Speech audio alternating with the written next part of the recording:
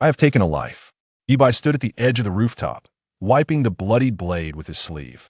The piercing wail of the sirens grew louder, drilling into his ears with a relentless woo. One would expect an exhilarating thrill after avenging a foe, yet his heart was engulfed by an overwhelming void. Let it be, E.Y. Ibai lifted his gaze, closed his eyes, and leapt gently into the abyss. Shao Bai, it's time for your medicine. A voluptuous and alluring woman perched on the edge of the bed, pouting her rosy lips as she gently blew on the steaming concoction in the spoon. Yi Bai, still in a daze, gazed at the scene before him, utterly bewildered. Had I not perished? In one fleeting moment, I had avenged my enemy and leapt from the rooftop, and in the next, I found myself face-to-face with my long-yearned aunt. Could it be that I have been reborn? In my previous life, even after exacting revenge, I felt no sense of satisfaction, for everything was irretrievably lost. The harrowing aftermath of my parents' tragic accident, the 8 years spent in the darkness of a prison cell, the untimely demise of Aunt Bai in a foreign land while seeking the truth.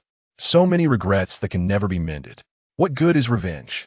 How wonderful it is to see Aunt Bai once more. Seeing Yi Bei's tear-streaked face, Bai Jie felt her heart constrict sharply. Shao Bai, what is wrong? Are you unwell? Please do not frighten Aunt Bai. Come, let us hurry to the hospital. Panic surged through her as her eyes reddened, filled with urgent concern for him. Until Bai Jie's delicate, fair hands clasped Yi Bei's, he was lost in thought. No, it's nothing, I just zoned out, he finally replied. Bai Jie let out a long sigh of relief, her tension dissipating. In her excitement, she gently pressed Yi Bei's head against her chest, tenderly caressing him. I'm glad it's nothing. You fainted this afternoon and nearly terrified Aunt Bai. A faint fragrance lingered around Yi Bai, and after what felt like an eternity, he managed to murmur, I'm fine, I just can't breathe. As soon as the words left his lips, Bai Jie suddenly realized her actions were somewhat inappropriate, and her stunningly beautiful face flushed a deep crimson. Bai Jie possessed exquisite features, with a tear mole at the corner of her eye, exuding an aura of unparalleled gentleness. Her long, lustrous black hair was elegantly styled, and she wore a fitted, light yellow spaghetti strap dress that accentuated her graceful curves. Clearing her throat softly, she feigned nonchalance as she released Yi Bai, gently brushing her hand across his forehead. Your fever should have subsided. Now, be a good boy and finish your last dose of medicine. Yi Bai nodded and drank the medicinal concoction in one go. Little Bai is truly obedient, Bai Jie said with a smile, her eyes sparkling with charm. She lovingly tousled his hair before smoothing the wrinkles of her dress, rising to her feet. Now, Aunt Bai will go prepare dinner. You rest a bit longer, and I will call you when you're better. Thank you for your hard work, Aunt Bai. Yi Bai gazed intently at Bai Jie's graceful figure as she departed. With each step she took, her slender waist resembled a willow swaying in the breeze, or a sinuous water serpent gliding effortlessly. The high-slit hem of the skirt swayed gently, revealing a pair of long, straight legs. Aunt Bai, allow me to care for you in this lifetime. As for your deranged husband, Gao Yi, I shall ensure he finds himself in a state of utter despair, unable to live or die.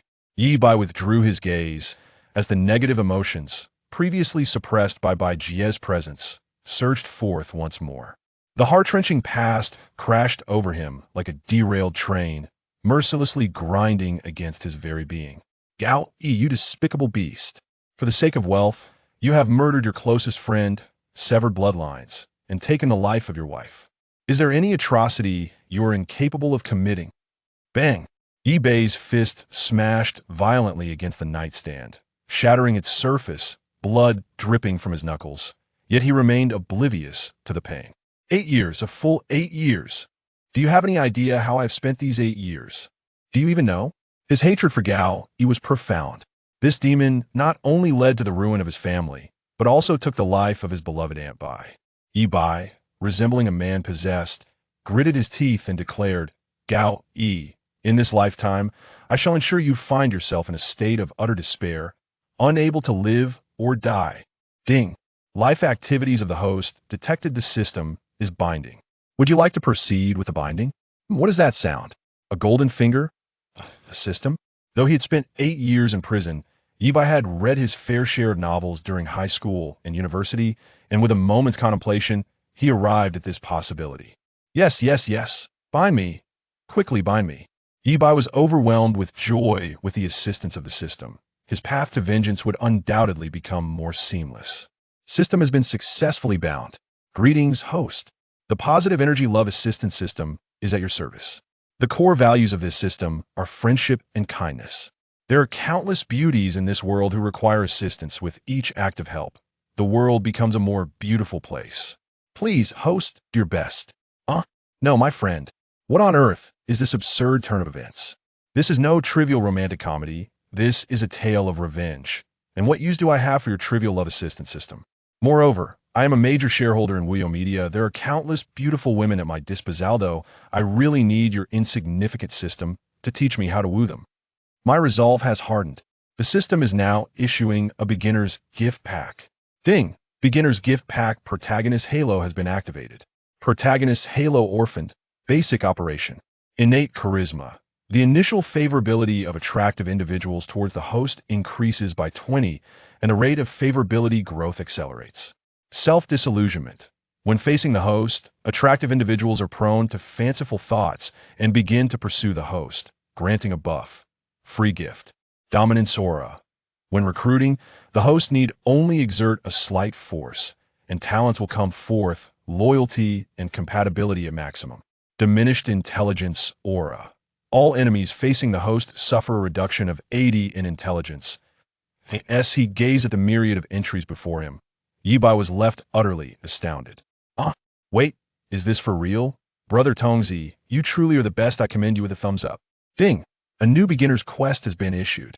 Quest title: Spread a little love in the world. Quest details: Interact with any individual of the opposite gender whose favorability rating exceeds 60. Quest reward: Gene Evolution Potion 1. Quest deadline: within 3 days from the issuance. Quest penalty: none. Chapter 2. Brother Tong is amazing. If Brother Tong does not abandon me, I am willing to regard him as my elder brother. Genetic Evolution Potion? Is it akin to something from a superhero film? Does that mean I could transform into the captain of the ugly nation? Oh no, the captain of Huaxia. Brother Tong is indeed remarkable.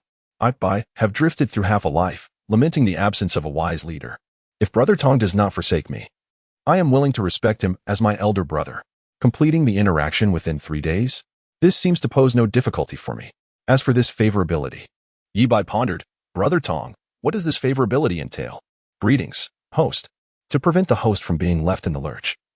Favorability is one of the core functions of this system. Classification of favorability levels towards the opposite sex, 0 to 40, ordinary friends. Confession acceptance rate 110, 40 to 60, not quite lovers. Confession acceptance rate 50, 60 to 79, lovers. Confession acceptance rate 90, 80 to 89, lovers. With a certain probability of accepting a proposal, the higher the favorability, the greater the acceptance probability, 90 to 95, together through thick and thin, 96 to 99, unwavering till death, 100, for eternity. The probabilities vary among individuals. Some may complete interactions with a favorability of 0 or even negative, while others may require a favorability above 95 to engage. To ensure the purity of love and to prevent the emergence of undesirable elements, once the favorability towards the host reaches 100, it will be locked and cannot decrease, ensuring unwavering loyalty.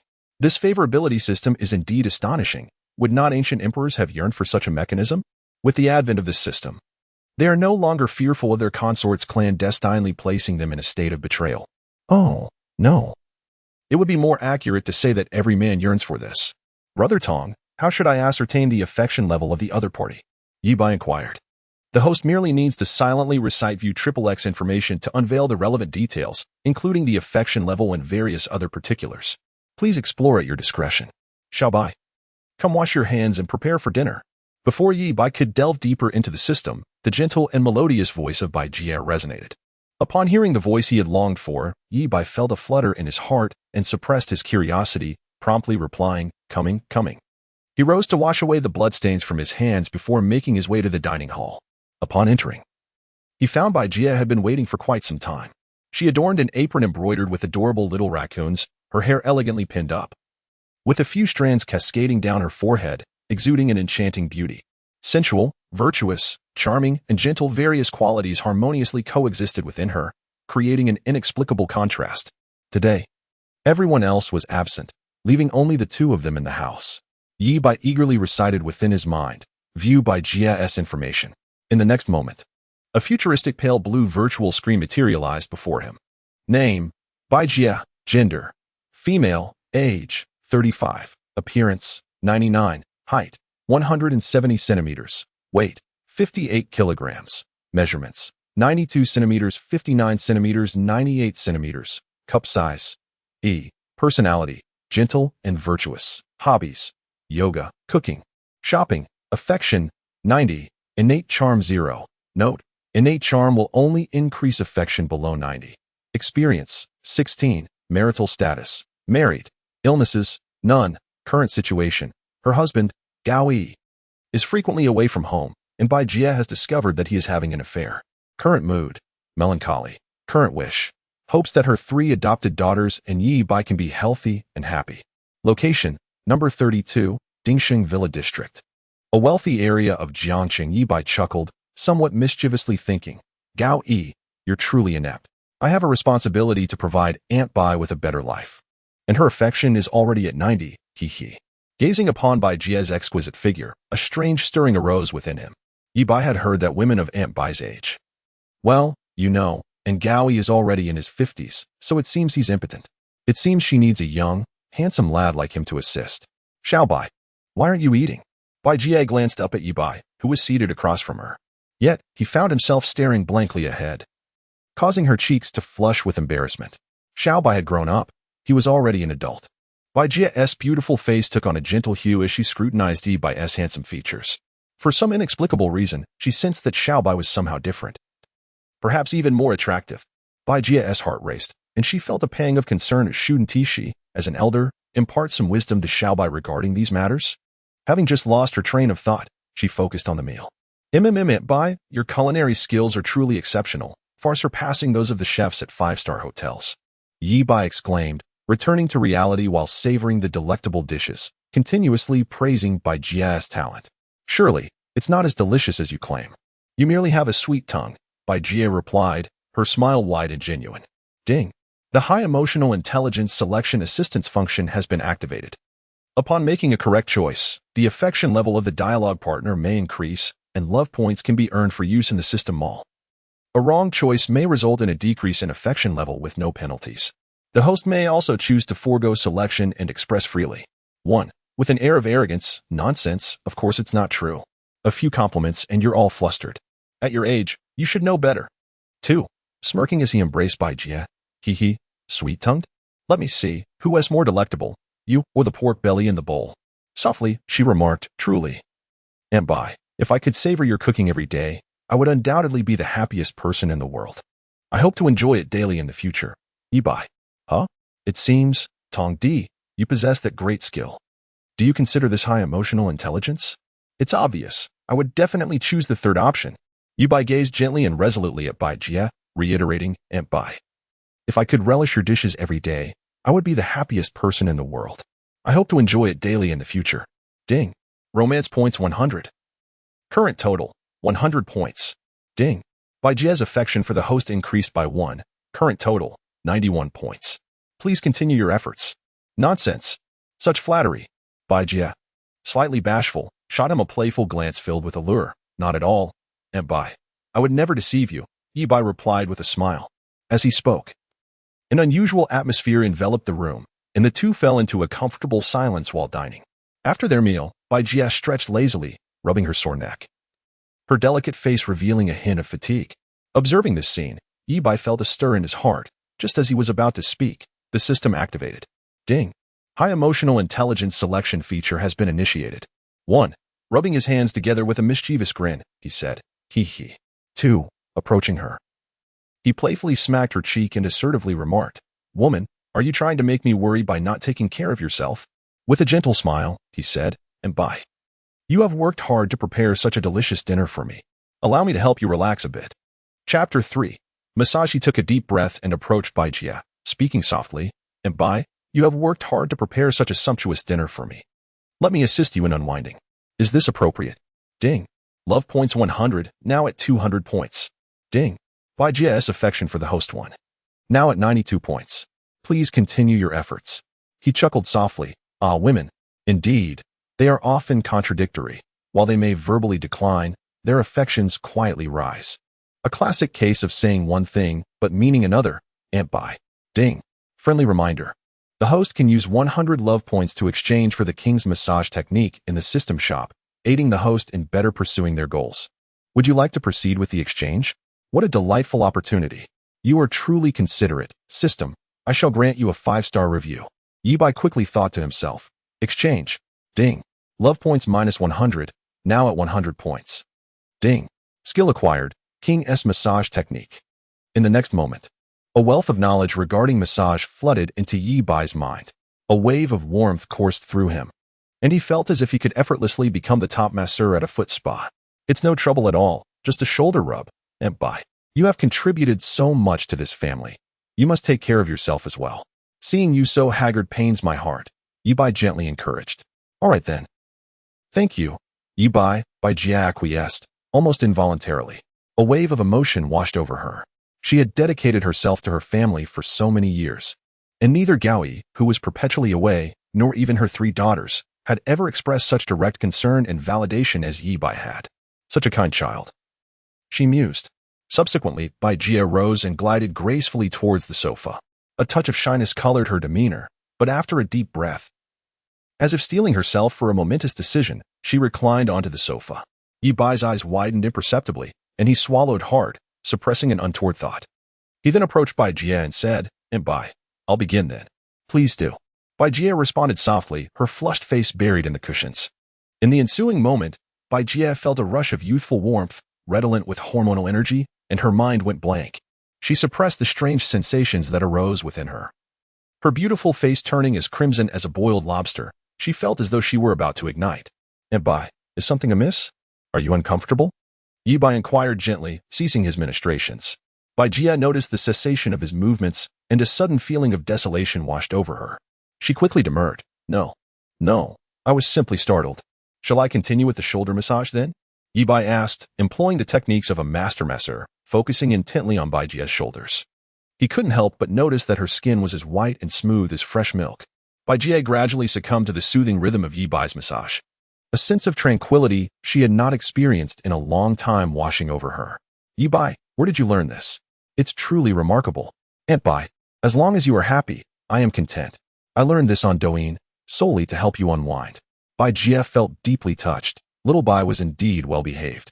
Unlike her 3 daughters, each of whom seemed to be perpetually absent from home. Although she was their stepmother, their relationship remained amiable. Thank you, little Bai. Bai truly appreciates it. It is I who must express my gratitude. Bai. 6 years ago, my parents perished in a car accident. And your willingness to care for me has left me eternally grateful. Yibai spoke earnestly. Despite his deep-seated hatred for Gaoi, he held both respect and affection for Bai Jia. Throughout his entire middle school years, Bai Jia had been attentive to him, frequently taking him out and offering guidance. Without her support, Yibai might have remained engulfed in sorrow over his parents' demise for many years. Even when he was wrongfully imprisoned in his past life, she unwaveringly believed in his innocence and often visited him. Tragically, she lost her life while uncovering the truth due to Gao Yi's machinations. In this life, Yibai swore never to allow such a tragedy to recur. He was determined to make Gao Yi suffer unspeakably, yet he would not sacrifice himself in the process. Having been granted a second chance at life, he intended to soar alongside Aunt Bai. Bai Jia felt a surge of compassion. She and Yibai's mother had been lifelong friends, and the unexpected loss of her dear friend pained her deeply. All has passed. University life will only become more splendid. When the time comes, the dazzling world will captivate the eyes. With your handsome demeanor, many girls will undoubtedly pursue you, but do not forget about Aunt Bai. As soon as the words fell, Yibai immediately shook his head and said, that won't happen. Jiangcheng University is not far from home. After the start of my sophomore year, I will live at home and spend every day with Aunt Bai. Child, what nonsense are you talking about? Bai Jia's face flushed, but her heart was filled with joy. She playfully chided, you must learn to live independently in the future. Aunt Bai, I am serious. Bai Jia's heart raced as she flusteredly replied, oh dear, you will eventually have a girlfriend, and living with Aunt Bai would be quite inconvenient. Moreover, Aunt Bai is getting older, and soon you might find my nagging bothersome. Ding. High emotional intelligence choice function activated. 1. With a mischievous smile, knowing it's inconvenient. Are you not going to roll up your mat and leave this villa? However, if you insist on staying, I wouldn't mind. Hee hee. 2. In a nonchalant manner, impressive, you've realized you're almost 40 and aging? At your age, I would have long perished. Yet here you are, still lingering. How shameless. 3. Sincerely, Aunt Bai, you are still young and beautiful. If we were to go shopping together, others would surely mistake us for siblings. Furthermore, it's your fault, Aunt Bai, for elevating my standards for a partner by several hundred levels. Where could I possibly find a girlfriend as beautiful and virtuous as you? Even if I were fortunate enough to have a girlfriend akin to Aunt Bai, should she fail to show you the respect you deserve, I would certainly not indulge her.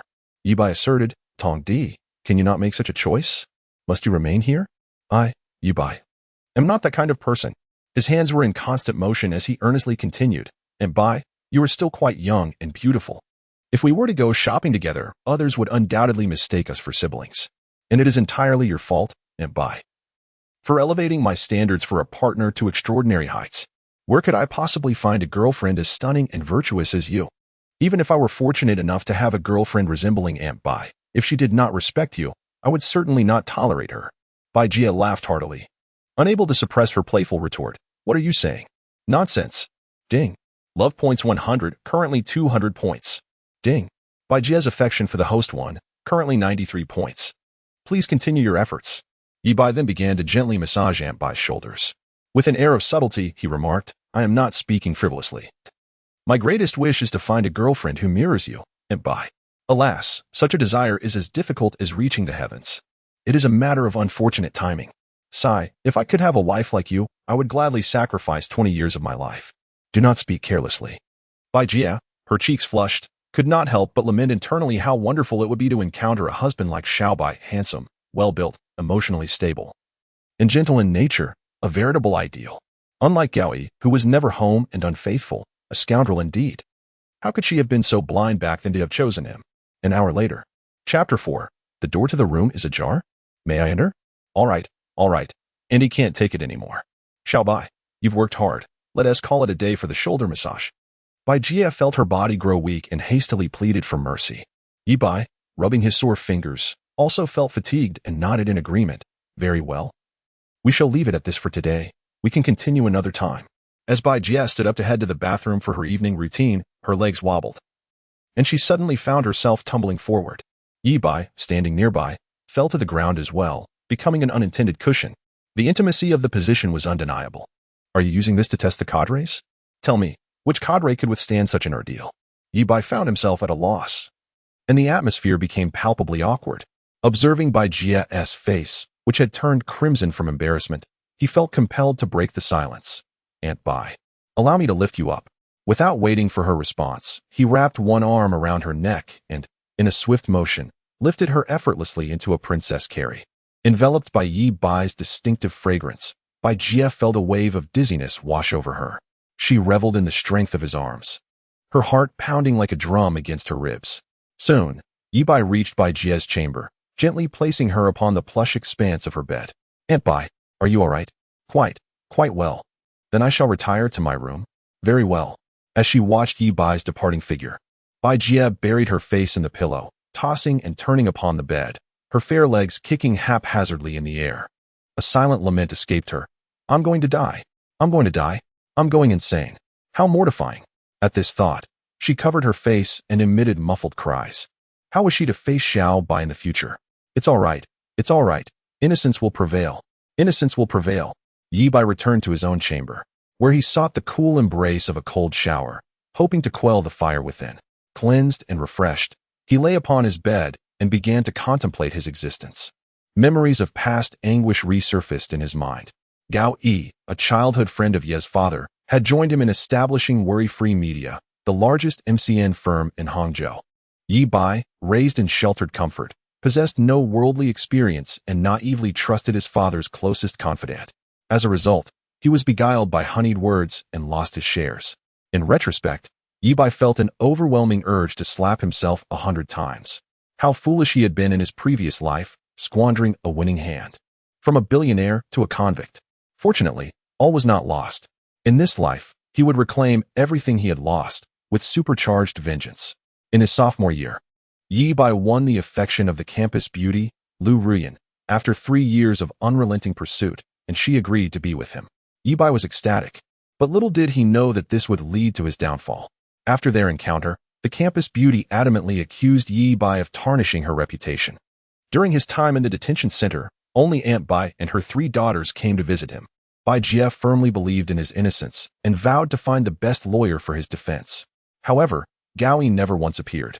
Even Yi Bai, despite his naivety, realized that this was all orchestrated by Gao Yi, whose intentions were to seize those shares. But it was too late. Yi Bai was sentenced to 10 years in prison. Thus, he bore the stigma of a hardened criminal, spending a full 8 years in a maximum security prison in Hangzhou. During this time, Bai Jie frequently visited him, tirelessly searching for evidence to exonerate him. The years of relentless effort had left her hair streaked with gray and her spirit in decline. It was not until the 4th year that she brought him news that nearly drove him to madness. The car accident that claimed his parents was likely not an accident, but a scheme devised by Gao Yi. After that fateful day, Bai Jie ceased her visits. In the 7th year, fueled by the fire of vengeance, he rose to become the leader among the hardened criminals in Hangzhou. Through connections with a newly incarcerated wealthy heir, he learned of events in the outside world. Gao Yi and Bai Jie had encountered a maritime disaster while vacationing in the Monkey Kingdom, and Bai Jie was missing. This monster, who had orchestrated the demise of his best friend, deceived Yi Bai into obtaining the shares, and framed him for imprisonment, was now even targeting his own wife. His depravity knew no bounds. At last, after 8 long years, due to exemplary behavior during his incarceration, Yi Bai was granted early release. Prior to his imprisonment, he was a bright and promising youth, full of life. Upon his return to society, he had transformed into a psychologically scarred convict, bearing the marks of torment. Immediately after his release, he set out to seek vengeance against Gao Yi. Yi Bai lay in wait at the entrance of Wuyo Media Company for a full fortnight before seizing an opportunity. Armed with a cleaver, he dispatched Gao Yi to the next world. Yet, what solace does avenging a foe provide? The past cannot be rewritten.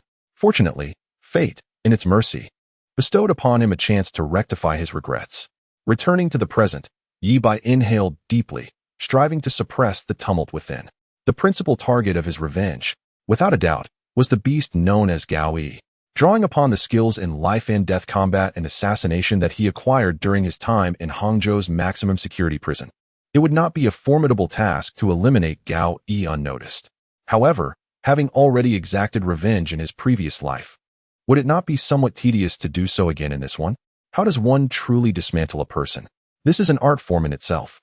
Within the confines of Hangzhou's prison, there resided an elderly man, once a renowned mercenary in his youth, who regaled Yi Bai with countless tales. One such story detailed the method of extracting secrets from a high-ranking official of a small nation. The first step involved physical torment, employing the most gruesome of tortures in succession, complemented by a skilled medical team to ensure the victim did not perish. The second step entailed psychological torment, bringing forth his parents, wife, and children to witness the ordeal. These strategies proved infallible throughout the old man's mercenary career. To usurp Gao Yi's pride and joy, his esteemed career, was merely the initial step. Crushing his dignity as a man is but the second step. The final act is the physical torment. Is it not a matter of course that a husband should repay his wife's debts and a father his children's? Yi Bai merely assists Gao Yi's wife and 3 daughters in seeking illumination from the shadows. Yet, the question remains, should this endeavor commence with Aunt Bai or with his 3 daughters? This is a matter deserving of contemplation.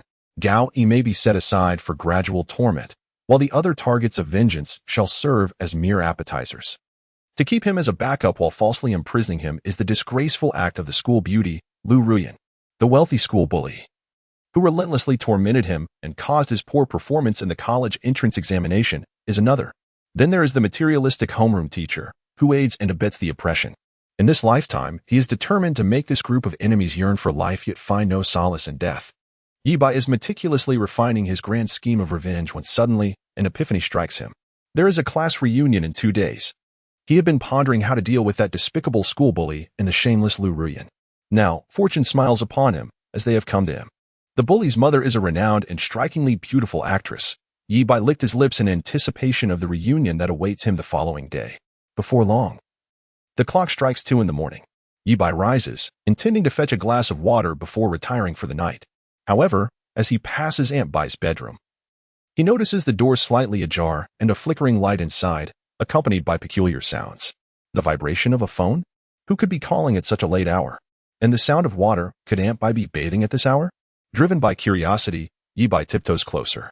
He swears it is only concern for Aunt Bai's well-being that compels him to investigate.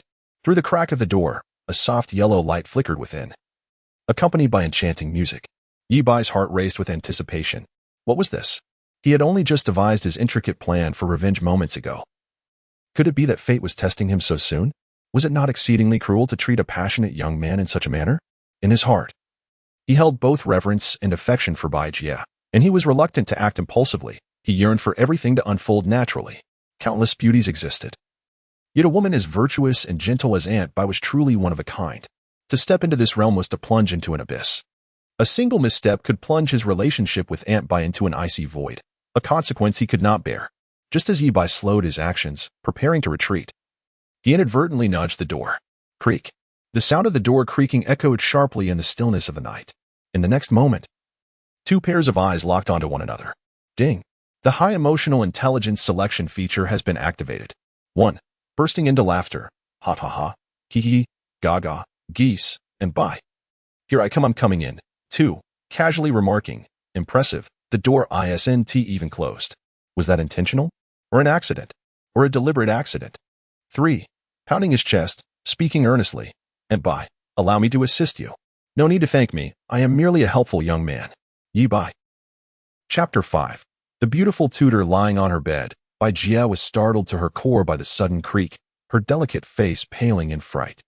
She caught sight of a silhouette at the doorway, those enchanting eyes unmistakably belonging to Yi Bai. Oh no.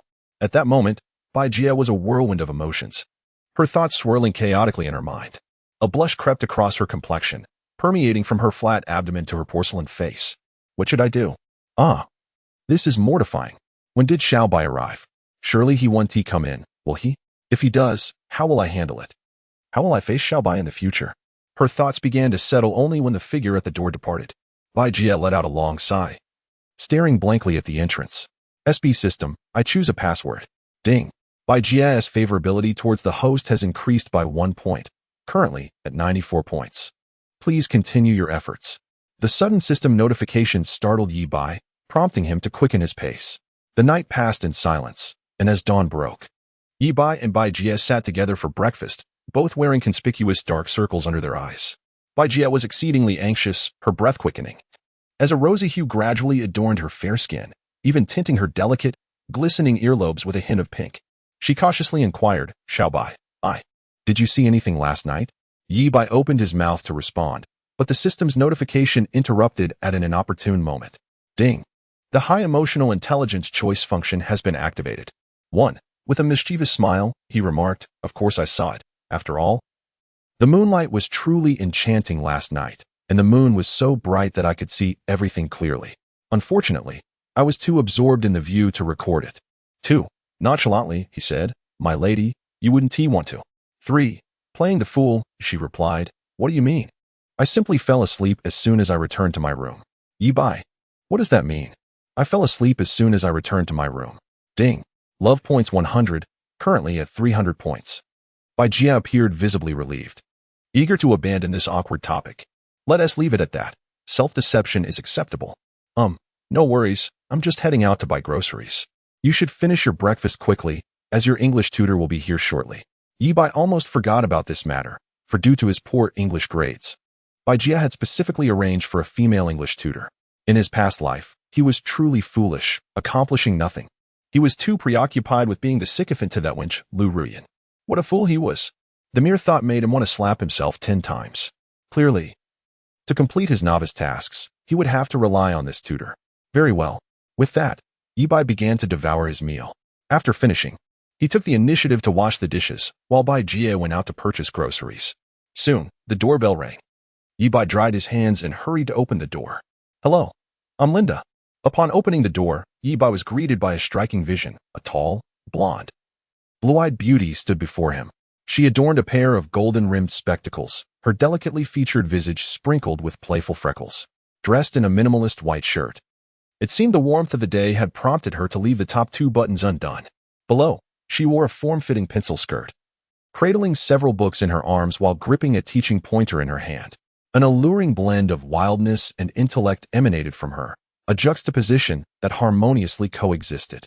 Let me check Linda's information, Yibai thought eagerly. In the next moment, a futuristic pale blue virtual screen materialized before her. Name, Linda. Gender, female. Age, 26. Appearance, 92. Height, 177 centimeters. Weight, 65 kilograms. Measurements, 95 centimeters, 63 centimeters, 100 centimeters. Size. E. Personality, wild and open. Hobbies, materialism. Earning money, affection level, 55. Innate charm, 20. Experience, 24. Marital status, in a relationship. Health, none. Current status, searching for a wealthy new boyfriend. Current mood, joyful. Current desire, to meet a handsome and affluent new boyfriend. Location, number 32, prosperous villa district, Jiangxing. Is that all? This seems too simple for. Hello, my name is Yibai. Sister Linda, you can call me Xiaobai. Yibai approached enthusiastically, taking the books from Linda's hands. Come in, please, make yourself comfortable. Linda replied gently. All right, do you need to change your shoes? No need. As Yibai prepared a cup of warm milk, he spoke casually. Linda surveyed her surroundings, instantly taken aback by the opulent decor of the room. Internally, she reveled in her good fortune, never imagining that her tutoring assignment would lead her to a handsome and affluent individual. Could it be that her luck had finally changed? Might she actually ensnare a wealthy heir?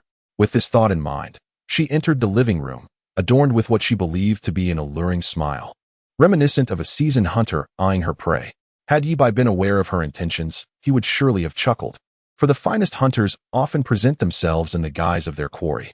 Linda adjusted her form-fitting skirt as she settled into a chair, crossing her legs elegantly. Her legs were striking, resembling the graceful curvature of a wine glass, accentuated by sheer black stockings. Call me Sister Linda, Xiaobai. I'm hardly older than you, she said. Having studied in Huagua for many years, Linda had mastered the language with remarkable fluency. Sister Linda, Yibai replied, his demeanor innocent and amiable, his smile radiant. Why do you choose to remain in Huagua instead of returning to the United States? With a swift change of expression, Linda adopted a sorrowful visage and choked out. My mother passed away during childbirth, and my father is a hopeless gambler and addict. I cannot bear to return to a city rife with addicts, gun violence, and crime. The people of Huagua are warm and welcoming, the environment is safe, and the culinary delights are abundant, which is why I chose to stay. Beep. High emotional intelligence selection function activated.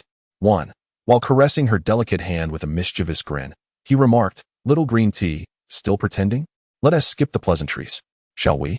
I have wealth, and you possess beauty and allure. Let us fulfill our respective desires. Linda, he remarked with a nonchalant air. You wouldn't want. With genuine solicitude, he expressed, I apologize for bringing up painful memories. Should you encounter any difficulties in Hangzhou, please do not hesitate to seek my assistance. I possess some influence in this locale. He clasped Linda's fair hand, conveying his sincerity. Ding. Romance points 100, current total, 400 points. Ding. Linda's affection for the host has increased by 5 points, now at 60 points. The host is encouraged to persevere. Indeed, 4 of those 5 affection points must be attributed to the latter half of my statement. Excellent. Precisely the 60 affection points required for the task. Now, all that remains is to hit a home run. It's quite all right. Gazing upon Yibai's handsome countenance, her delicate features flushed crimson, and her heart raced uncontrollably. Yet, she did not withdraw her hand. After a moment of silence, Yibai reluctantly released her, inquiring, Linda, shall we commence now? Very well. This way to my room. Linda, blonde hair, blue eyes, a foreigner. Chapter 6. Linda, what is the meaning of abandon? End of chapter contains an image. Yibai escorted Linda to his chamber, where a whiteboard had been thoughtfully arranged for instructional purposes. The room hasn't been tidied in quite some time, and is somewhat disarrayed. I trust you won't find it too displeasing, Linda. Linda surveyed the room, noting its remarkable tidiness. With a modest smile, she remarked, Not at all. You are far too humble. This place is much cleaner and more organized than my home. Approaching the desk, The two officially commenced their tutoring session. They sat closely together, and a subtle fragrance enveloped Yi Bai's senses. As Linda explained the material, she leaned in ever so slightly. "Linda, what does abandon mean?" he inquired. "Oh, that." Linda's large eyes sparkled as if a playful thought had crossed her mind. Her expression delightfully charming. "Allow me to teach you. Your foreign language skills are impressive. It's essential to master them." Yi Bai felt a tingle in his ears as he absorbed the warmth radiating from her arm. "Are you using this to test the officials? Which official could withstand such pressure?" He chuckled. "Bai Jia would cherish and respect it. Do you dare to play this game with me? You're amusing. Pretending with me like that.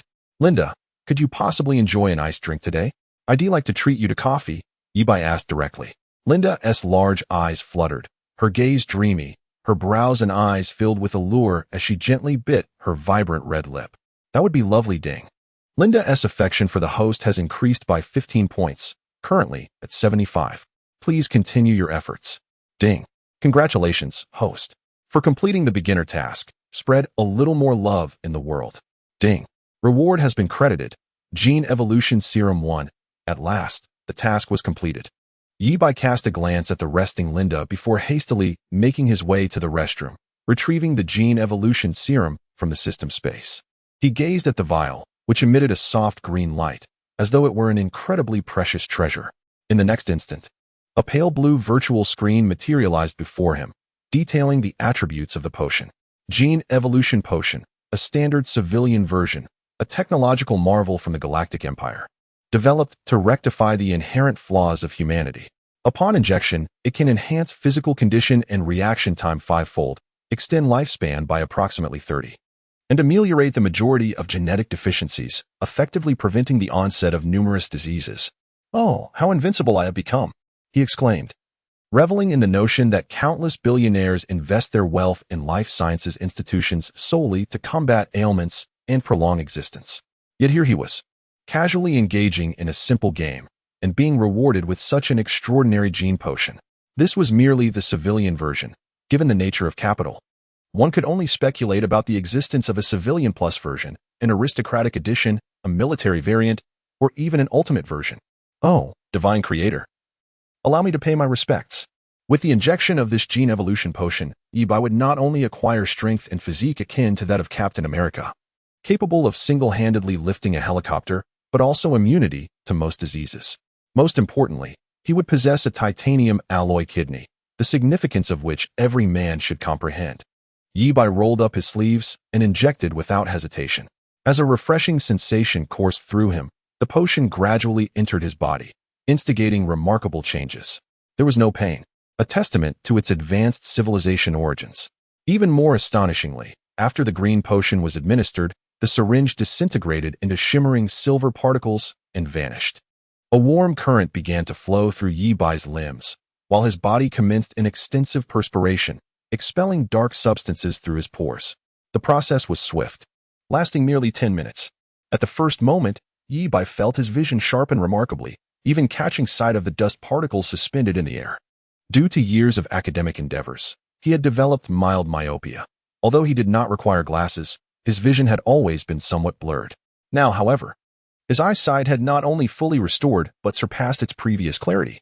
His physique was chiseled, and though his stature had not increased significantly, his muscles became as solid as rock with the slightest exertion. Furthermore, Yi Bai appeared strikingly handsome in the mirror, boasting an impressive 8-pack and a trim waist. When he casually grasped the bottle of shower gel, it shattered effortlessly in his grip. Astonishing. Had he truly attained the pinnacle of human physicality? No. He must test its effects. He cast his gaze toward Linda outside, a smile gracing his lips as he swiftly indulged in a warm shower before leisurely approaching her. Linda was utterly aghast. Was this truly a human? Was this the essence of Chinese martial arts? In comparison, Hacky Black and Hacky White seemed utterly inferior. I must flee. Ding. Linda's affection for the host has increased by 20, now at 95 points. Please continue your efforts. After a while, Yi Bai remarked.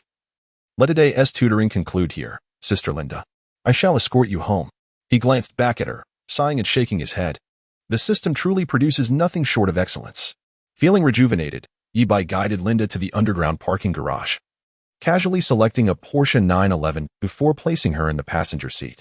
He pressed the accelerator, and the car surged forth like a wild stallion escaping its confines. "Sister Linda, are you all right?" However, Linda offered no response. Frustrated, Yi-bai, unaware of Linda's residential address, opted for a luxurious presidential suite in a five-star hotel to accommodate her. The alternative, facing Bai Jie's reaction upon seeing Linda in such a state, was an undesirable predicament. Seated on the edge of the bed, Yi-bai idly scrolled through TikTok, awaiting Linda's recovery. After a considerable interval, Linda regained consciousness, casting a plaintive gaze upon him. She had fancied herself the hunter, only to discover that the seemingly innocuous lamb before her was, in fact, a wolf in disguise. Simultaneously, she was engulfed by an overwhelming sense of elation, handsome and affluent. He embodied her ideal partner. Yi-bai, feigning innocence, inquired, "Why do you keep staring at me?" Observing Linda's dismissive eye roll, he was seized by an irrepressible urge, eliciting a sly grin. "Are you just going to leave like this?" Linda asked, her voice laced with sorrow as she watched Yi-bai. Yi-bai appeared utterly perplexed and inquired, "What else could it be? Could it be?" No. Linda exclaimed, her face reflecting sheer terror. "This defies all logic. What I mean is, what is our current relationship?" With eager anticipation, Linda gazed at Yi-bai. Without a moment's hesitation, Yi-bai replied, "We are, presumably, a couple. What else could we be? Is that truly the case?"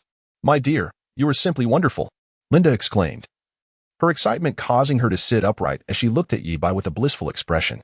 "Of course," Yi-bai affirmed, "I am a paragon of virtue. A model citizen. The law merely stipulates that one cannot engage in bigamy, yet I find no indication that one is limited to having only a single girlfriend." "Then vow to love only me." Linda playfully clung to Yi-bai's arm, her voice dripping with sweetness. Yi-bai felt a stirring within his heart. Yi-bai, solemnly swear to love only Linda, otherwise I shall forever consume instant noodles without seasoning." "What kind of vow is that?" Linda regarded Yi-bai with a mournful expression and said, "Then make an official announcement on social media, and do not conceal it from anyone. That is a jest. I can make a vow, but posting online is out of the question. My friend, you seem unable to distinguish between what is trivial and what is significant." Yi-bai firmly and decisively rejected her request. "My dear, I implore you," Linda pleaded, tightly gripping Yi-bai's arm. Her voice, so sweet it could almost be likened to honey. "I simply wish for your friends to know that we are together." Unmoved, Yi-bai calmly retrieved his phone and skillfully opened the WeChat transfer interface. "My dear, please listen. I have transferred 5,000 yuan to your WeChat. You may go shopping or dine as you please. I have matters to attend to and must take my leave." Linda gazed at the 5,200 that had just arrived in her account, her heart brimming with joy as she exclaimed, "Darling, when shall we have our next tutoring session? And do remember to call me." Without waiting for a response, Yi-bai took off running, as if escaping from a dire situation. After all, having been reborn, he was determined to live life to the fullest. No one would be able to confine him.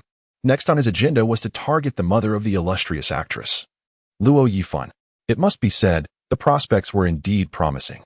With gritted teeth, Linda watched Yi-bai's retreating figure, silently vowing, "You shall not evade me. I am resolute in capturing this man." Upon reaching the ground floor, Yi-bai immediately returned the call, unwilling to let Bai Jie worry. "Hello? What's wrong, Aunt Bai? I am preparing to head home now. No particular reason, just wondering if you would be joining us for dinner tonight." Bai Jie's gentle voice resonated through the receiver. "All right, I shall return shortly," Yi-bai replied. "Yes, do hurry back. We await your arrival." After hanging up the phone, Yi-bai murmured to himself, "System, I have completed the novice task. Are there any new missions?" The gene evolution serum had tantalized him with its potential, and he would not be deterred. He longed for more of such tasks. Beep. Main quest activated. Quest title, Assist the Weak. Promote Virtue and Beauty. Quest details. Return to Weo Media to establish a Douyin influencer incubation department, recruiting one girl with a beauty score of 95 or above. Quest rewards. Proud translator, 1 million genuine traffic coupons x3. Cash reward, 50 million. Quest deadline, within 1 month from the date of issuance. Before he could ponder further, the system's notification chimes began to resonate incessantly. Ding. Side quest released. Quest name, The Dawn of Revenge. Quest content, bullying is utterly unforgivable. Exact your vengeance upon the tyrant who has tormented the host for 3 years, in a manner that the host finds most gratifying. Quest reward, soul collecting pocket watch 1. Quest duration, 1 month from the time of issuance. Quest penalty, none. What the? This is becoming increasingly absurd. What on earth is a soul-collecting pocket watch? Can such a thing even be real? And aren't you supposed to be a positive energy relationship assistance system? I can't fathom how this aligns with positivity. This, under a translator, however, is quite impressive. Huh. Woman, do you still wish to be duplicitous? Not a chance. Yet. If the soul-collecting pocket watch possesses the extraordinary powers I envision, then the situation could indeed be manageable. Let us not get carried away. Yi Bai is a paragon of virtue. He merely concocted a brilliant plan for revenge against Gao Yi. The following day, as noon approached, Yi Bai, blissfully deep in slumber, was abruptly roused by the shrill ring of his phone. Upon answering, he was immediately bombarded with an array of urgent inquiries. Yi Bai, why are you still not here? You're the last one missing. The class reunion is about to commence. During the summer following their freshman year, the class monitor, Su Ku, had organized a gathering for their classmates, thinking it would be a splendid opportunity to reconnect after a year of separation since graduation and to engage in idle chatter. The opportunity had finally arrived.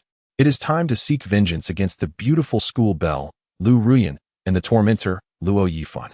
Luo Yifan's mother is a renowned actress, quite influential. In an instant, he regained his composure, springing up like a carp. I hurried over. Hurry, Su Ke urged. Yi Bai quickly rose to wash up. Barely having time for breakfast. Bai Jia looked at the flustered Yi Bai with curiosity, asking, Xiao Bai, is something the matter? Why the rush? Aren't you having breakfast? I won't eat. There's a class gathering, he replied. That won't do. Skipping breakfast is harmful to your stomach. Bai Jia picked up a sandwich from the table, saying gently, Be good and eat. Yi Bai had no resistance to Bai Jia's tenderness and obediently opened his mouth to eat the sandwich she offered. As he chewed, he mumbled indistinctly about how delicious it was. Slow down, Bai Jia said, her eyes sparkling with a bright smile as she gently wiped the crumbs from the corner of Yi Bai's mouth. Take a sip of water, don't choke. Thank you. Aunt Bai, for the meal. After finishing the water, he felt a warmth in his heart as he put on his shoes, preparing to leave. Wait a moment. Bai Jia called out, stopping Yi Bai just as he was about to step out. She reached out her delicate hand to smooth his tousled hair. This won't do. You're already grown up and should pay attention to your appearance. Otherwise, girls might not take a liking to you. Looking at Bai Jia's gentle expression, Yi Bai felt his heart melt. He earnestly replied, I don't need anyone else's approval. As long as you, Aunt Bai, like me, that's enough. I wish I could be with you for a lifetime. Bai Jia's exquisite and delicate face flushed crimson in an instant, her heart silently lamenting. Ah? This child is utterly audacious. What audacity! How could he utter such mortifying words? Why do I feel a sweetness in my heart? Am I losing my sanity? Lowering her head, Bai Jia dared not respond directly, hastily shoving Yi Bai out the door. Go, leave quickly. Chapter 8. What on earth is happening with Yi Bai? Has he been possessed? On the way, Yi Bai deliberately stopped to purchase a high-definition pinhole camera, having concocted a plan for revenge against this school tyrant. He was aware that the bully hailed from a single-parent household, his mother being a renowned film star. Yi Bai had watched some of her works. She was stunningly beautiful with an air of aloofness. You strike me, I shall retaliate. You torment me, I shall pilfer your treasures. He chuckled sinisterly, resembling a lecherous deviant. Before long, Yi Bai arrived at the designated restaurant private room. Upon opening the door, he was met with the gaze of teachers and classmates who were engaged in conviviality. Their expressions varied. Apologies, I was caught in traffic. It's been a while, everyone. Yi Bai was unfazed, casually finding an empty seat. He was no longer the bullied youth of his past life. He had undergone a transformation, akin to a malevolent spirit returning from the abyss. As he settled in, his eyes fell upon a man and a woman across the table. The woman wore a look of disdain, while the man sported a smirk of amusement. Yi Bai's gaze sharpened, fury surging within him, nearly provoking him to unleash his wrath upon the brazen couple. The man, imposing and fierce-looking, was Luo Yifan, the very bully who had tormented him for 3 long years. The woman is Lu Ruoyan, the very one who accepted benefits from Gao Yi and conspired to trap him, leading to his wrongful imprisonment. He recalls that during the winter break of the following year, Lu Ruoyan approached him, weeping sorrowfully over a broken heart. Yi Bai felt a secret thrill within, believing that his opportunity had finally arrived, as she had been the object of his affections for 3 long years. Lu Ruoyan expressed her desire to rest in a hotel, citing the crowded surroundings outside. In the intimate setting of the hotel, with the two of them inebriated, the subsequent events unfolded as one might expect. After their encounter, the police burst through the door, pinning Yi Bai to the ground.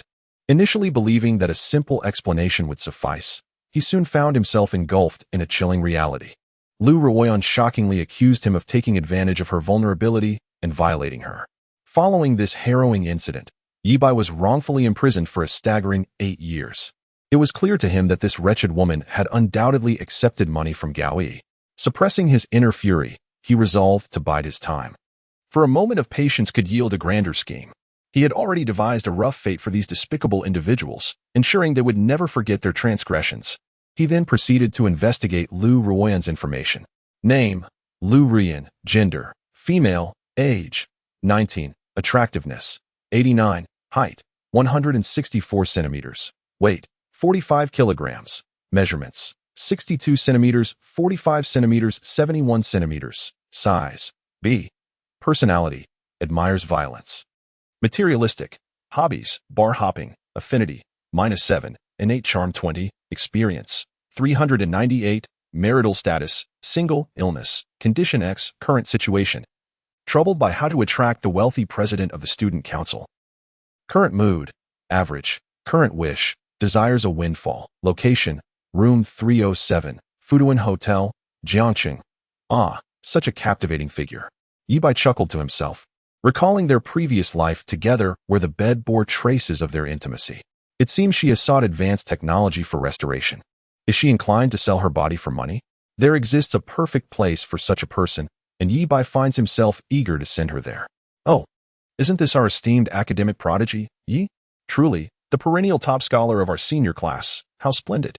Such an extravagant display, with so many waiting just for you. A tone dripping with sarcasm interrupted Yibai's reverie. He cast a glance towards the source of the voice, where a lanky youth across from him regarded him with disdain.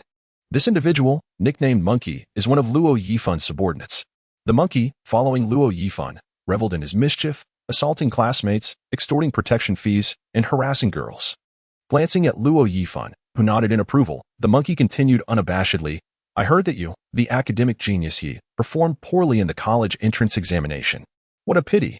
Based on your usual mock exam scores, you should have easily gained admission to Tsinghua or Peking University. How could you have fared so poorly in the actual exam? Haha. Yibai's gaze was as frigid as ice, akin to that of one observing a corpse.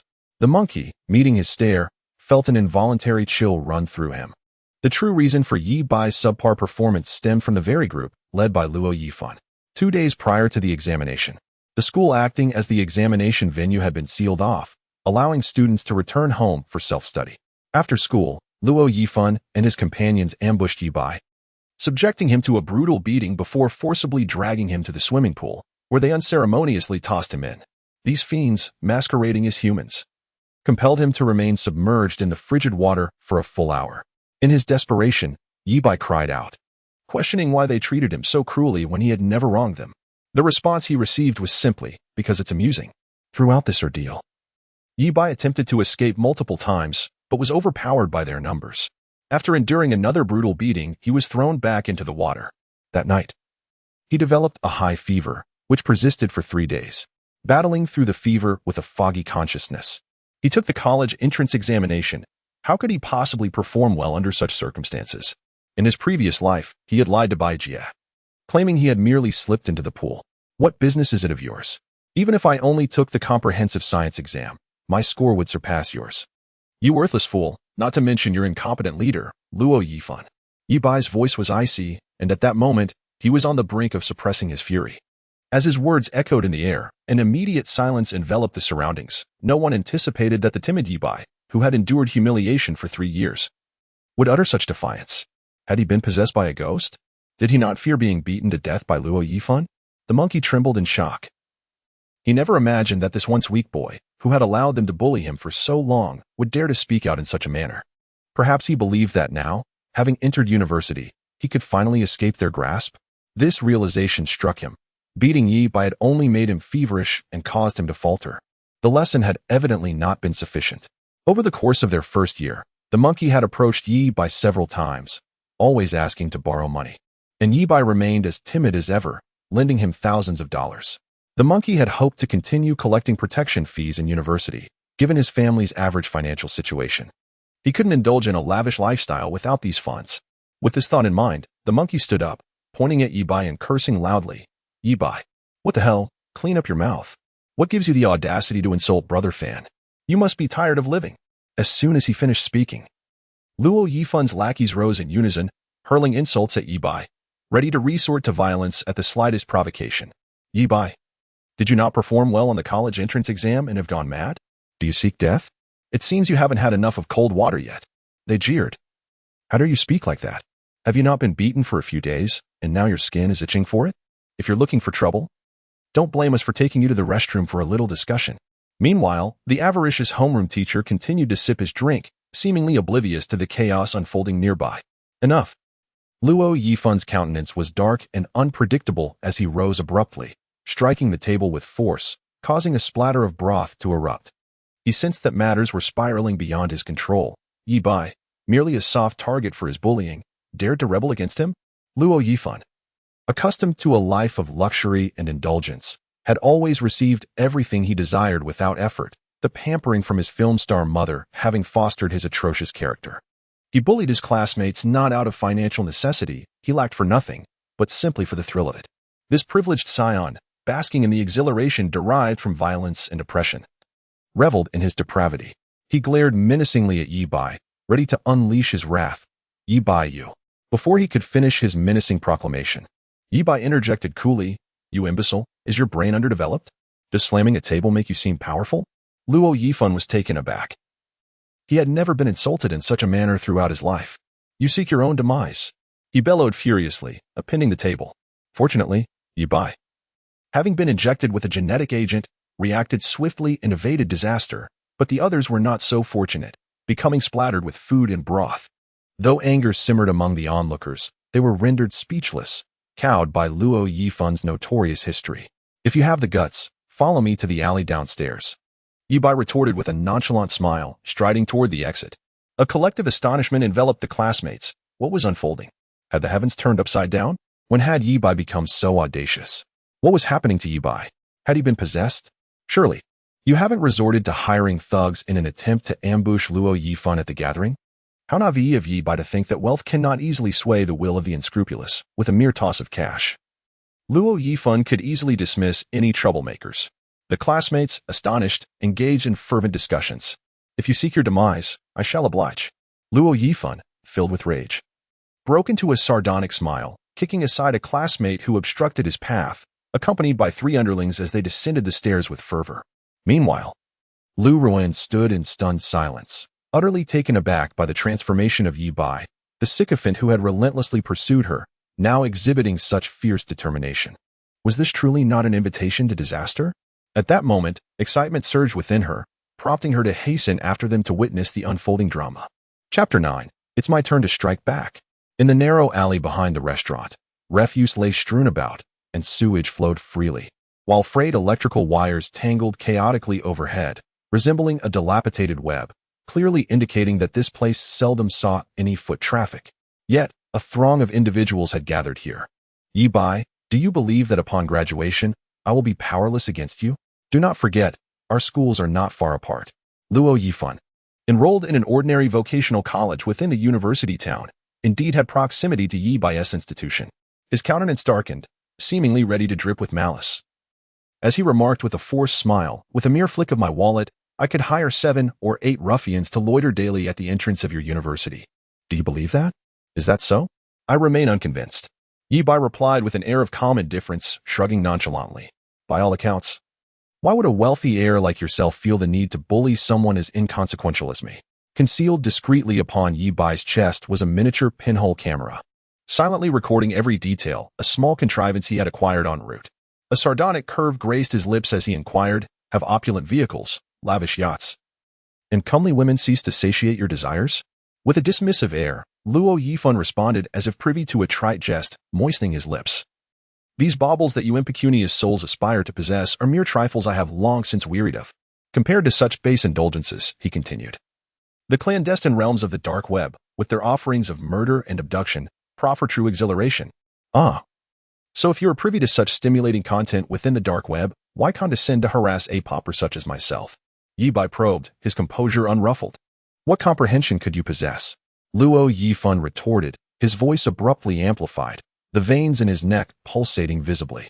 You, a destitute wretch, can never fathom the sheer ecstasy of inflicting physical harm, or even taking a life. In reality, does that not provide sufficient gratification? Yi Bai queried abruptly. Have you ever extinguished a life? With brazen candor, Luo Yifan avowed, a malicious grin spreading across his visage. Indeed, as his words reverberated, the very atmosphere seemed to congeal. Luo Yifan's three underlings exchanged furtive glances, their eyes betraying a mixture of terror and trepidation. While they were accustomed to assisting Luo Yifan in acts of petty bullying, the notion of homicide far exceeded the boundaries of their comprehension. At that moment, a chilling premonition gripped them, a dreadful suspicion forming in their minds. Might they themselves be silenced? Lu Ruoyan was utterly terrified, her complexion paling, her legs weakening, and with a thud, she collapsed onto the ground, overwhelmed by an urgent need to relieve herself. Regret flooded her mind. Had she known, she would never have come to witness this spectacle. Luo Yifan appeared to be in a frenzy, his expression growing increasingly deranged. It doesn't even matter if I tell you. That fellow, what was his name again? Ah, yes. The timid soul sitting in the corner, clad in tattered clothes. Oh, I remember now. His name is Ming Xinghan. Yi Bai's brow furrowed deeply, a flicker of cold light flashing in his eyes. He recalled that Ming Xinghan was his sole friend throughout high school. Coming from a humble background, Ming's mother worked as a sanitation worker, and his father had tragically passed away in an accident on a construction site before Ming could even remember. Yi Bai vividly remembered how Ming often subsisted on merely 2 steamed buns for lunch to save money. Yi Bai frequently endeavored to improve his meals, occasionally bringing him delightful desserts that Ming would reluctantly refuse, saying, "I'll take this home for my mother. She would surely love it." Yi Bai had even attempted to give him money directly, but Ming would not accept it. "Thank you, but I cannot take it. My mother has taught me that one should not receive rewards without merit. If I accept this, she would be very upset." Although Ming Xinghan's academic performance was not as stellar as Yi Bai's, he excelled in the college entrance examination, gaining admission to the same university, Jiangqing University. He enrolled in the most sought-after computer science program, aspiring to secure a job with a monthly salary exceeding 10,000 yuan after graduation, thus alleviating his mother's burdens. Ming worked diligently in the cafeteria, earning a modest wage, but the provision of meals was a source of great satisfaction for him. In an effort to alleviate the financial burdens at home, he frequently took on part-time jobs outside of school, distributing flyers, sorting parcels, and donning a costume to attract customers. During the first semester of his freshman year, he experienced over a dozen diverse part-time roles. However, at the onset of the second semester, Meng Xinghan mysteriously vanished while on his way to a part-time job, only to be discovered later, battered and lifeless. The perpetrator, a homeless man, confessed days after the incident. Can you believe it? This destitute wretch was working as a bartender, which I found utterly hilarious, and to add insult to injury, he was miserly to the core. When I merely glanced at his worn-out watch, he incessantly nagged me to return it, as if it were a precious treasure. Despite being merely a few hundred yuan's worth of an electronic timepiece, Yi Bai clenched his back teeth tightly. That watch had been a birthday gift for Ming Xinghan. Moreover, back in high school, this impoverished fool's mother had approached us, carrying a basket of eggs, and with her rough, calloused hands, she handed them to us one by one, pleading for our assistance in looking after her son. Luo Yifan's smile twisted into a grotesque expression. Were these meager, tattered eggs a representation of maternal love? Huh.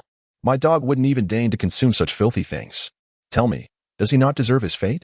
He should rot forever in his wretched, impoverished corner of the world, far away from my sight. Thus, I ended his life. I had him brought to my basement, hanging him like livestock, and with a barbed whip. I struck him again and again, relishing the splatter of his blood. The sensation was utterly exhilarating. Did you think that was the end? I meticulously excised his flesh, piece by piece, reveling in his agonizing screams, an utterly exhilarating experience. I lament that you were not present to witness his grotesque visage in his final moments. A spectacle of tears and nasal mucus coalescing into a revolting morass. A twisted smile contorted Luo Yifan's lips, his face practically overflowing with triumphant glee. Not content with mere description, he mimicked the dying man's voice, a shrill, affected imitation. Please. I cannot die yet. Mother. Mother awaits my return for supper. Oh, and his mother, that lowly sanitation worker, dared to wail and lament near the school, repeatedly assaulting my vision.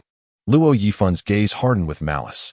Thus, I expended a trifling sum to engage a truck driver, who promptly transmuted her into a slurry of pulped flesh. How droll, is it not? Why? Yi Bai's voice was glacial, each word seemingly forced through clenched teeth.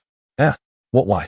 Luo Yifan inquired, tilting his head and revealing a predatory array of pearly white teeth. Why? For the sheer, unadulterated pleasure of it, naturally. His three underlings and Lu Ruyan recoiled in trepidation at his demeanor, instinctively retreating several paces. Yes, this individual, tormented to the point of expiration, was originally intended to be you, Yi Bai. Luo Yifan chuckled ominously, as if struck by a sudden recollection. However, on the day I sought you out, I chanced upon him at a bar. Such is fate, ha ha ha. Alas, since he presented himself so readily, I was compelled to select him. He perished in your stead, ha ha ha. Yi Bai's complexion grew increasingly cold as he forced a smile, inquiring, are you not afraid of ending up in prison? Ha ha. Luo Yifan seemed to have heard the grandest of jokes, laughing so hard he could hardly stand, tears streaming down his face. A pauper is indeed a pauper. Is it so difficult to spend hundreds of thousands to find a scapegoat? Yi Bai took a deep breath, suppressing the murderous urge within him. I have one last question. Your mother is the renowned actress Luo wants you in, correct? Indeed, and what of it? Are you envious? Remember to be more discerning in your next life. Ha ha. Luo Yifan laughed arrogantly, his boisterous laughter echoing through the silent alley, sending shivers down the spine. Stretching his neck, he grinned and said, honestly, I had almost forgotten about you, but it seems you are seeking your own demise. It appears I must send you on your way today. With a wave of his hand, he commanded, get him. The three lackeys, grinning maliciously, closed in on Yi Bai, delivering a flurry of punches and kicks. Aren't you quite the tough guy? Huh? Just all talk? Why don't you dare to fight back? Such a coward. They taunted. How dare you insult me, brother Fan? What is your status? Do you not have any self-awareness? I see you're itching for a beating. I should have broken your hands earlier. Let's see if you can still sit for your exams. As the rain of fists fell upon Yi Bai, he felt no pain whatsoever, merely a slight itch. For this body had been enhanced by genetics, possessing physical capabilities that far surpassed the limits of humanity. However, Yi Bai did not resist. He merely emitted a series of piercing screams from time to time. A glint of malice flashed in his eyes as the pinhole camera on his chest silently recorded everything before him.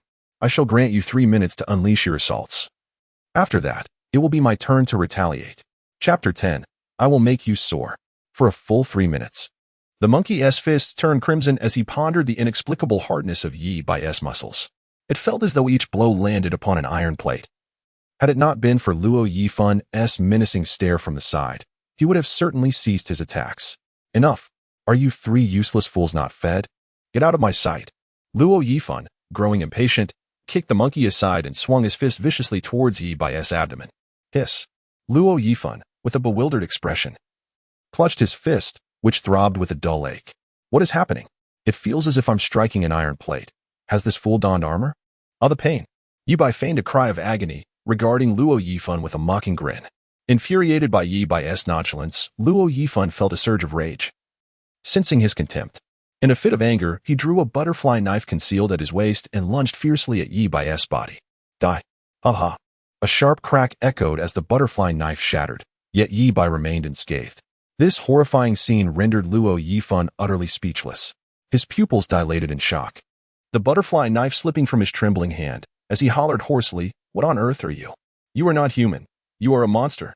The three young men and Lu Ruyan were left utterly astonished by the scene before them, each retreating in fear. Yi Bai, a faint smile gracing his lips, slowly rose to his feet, brushed off the dust from his attire, and stretched his neck and wrists, coolly stating, have you had your fun? Now it is my turn. He advanced with an impassive expression, seizing his opponent's wrist, and with a forceful twist, dislocated the joint with a resounding crack. You wretch, I shall make you sore. Why you? Luo Yifan gazed at Yi Bai in sheer terror. Before he could finish his sentence, Yi Bai delivered a powerful kick. A force so formidable that it stirred the dust from the ground, striking Luo Yifan squarely in the abdomen. Like a kite severed from its string, he was sent hurtling backward, uncontrollably. Bang! Luo Yifan collided violently with the wall. Dazed and disoriented, he felt as though his insides were about to explode. An overwhelming urge to vomit surging within him. Yi Bai regarded him with disdain, remarking, even as an adult, you still cannot control yourself, lacking even a modicum of decency. The monkey stared in disbelief at the unfolding spectacle, bewildered by the situation. What had come over Yi Bai? How had he transformed into such a formidable force? Was this truly the timid youth they had bullied for 3 years? Had he been masquerading as a fool all this time? How cunning! Had he revealed his true prowess earlier, who would have dared to torment him? I will make you soar. Experience the thrill of flight. Bang, bang, bang. Yi Bai demonstrated an unyielding sense of fairness, delivering a kick to each of his 3 subordinates, who tumbled to the ground like kites severed from their strings, raising a cloud of dust. Luo Yifan, already reeling, succumbed to the impact, his vision darkening as he lost consciousness. This was a sheer display of dominance. After genetic enhancement, Yi Bai, at full strength, could easily fell even Tyson with a single blow. A group of inept individuals. And I haven't even exerted myself yet. How can you falter so quickly? Yi Bai. Lu Ruoyan, her face pale with terror, mustered her courage to speak. You are truly formidable. Since you claim to like me, I shall grant you a chance to pursue me. Yi Bai. Ugh. This insufferable wretch dares to irritate me? Oh, I nearly forgot about you. With his dark eyes gleaming with a chilling light, he approached at a leisurely pace. Lu Ruoyan watched. Horror etched across her features as the man, resembling a demon, drew near. She bit her lip, her complexion devoid of color.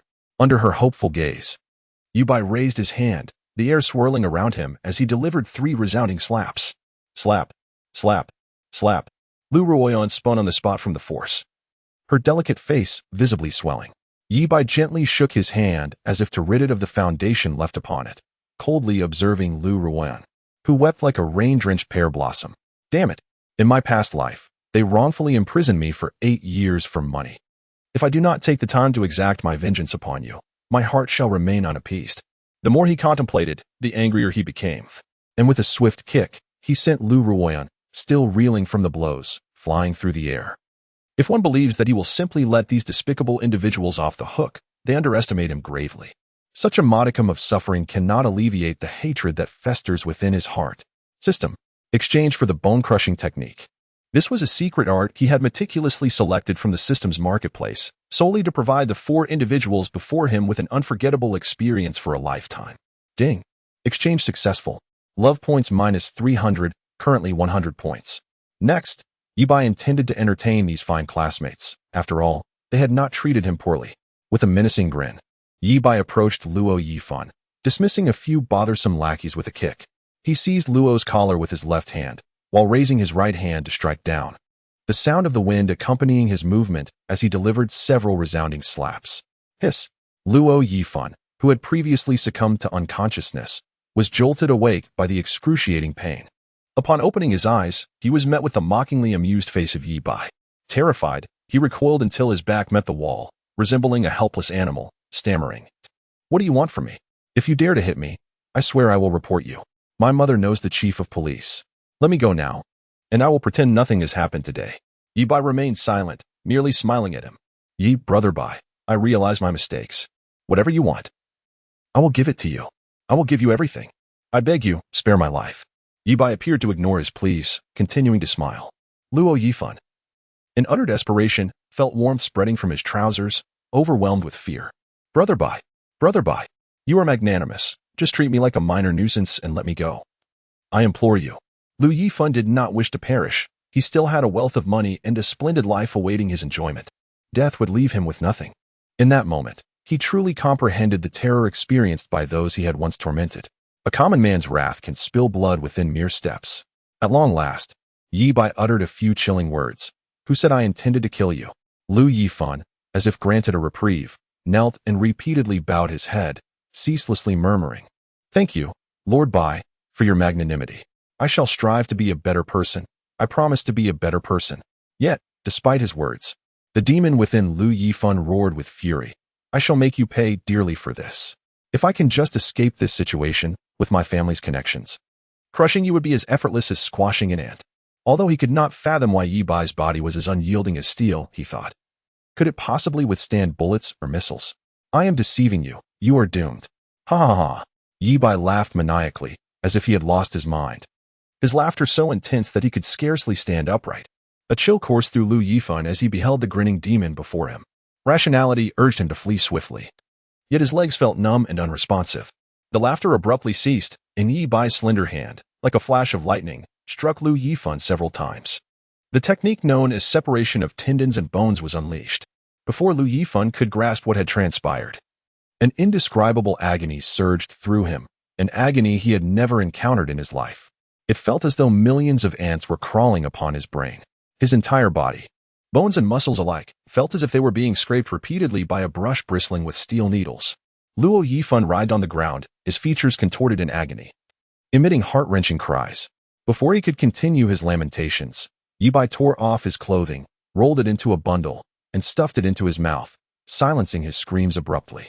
"Classmate, rise and shine. This is no place for slumber."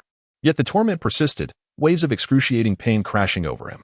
Luo Yifan felt as if his muscles and bones were being torn apart only to regenerate, only to be torn asunder once more. Ordinarily, when pain reaches a certain threshold, the brain triggers a protective response, causing one to faint from sheer agony.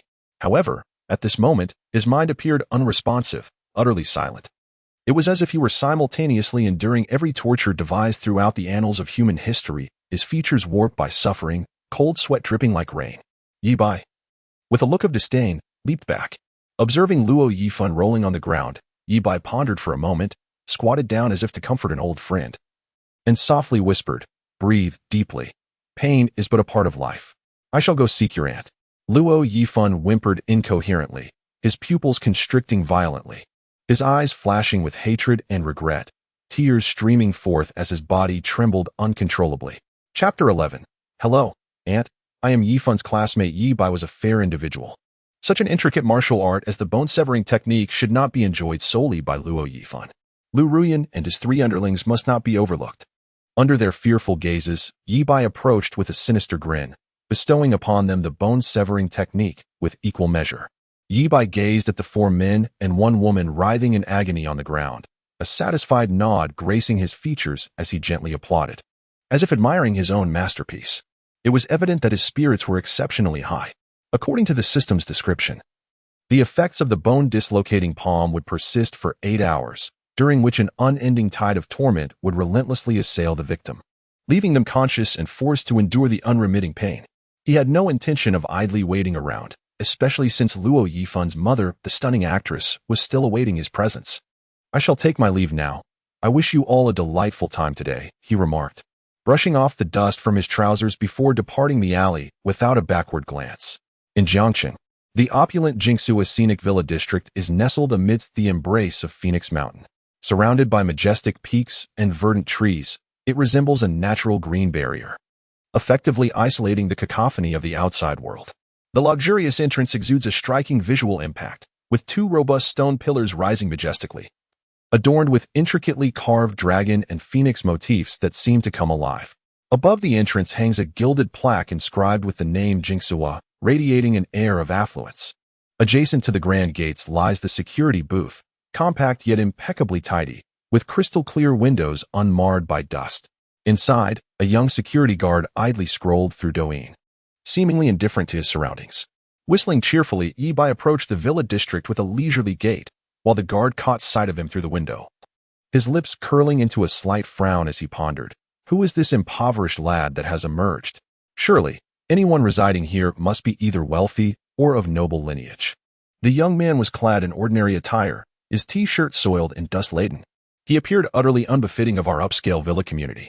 Yibai approached the security office with a composed demeanor, raising his hand to gently tap on the window. With utmost courtesy, he inquired, "Excuse me, could you please assist me in contacting Ms. Luo Wanqin?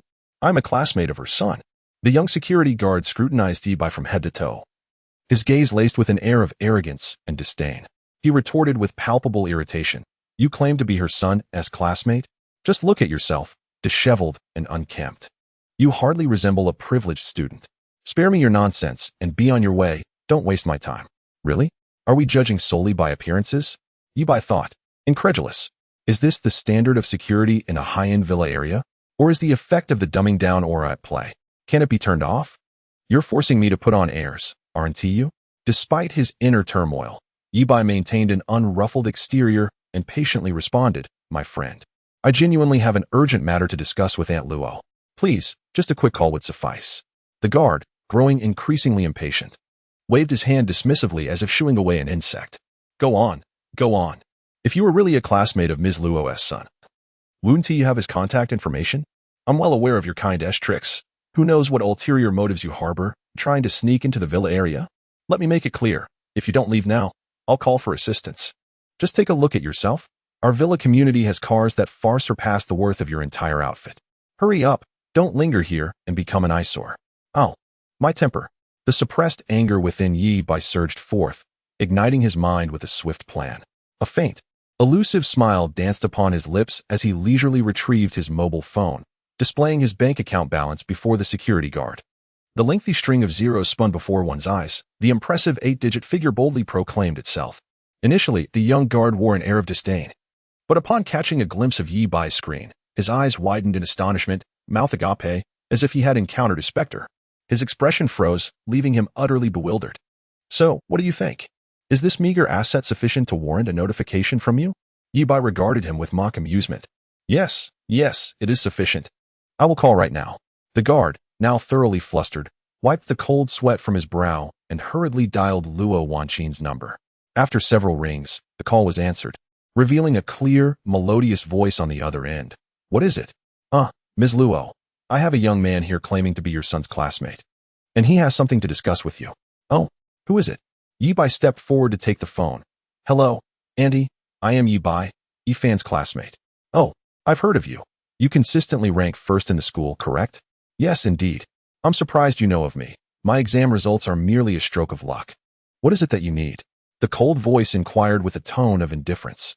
Well, we are having a gathering, and Yifan mentioned he left something at home. He asked me to come and retrieve it.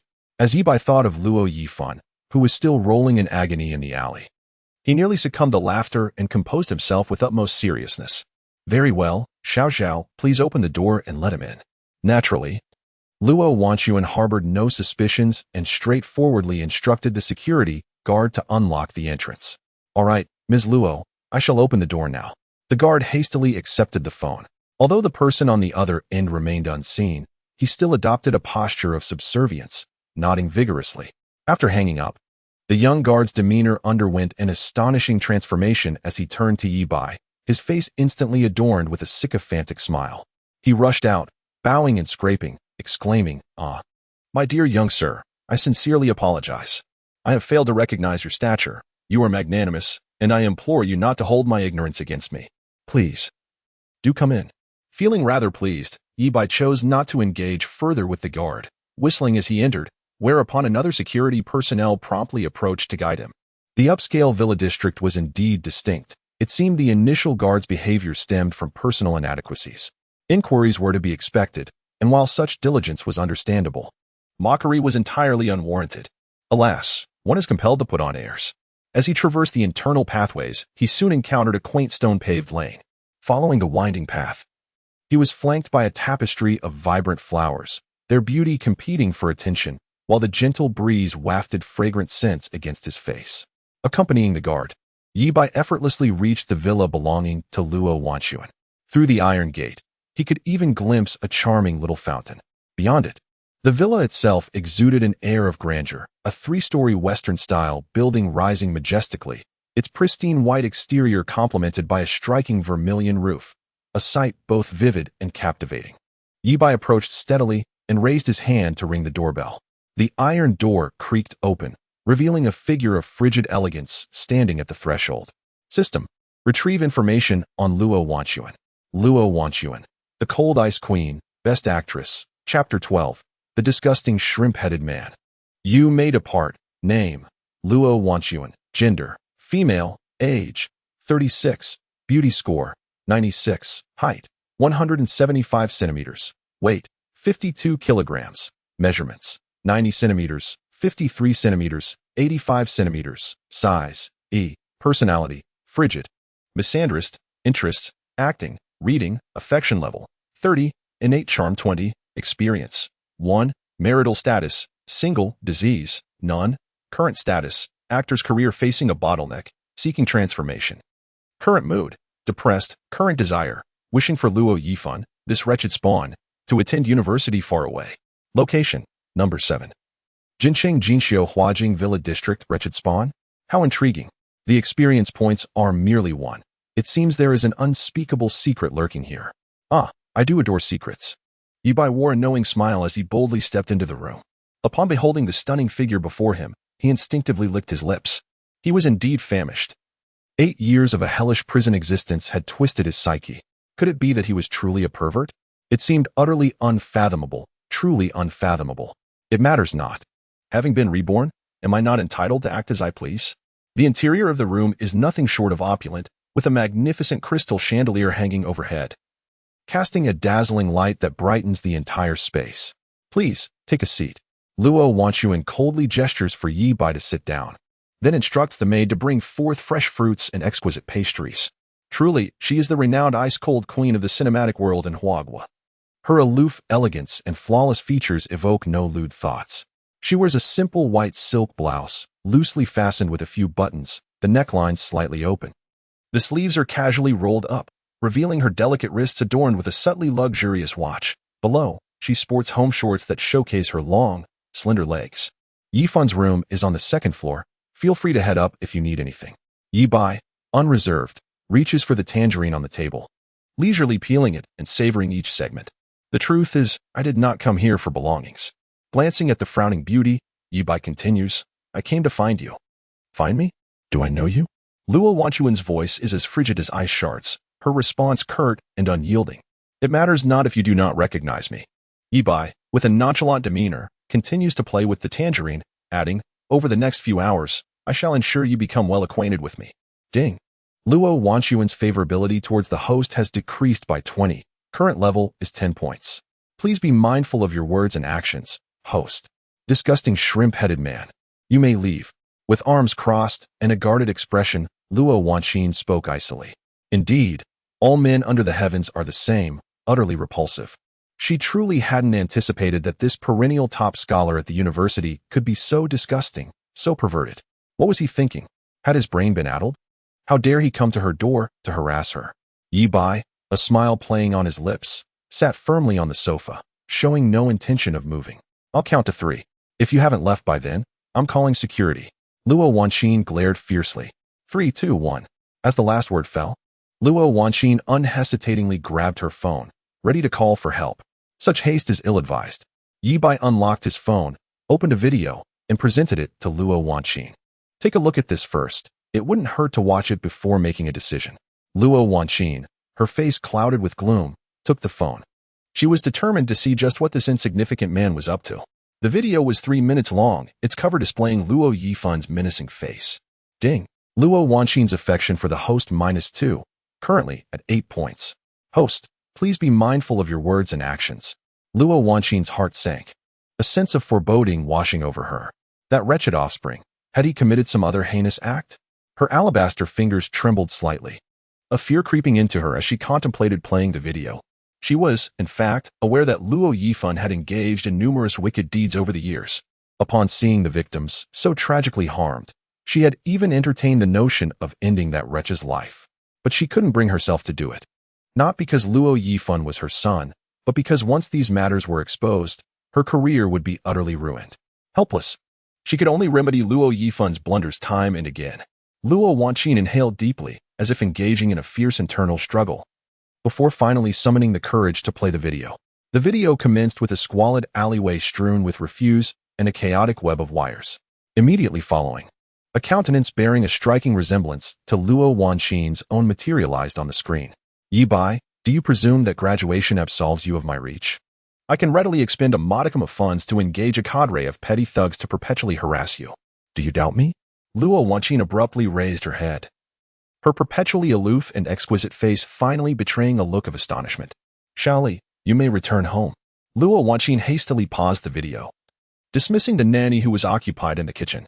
Subsequently, she turned her gaze towards Yibai, who maintained an air of serenity and, suppressing her emotions, feigned composure as she inquired, Speak, what sum do you require? You affluent individuals are truly intriguing. Yibai scoffed, leisurely peeling another segment of tangerine, a manic grin playing upon his lips. I desire no monetary compensation. Continue watching. There are further revelations to behold. Ding. Luo Wanchuan's affinity towards the host has decreased by 5 points, currently at 3. The host is advised to be mindful of their words and actions. Luo Wanchuan. beholding the diabolical smile before her, felt a chill permeate her being. She suppressed her inner trepidation and resumed watching the phone. By all accounts, why must a scion of wealth such as yourself persecute a commoner like myself? Ah, luxury cars and beautiful women? Ha ha ha, those are merely the most rudimentary of pastimes. The very things you paupers aspire to, I have long since grown weary of. The image depicted Luo Yifan with an air of arrogance, displaying utter disdain for the common folk. Rather than these base indulgences, the acts of homicide and abduction within the dark web are the epitome of genuine exhilaration. Yet, however enticing the dark web may be, it remains merely a visual medium. Roachin furrowed her brow, an ominous premonition intensifying within her. Have you ever taken a life? Indeed. Luo Yifan licked his lips, visibly trembling with excitement, his neck veins bulging, his face flushed crimson, appearing quite deranged. It matters not if I confide in you. Do you recall Ming Xinghan?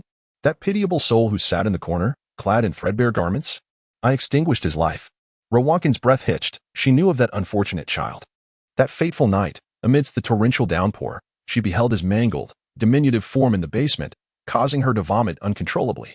However, compared to her cherished career, that fleeting moment of compassion had long been consumed by the darkness of the rainy night.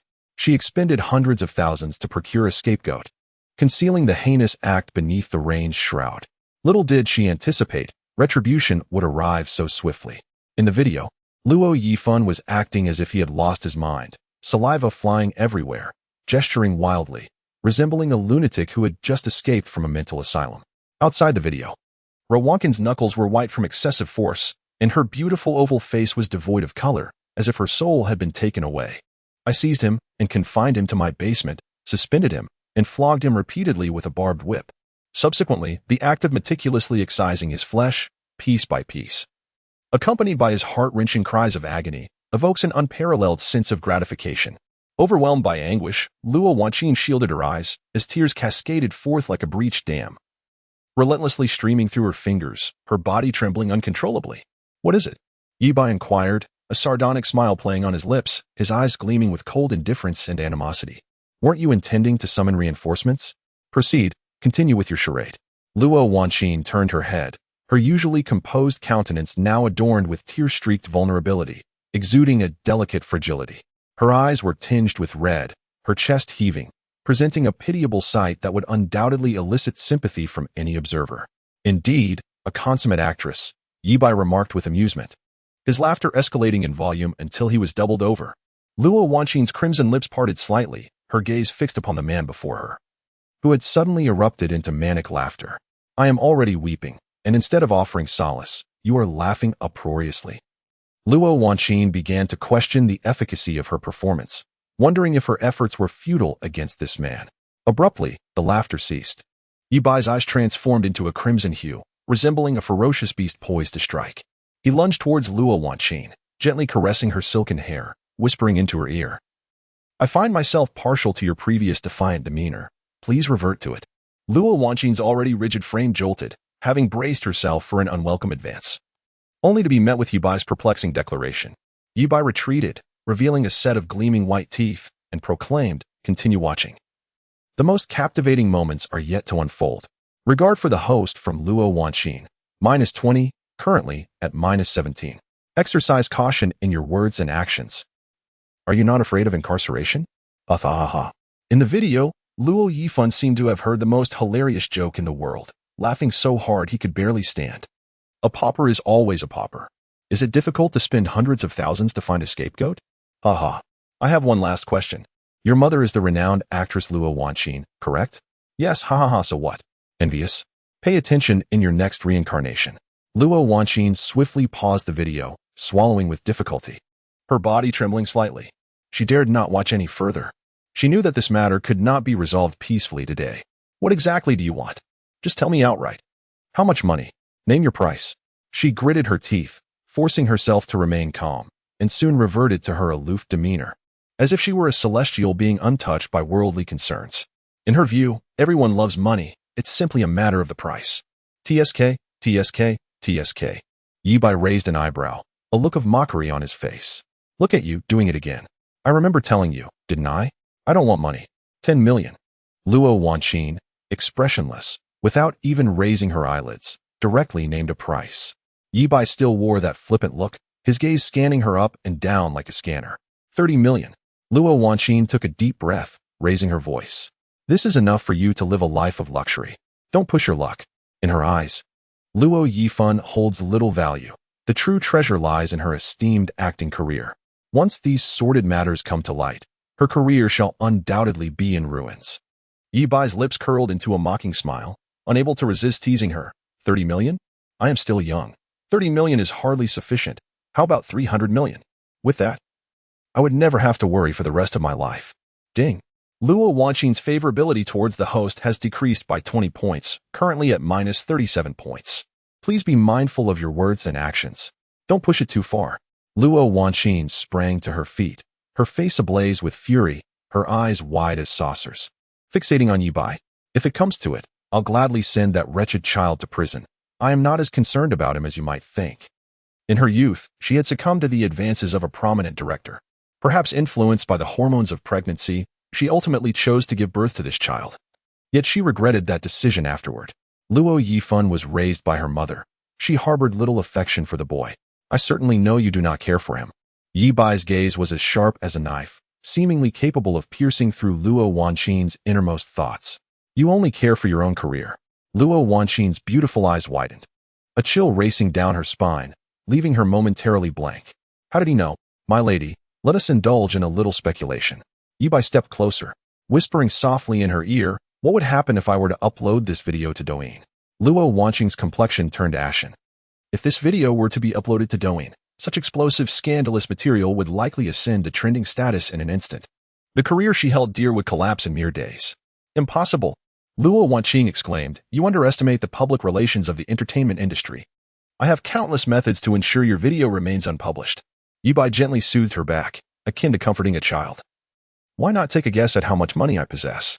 Search for Wuyo Media and discover who the major shareholder is. Luo Wanqin, half convinced, retrieved her phone to conduct a search. The results rendered her even more dismayed. This devil before her was indeed the major shareholder of Wuyo Media, with a fortune amounting to several billion. Given your expertise, could you enlighten me whether a billion could make this video notorious? You lunatic. Chapter 14. Show me your sincerity. Images at chapter's end. Luo Wanqin felt a prickling sensation at her scalp. She genuinely could not fathom that someone would be willing to spend $1 billion to ruin her. What was the motive behind this? Simply for personal satisfaction? Despite her profound self-confidence, she could not delude herself into believing she was worth $1 billion. Yet, she found herself devoid of any leverage to turn the tables. After intense inner conflict, she relented and reluctantly uttered, You've won $3 billion. Give me a month, and I shall scrape together the funds. Even if it means selling everything I own. Having navigated the entertainment industry for many years and invested in numerous films and companies, her net worth indeed reached several billion. However, most of the assets are in real estate and investments, leaving only a few tens of millions in liquid cash. Madam, I have repeatedly stated that I do not desire money. Luo Wanqin suddenly turned her head, gazing at the man beside her who wore a mischievous grin. Feeling a chill run down her spine. $3 billion. He does not want $3 billion. What on earth does this madman intend to do? What do you truly want? Her voice trembled violently, fear overwhelming her senses. What do I want? Of course, it is revenge. Money? It is worth noting that Yi Bai is a reborn individual. For him, earning a few billion is merely trivial. In Yi Bai's perspective, money is inconsequential, and so is Luo Wanqin. What truly matters is to make Luo Yifan experience the most excruciating pain this world has to offer. Ding. High emotional intelligence choice function activated. 1. With a wicked smile, I want it. 2. Nonchalantly, what do I want? You figure it out. 3. Transforming into a devoted admirer. Goddess. You are my goddess. I desire nothing but to silently protect you. The thought process of a devoted admirer is indeed unique. Yi Bai remained silent, a faint smile curling at the corners of his lips. I want it. Ding. Love points 100, currently 200 points. Ding. Luo Wanqin's affection for the host -5. Currently -42 points. Please be mindful of your words and actions. Ding. Luo Wanqin's affection for the host too. Currently -40 points. Please continue your efforts. Yi Bai reclined on the sofa like a lord, his limbs sprawled comfortably, a contented smile gracing his face as if nothing had transpired moments ago. He leisurely shook his leg, exuding an air of nonchalance. Are you satisfied now? Luo Wanqin's eyes brimmed with tears as she shouted at Yi Bai, "Delete the video. This matter ends here." Yi Bai chuckled, a smirk playing at the corners of his mouth. "Madam, you are rather naive, aren't you? Do you truly believe this is the conclusion?" Ding. Luo Wanqin's favorability towards the host decreased by 5, currently at minus 45 points. "What do you mean?" Luo Wanqin felt a jolt of apprehension, realizing the gravity of the situation, her voice trembling. "That was 300 million. Yi Bai wore a look of sheer indifference. "What do you intend to do?" Luo Wanqin's eyes widened, her chest heaving with rage, clearly incensed. "You owed me 200 just now. And now you still owe me 299,998,000. With a mischievous grin, Yi Bai appeared to treat the matter as trivial. 200. Luo Wanqin, a blend of embarrassment and fury, flushed crimson. Without a moment's hesitation, she lunged at him, pinning him down in a frenzy akin to a frenzied tigress. Yi Bai, however, was not one to be easily subdued. With swift reflexes, he seized her wrist with a grip like a vice, applying just enough pressure to pin her against the coffee table. "You struck me, so I penalize you 200. Now, you owe me 300 million. Do not go too far. Are you even a man? Why must you bully a frail woman like me?" Tears brimmed in Luo Wanqin's eyes. A mixture of anger and urgency. Ding. The high emotional intelligence selection function has been activated. 1. Nonchalantly remarked, "Very well. I shall directly upload the video of your son assaulting someone." 2. Casually stated, "For someone like you, 10 yuan is already too much." 3. Transforming into an obsequious figure, "It is I who have overstepped. How about this? The 300 million need not be repaid. And I shall give you an additional 300 million. Is there something wrong with option 3? Indeed, a sycophant deserves no grandeur." Observing Luo Wanqin's mortified expression, Yi Bai teased, "For someone like you, 10 yuan is already too much." Ding. Love points 100, currently at 300 points. Ding. Luo Wanqin's affection for the host -1, currently at minus 46 points. The host is encouraged to strive harder. Luo Wanqin, both embarrassed and furious, turned her head away, unable to meet his gaze, her body squirming in an attempt to break free from his grip. Unfortunately, Yi Bai's strength was overwhelming, and after a brief struggle, she resigned herself. With her eyes closed, she assumed an expression of surrender, as if to say, "Do as you will." "Madam, please, continue to struggle." Yi Bai's voice was low and husky. Luo Wanqin's defenses crumbled entirely. Her charming face flushed crimson, and she erupted in a torrent of curses. "Do not take my kindness for weakness. You wretched beast. What do you truly desire? This was your own declaration." Ding. Luo Wanqin's affection for the host -2, currently at minus 48 points. The host is advised to be mindful of their words and actions. Ding. The affinity of Luo Wanqin towards the host has increased by 20, currently standing at minus 28 points. The host is encouraged to make further efforts. As time passes, the effects of the bone-splitting technique should be wearing off. The ensuing spectacle requires the participation of Luo Yifan to truly shine. Luo Wanqin's sweat dampened the strands of hair on her forehead. Yi Bai observed her, a mischievous smile curling at the corners of his mouth as he retrieved his phone, opened the green messaging app, and clicked on Luo Yifan's chat window. Yi Bai, location, number 7, Jingsua Scenic Villa Area, Jiangqing. Yi Bai, it's quite splendid. He then initiated a video call. Luo Wanqin, the aloof Ice Queen, Academy Award winner, Chapter 15. Guess where I am? In the alley behind the restaurant. Luo Yifan and the others were driven to the brink of madness, the excruciating pain from the bone-splitting technique gnawing at them like a swarm of relentless ants. Finally, as the torment subsided, Luo Yifan began to regain his senses. The other four, however, collapsed in unison the moment the agony faded. Ugh! With the little strength he had regained, Luo Yifan yanked the tattered burlap from his mouth, gasping for air in desperate gulps, eagerly inhaling the fresh atmosphere. He could hardly fathom how he endured the past 6 hours. This torment surpassed even the most harrowing of hellish punishments. The depths of Luo Yifan's hatred and fear towards Yi Bai reached their zenith. Dingling. An untimely ring-on shattered his thoughts. Checking his phone, he was astonished to see a video call from Yi Bai. A tremor coursed through Luo Yifan's heart as he suddenly recalled Yi Bai's ominous words before his departure. An unsettling premonition flooding his mind. Those nightmarish phrases echoed relentlessly in his ears. Taking a deep breath, he hesitantly tapped the screen to connect the call. Upon connection, he was met with Yi Bai's loathsome visage, set against a backdrop of opulence adorned with numerous exquisite paintings. Luo Yifun's pupils dilated in shock. This was none other than his own living room. In the call, Yibai mockingly inquired, "Guess where I am?" Thud. Before Luo Yifun could scrutinize further, the call abruptly ended. Staring at the darkened screen of his phone, his expression contorted in anguish, shifting from pale to flushed. "No, it's impossible." He frantically tapped the screen, inputting Luo Wanchuan's phone number and dialing directly. His body trembled uncontrollably, cold sweat cascading down as he muttered, "Impossible." The automated voice responded, "The user you are trying to reach is temporarily unavailable. Please try again later." Despair enveloped Luo Yifun's heart, yet a flicker of hope compelled him to continue dialing. "The user you are trying to reach is temporarily unavailable. Please try again later." After a relentless barrage of calls, all yielding the same response, finally, on the last attempt, the phone rang several times before connecting. "Hello, Mom. What are you up to?" "Oh, nothing much. I'm busy." "All right. I'm out of time. Goodbye." Just as Luo Yifun was about to plead for her not to hang up, the line went dead. "You scoundrels. I will make you pay." The expression on Luo Yifun's face twisted grotesquely, his bloodshot eyes wide with terror as he incessantly murmured, "I will kill you." His entire visage pressed against the phone screen. He mechanically battered it, as if attempting to penetrate its surface. Suddenly, the phone rang. The screen illuminated, revealing a voice call from Yibai. Luo Yifun stared blankly at the glaring characters, trembling as though confronted with something horrifying. Gritting his teeth, he deliberated for a long moment before ultimately tapping the answer button. Yibai's voice resonated. "Madam, it seems you are rather indifferent towards your son. Are you not his biological mother?" Luo Yifun's body jolted. He had never experienced maternal love throughout his life, often questioning whether he had been adopted. Luo Wanqin retorted, "What business is it of yours? Speak properly." "He is my biological child." Luo Yifun's heart soared with joy. He had always known he was a child with a mother.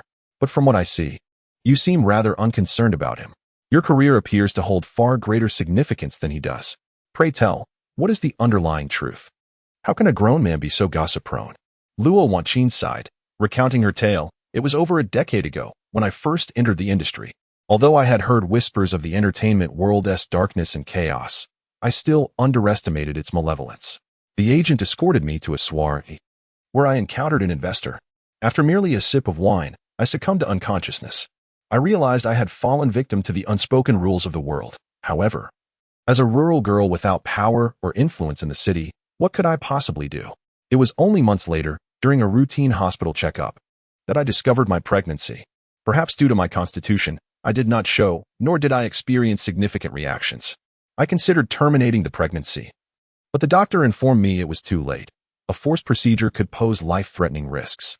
I dared not confide in my parents or return home, fearing that others would deem me unclean. With no alternative, I fled back to the countryside, ultimately giving birth to this child.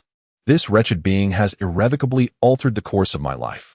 Countless times, I contemplated ending its existence, yet I could never bring myself to do so. Thus I entrusted it to my mother's care. That is all there is to it." Luo Yifun stood in a daze, a chill coursing through him. Upon hearing the term wretched being, his heart sank. A fiery hatred ignited within him. Ha ha ha ha. With bloodshot eyes and a contorted, sinister expression, Luo Yifun gritted his teeth and vowed, "I shall kill you." He picked up the butterfly knife from the ground and staggered toward the alley's exit. Yet, the debilitating technique had rendered his legs numb, causing him to collapse to the ground, unable to rise. He grasped his phone, intending to smash it with force. But his arm had yet to fully recover, so he merely hurled the device away.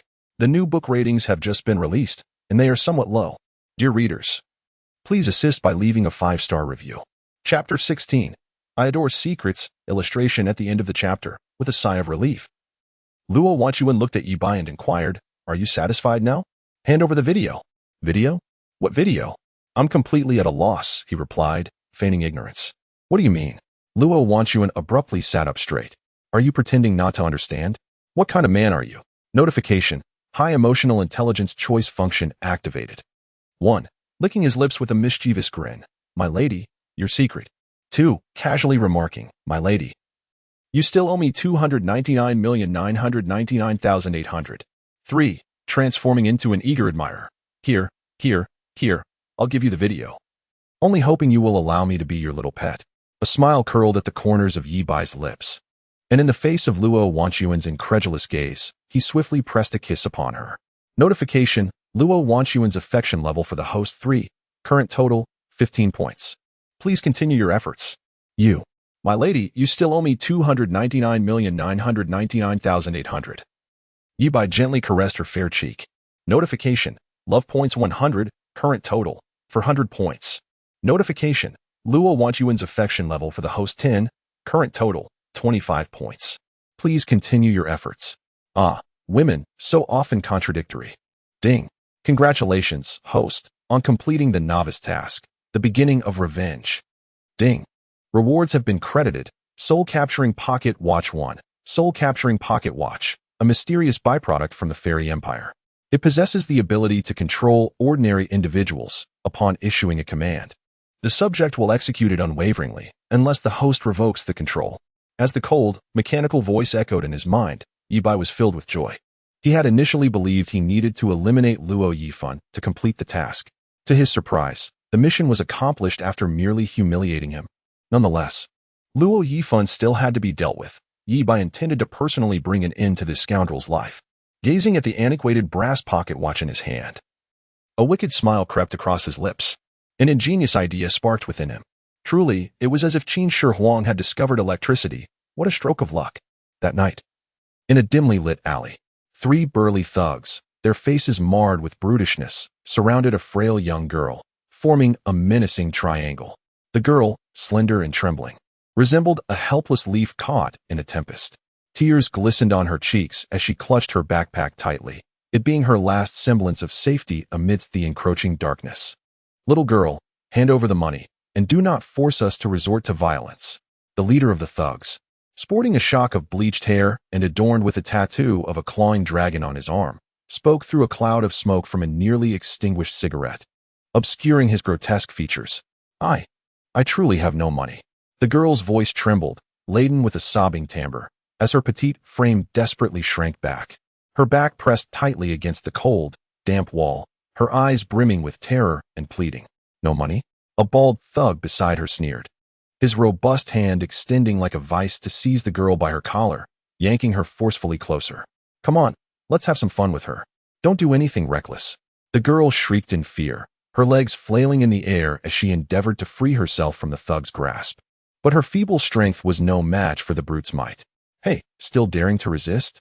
A third thug, burly and marked by a long scar stretching from the corner of his eye to the corner of his mouth, advanced menacingly. He brandished a fist the size of a cooking pot, poised to strike the girl while cursing, "You're asking for trouble. Today, I'll make you see some colors. Ah, help. Someone, please save me." The girl with twin ponytails screamed, despair engulfing her as she shut her eyes tightly. Hey, a chilling voice echoed through the alley, disrupting the sinister intentions of the 3 thugs.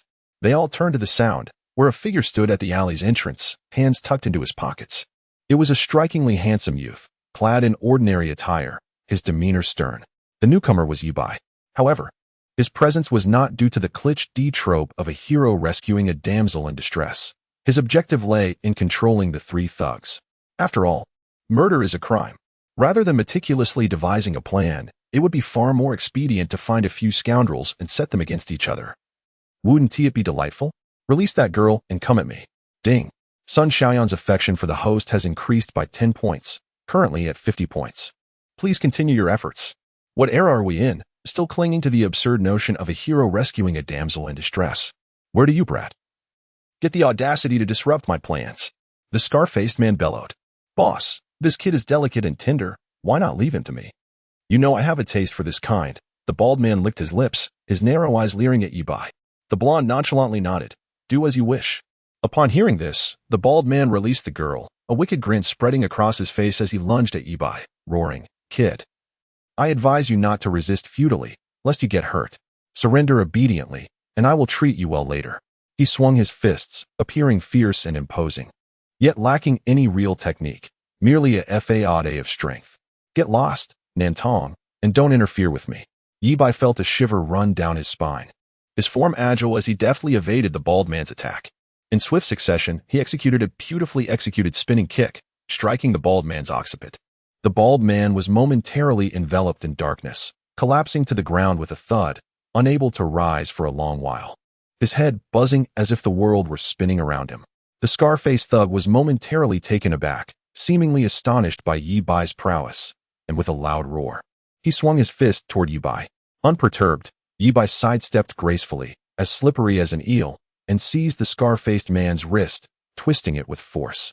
With a sharp crack, the sound echoed crisply through the air, and the scar-faced man howled in agony, akin to a pig being slaughtered. As his arm hung limply by his side, beads of cold sweat cascaded down his face, each droplet reflecting his profound pain and fear. The girl with twin ponytails, resembling a startled rabbit, scurried behind Yi Bai, her large eyes shimmering with admiration and gratitude. Her cheeks flushed a vivid crimson, reminiscent of the most resplendent peach blossoms in spring, as she softly uttered, "Thank you. You saved me." Yi Bai cast a glance at the girl, his previously stern demeanor softening slightly, and advised, "You should hurry home. In the future, avoid walking alone in such alleys." Though the girl was terrified, she hesitated to abandon her savior and timidly asked, "But you?" "I'm fine. You should leave first," Yi Bai replied, shaking his head. He was not there to play the hero and had no time to tend to a young girl. Ding. Sun Xiaoyan's affection for the host has increased by 10 points. Currently at 60 points. Please continue your efforts. The girl, obediently nodding, turned and hurried away, glancing back at Yi Bai one last time. Her gaze tinged with a hint of reluctance. After her departure, the leader of the gang, sporting yellow hair and a blusterous demeanor, said, "Bro? There's no need to be so extreme, right? Who are you calling bro?" Yi Bai swiftly advanced, appearing before the yellow-haired man like a wraith, instilling terror deep within him. With a powerful punch, he struck the man's rotund belly, causing his eyes to bulge as he promptly expelled his previous meal. Observing the three ruffians writhing on the ground in agony, Yi Bai nodded in satisfaction. He then retrieved an antique pocket watch from his pocket. The watch bore an archaic design, with mysterious symbols etched on its cover, faintly shimmering in the dim light, exuding an enigmatic aura. Approaching the groaning miscreants, he crouched down and gently waved the pocket watch before their eyes, murmuring incantations in a low, hypnotic tone. Before long, the trio's gazes became vacant and devoid of life, their pain evidently dissipating as they fell under his control.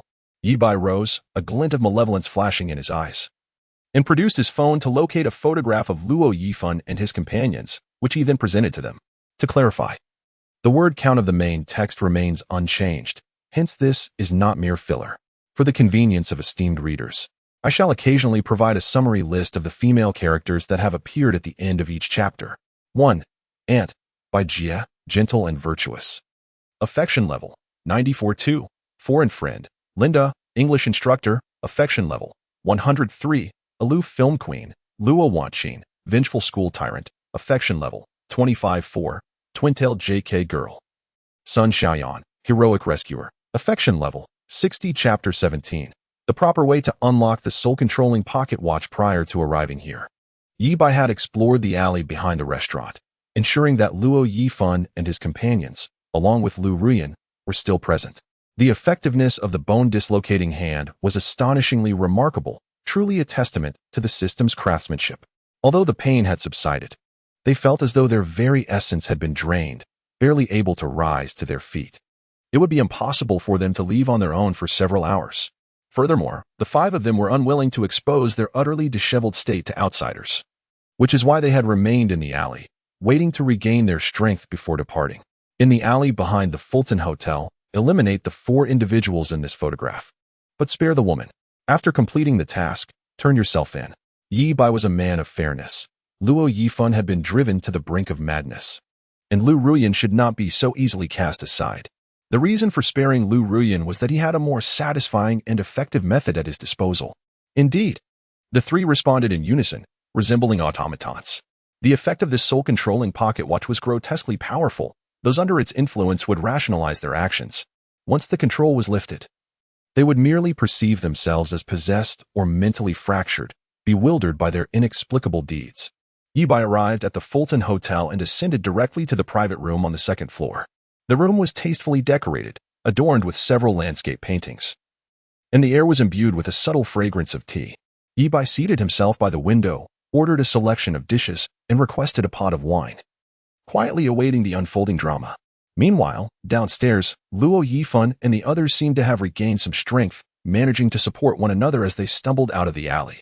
Lu Rian's once attractive face was swollen, her meticulously applied makeup smeared by sweat, rendering her appearance monstrous.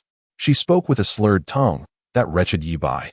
I even gave him a chance to pursue me, yet he dares to act so ruthlessly? Damn it, come tomorrow. I will ensure that Yi Bai pays dearly for this. Do you agree, boss?" The monkey glanced over at Luo Yifan, who stood nearby in a daze. "Boss? What's wrong? Do you need to see a doctor?" Luo Yifan trudged forward, unresponsive. "Boss." Before the monkey could finish, a cacophony of hurried footsteps echoed from the alley's entrance. Luo Yifan and the others turned in unison to see three furious ruffians emerging, one brandishing a knife, approaching them like a vengeful spirit seeking retribution. "Who are you?" The monkey stammered, taking a wary step back. "What do you want?" It was only then that Luo Yifan regained his senses, forcing himself to appear calm as he shouted.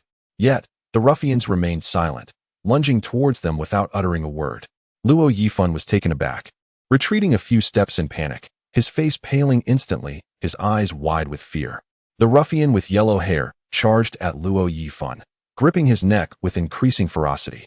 Luo Yifan's eyes bulged in terror as he desperately clawed at the ruffian's hands, gasping, "Help, help." His feet flailed against the ground in a futile attempt to escape the ruffian's grasp, but his recently recovered body lacked the strength to resist.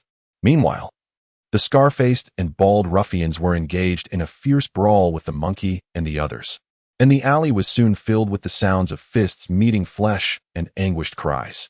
With a single blow to the face, one of the lackeys suffered a violent nosebleed. He cried out in agony, collapsing to the ground, clutching his nose and writhing in pain. The monkey attempted to flee, only to be kicked in the backside by a thug, sending him sprawling face first, unable to rise for some time. Lu Rian, her countenance drained of color, was paralyzed with fear, her legs giving way beneath her. An uncontrolled stream of urine stained her skirt. She flailed her hands in front of her, screaming in terror. "Don't kill me. Please, don't kill me." Just then, summoning an unexpected surge of strength, Luo Yifan managed to break free from the thug's grasp. As he inadvertently looked up, his gaze met that of Yi Bai, who was leisurely drinking by the second-floor window. In that instant, his eyes blazed with boundless fury, filled with hatred, regret, and fear, as if he were gazing upon a demon from the depths of hell. Never in his wildest dreams could he have imagined that the pathetic wretch he had so easily bullied just days before could have undergone such a transformation. Nor could he have foreseen that Yi Bai would seek revenge in this manner. The excruciating pain of the bone-cracking technique, the humiliation of having his home invaded, and now the impending dread of death all flooded his mind.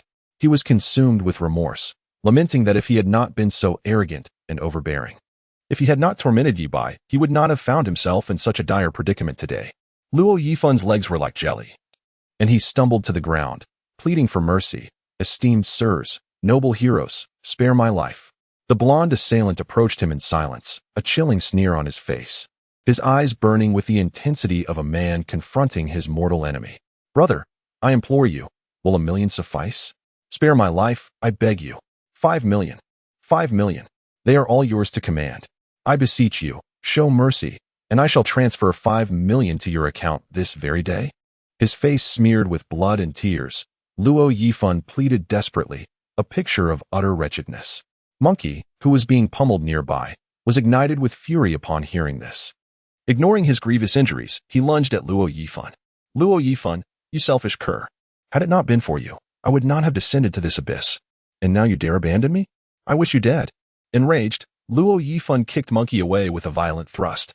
Monkey flew like a broken kite, the back of his head striking the concrete with a sickening thud. He convulsed for a few moments, then fell still. "Your worthless life is of no consequence. Who do you think you are? How dare you compare yourself to me?" Before he could revel in his arrogance for more than a fleeting moment, he caught sight of the menacing blonde and immediately groveled, begging, "Brother, 10,000,000, 10,000,000. It will guarantee you a lifetime of ease."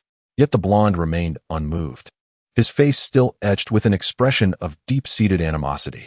Utterly despondent, Luo Yifan screamed in anguish. "Yi Bai, a curse upon you! Yi Bai, a curse upon you! Someone, save me! Yi Bai is the one who seeks my demise. Yi Bai is the one who seeks my demise." He was genuinely perplexed as to why his usually infallible tactic of monetary persuasion was proving utterly futile. The three ruffians appeared to be entranced, uttering not a single word, their blows delivered with lethal intent. Yi Bai observed the chaotic scene below. a faint smile curling at the corners of his lips as he raised his glass and took a delicate sip. His expression mirrored that of an audience savoring a captivating performance. In his gaze lay a blend of indifference and satisfaction. Witnessing the once mighty Luo Yifan grappling on the precipice of life and death, a flicker of solace piercing through the hatred in his heart. Before long, the sounds of the scuffle began to dissipate, and Luo Yifan's three henchmen lay sprawled on the ground, motionless. Lu Ruoyan slumped to the floor, her eyes vacant. Still engulfed in overwhelming terror, her body trembling incessantly, teeth chattering audibly. Luo Yifan himself was on the brink of death, his breath barely a whisper. His eyes widened, fixed intently on Yi Bai on the second floor, filled with resentment and unwillingness, yet utterly powerless, ultimately frozen in this state of unfulfilled rage. After accomplishing their task, the three ruffians stood, dusting themselves off, and began to march toward the police station, their steps mechanical and resolute, evidently still under the influence of the hypnotic command. Bliss. It was simply exhilarating. Yi Bai stood upon the windowsill, laughing maniacally, tilting his head to gaze at the luminous moon, a wave of delight washing over his face. Chapter 18. I Promise You. Ding. SideQuest released quest name. Who would joke about their innocence? Quest content. Avenge the school belle who framed the host, leading to 8 years of imprisonment, in a manner that pleases the host. Quest reward. Super Evil Dragon Card 1. Quest deadline. 1 month from the date of release. As I embarked on a new task, I found myself pondering the significance of this Super Dragon card. After all, this is the real world, not a game. Where could such a dragon possibly exist? I inquired of the system regarding the utility of this peculiar item. The Super Dragon card serves as a reward, allowing the host to temporarily transform any eligible individual whose affinity exceeds 20 into a dragon with infinite health for a duration of 24 hours. The host, assuming the role of a hero, must vanquish this dragon and inflict critical damage to reap substantial monetary rewards, while also enhancing their affinity with the transformed individual. An opposite sex? Critical damage? Something seems amiss here. A knowing smile crept across Yi Bai's lips as he contemplated whom to bestow this card upon. After settling the bill, he leisurely exited the restaurant and approached Lu Ruyan. The sudden appearance of a shadow caused Lu Ruyan to tremble in fear, her heart racing as she instinctively recoiled, pleading, "No, please don't come any closer. I beg you, spare my life. Have you forgotten me, Lu? The devoted admirer who has always been by your side?" Yi Bai toyed with the soul-reaping pocket watch, a mocking expression gracing his features. Upon hearing the familiar voice, Lu Ruyan's expression gradually shifted, as if grasping a lifeline, and she exclaimed with delight, "Bye-bye." Almost instantaneously, her demeanor changed, adopting a tearful, pitiful visage, though the swollen side of her face rendered her appearance rather comical. I am at a loss for words. What a peculiar title. Who could possibly be so brazen as to bully Lu, the illustrious campus belle? Alas, it appears to be none other than myself. What a relief it is that you have finally arrived. Bye-bye. I am at your service, willing to comply with any demand. No sooner had the words escaped her lips than Lu Ruoyan, like a ravenous tiger pouncing on its prey, sought refuge in Yi Bai's embrace. To my astonishment, even Yi Bai, who was accustomed to grand spectacles, turned pale at the sight before him. In a flash, he raised his leg and sent Lu Ruoyan, who was suspended in midair, crashing down like a kite severed from its string, landing heavily by the rubbish bin. For heaven's sake, you carry an illness and yet dare to approach me? This simply cannot stand. I must hasten home to cleanse myself. Who knows what viruses may have lingered upon my garments? Ah! Lu Ruoyan emitted a heart-wrenching scream, leaving everyone in shock. Even in her most pitiful state, Yi Bai remained unmoved and even resorted to cruel actions. Under normal circumstances, her throng of admirers, those who fawned over her, would have rushed to her aid, clamoring for her comfort. Yet, here she was, beneath this roof, forced to swallow her pride. A terrifying thought gripped Lu Ruoyan's mind. Could it be that Yi Bai had hired those 3 ruffians to eliminate Luo Yifan and his companions? The mere consideration sent shivers down her spine. She was not ready to meet her end. There remained so many new admirers waiting for her attention in university, and she intended to mend her reputation and marry into wealth. How could she possibly perish here? Her dreams were yet unfulfilled. However, the fact that those 3 ruffians had only targeted Luo Yifan and his associates, while completely disregarding her, could that not signify something significant? Indeed, it is true that Yi Bai harbors feelings for me. Bye. As Lu Ruyan rose, the movement tugged at her wound, causing her to grimace in pain. Yet, she endured the discomfort and staggered towards Yi Bai. Bye. I understand that you are still upset, but I have actually liked you since our first year of high school. The reason I have not accepted you until now is due to my strict family upbringing. Dating is not permitted in high school, and intimacy before marriage is also forbidden. Yi Bai rolled his eyes, speechless in the presence of Lu Ruyan's earnest expression. What is wrong with this woman? Has she completely lost her self-respect? Lu Ruyan was bold enough to claim she was still a novice in matters of the heart, fully confident in her ability to conjure a multitude of excuses. After all, men are easily deceived. Furthermore, she could always resort to reparative surgery. Bye-bye. It is only today that I have realized the depth of my love for you.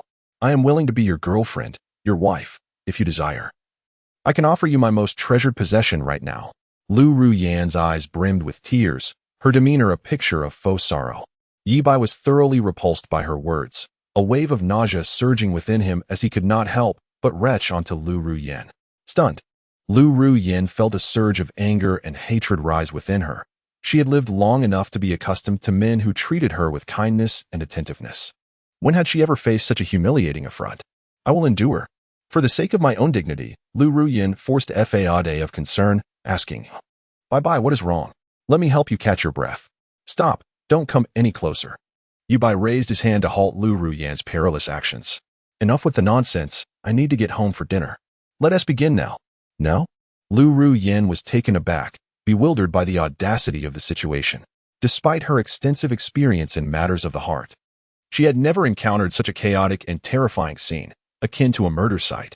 Is this really appropriate? Taking a deep breath, she forced a smile and suggested, How about we go to my house? There's no one there. What's the difference? It's all the same, Yi Bai replied, visibly irritated, as he was anxious to return to dine with Aunt Bai. But, this place is littered with garbage and sewage, and there are even corpses. Someone might be watching us. Lu Ruyan pleaded desperately. Yet, Yi Bai's patience had worn thin. His expression turned fierce as he glared at her. Why don't you just go die then? I don't have time for you. Upon hearing this, Lu Ruyan shook her head in terror. No. I promised to comply. Should have said that earlier. Chapter 19. Wait, you're really going for pure love now? Of course. I will give you the most precious thing I possess. Lu Ruyan said, nervously clutching her clothes, her cheeks flushed with shyness. Are you serious? Do you really think I'm a fool? Yi Bai was baffled by Lu Ruyan's newfound confidence. He muttered under his breath, System, check Lu Ruyan's information. Name, Lu Ruyan. Gender, female. Age, 18. Attractiveness, 89. Height, 158 centimeters. Weight, 45 kilograms. Measurements, 62 centimeters, 45 centimeters, 71 centimeters. Size, B. Personality, admires violence. Materialistic, hobbies, bar hopping, affection level, -7. Inherent charm 20, experience, 398, marital status, single, health issues, X disease, multiple injuries, fractures, current situation. Facing the threat of death. Current mood, fearful, current wish, to survive, location, alley behind the Fudon Hotel in Jiaqing. With a resounding slap, Yi Bai erupted in fury, exclaiming, What do you mean by this pure love nonsense? Lu Ruyan collapsed to the ground, clutching her increasingly swollen cheek, incredulously questioning him. Do you not understand human language? Yi Bai, still unsatisfied, retaliated with another sharp slap, demanding, Are you not aware of your own situation? Lu Ruyan's head buzzed, and she burst into tears. Silence.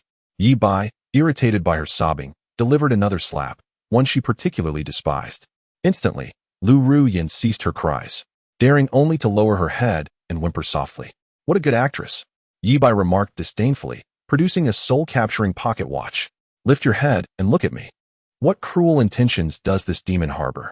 Trembling, Lu Ruyan slowly raised her gaze, her heart filled with dread. Yi Bai crouched before her, a wicked smile adorning his face, holding in his hand an antique pocket watch that exuded an aura of inscrutable mystery. What is this? Lu Ruyan gazed blankly at the bizarre scene unfolding before her, her mind a whirlwind of confusion. This, Yi Bai's eyes flickered with a sinister glint. Perhaps revealing the truth would allow him to manipulate her further, rendering her fear all the more delectable. He licked his lips and spoke leisurely. This is a marvelous trinket I stumbled upon. Do you know its purpose?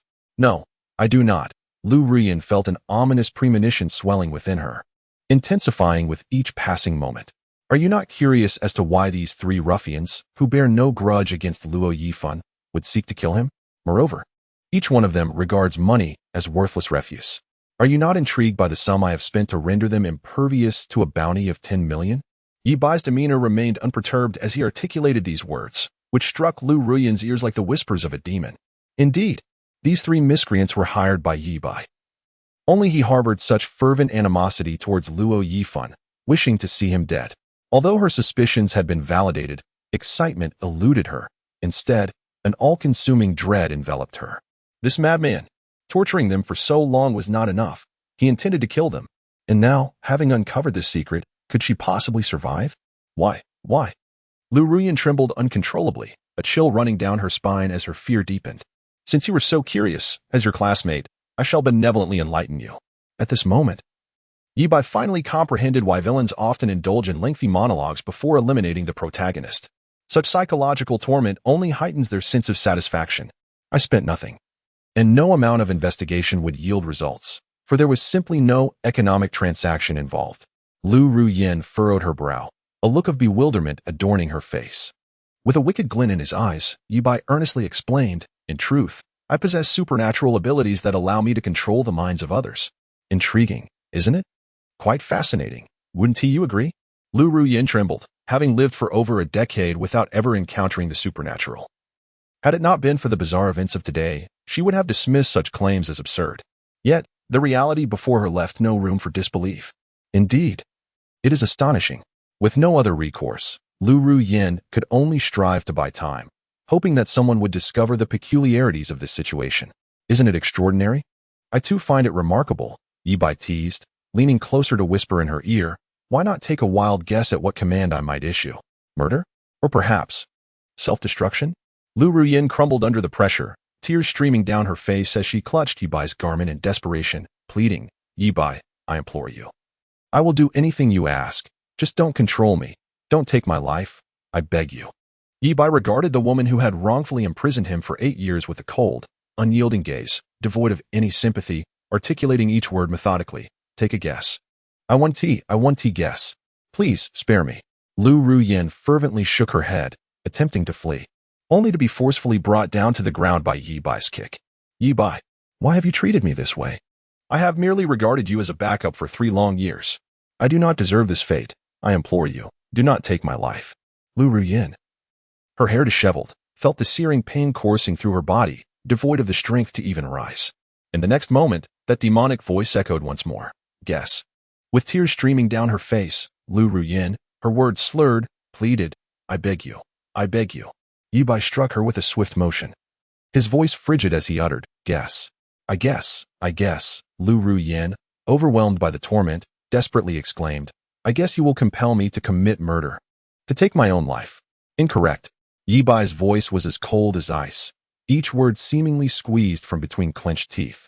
Yet, to Lu Ruyan's ears, it resonated like a celestial melody, igniting a flicker of hope within her. Perhaps she would not have to die? Her face lit up with joy as she hastily knelt and bowed her head, exclaiming, Thank you. I have yet to finish. Lu Ruyan's heart plummeted as terror gripped her, awaiting the final decree.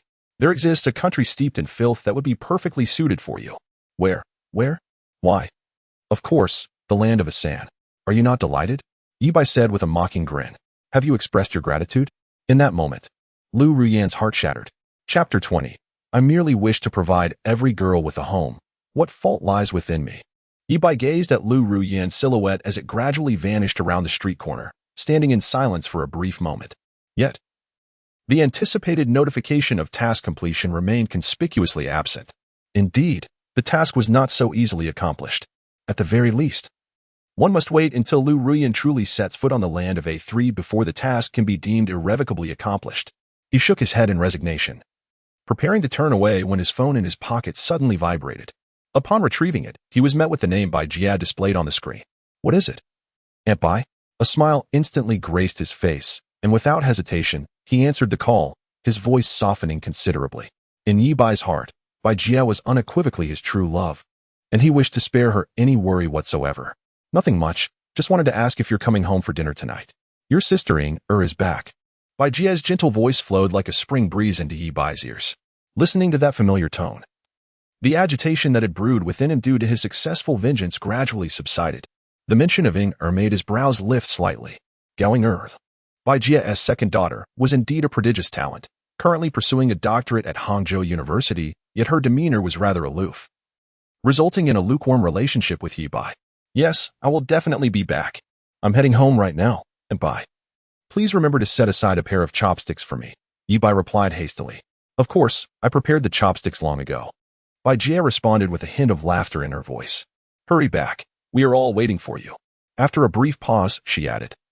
Drive carefully and don't go too fast. Be cautious on the road. Understood, Aunt Bai. Rest assured, I prioritize safety while driving.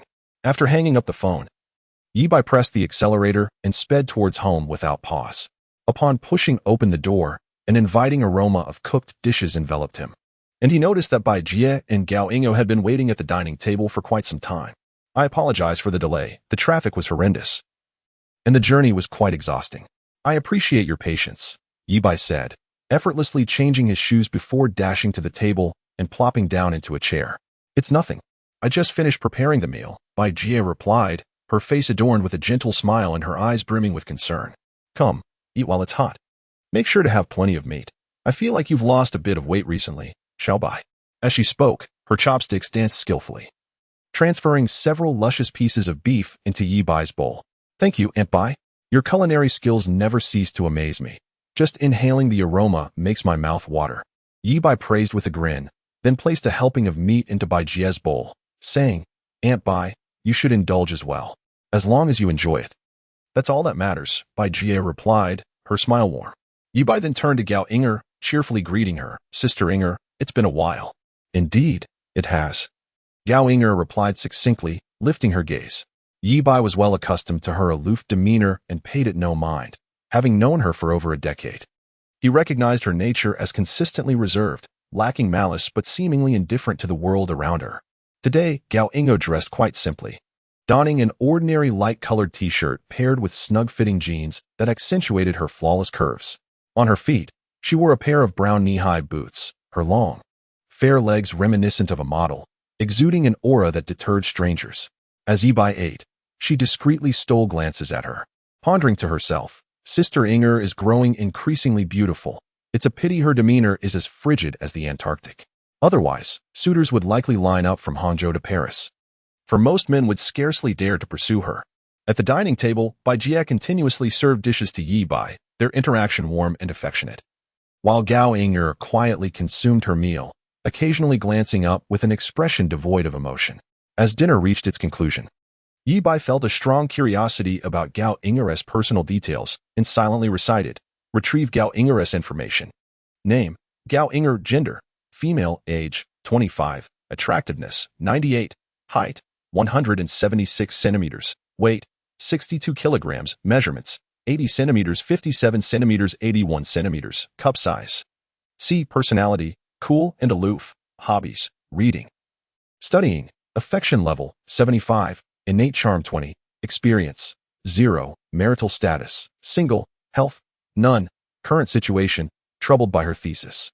Current mood, average. Current wish, to graduate smoothly.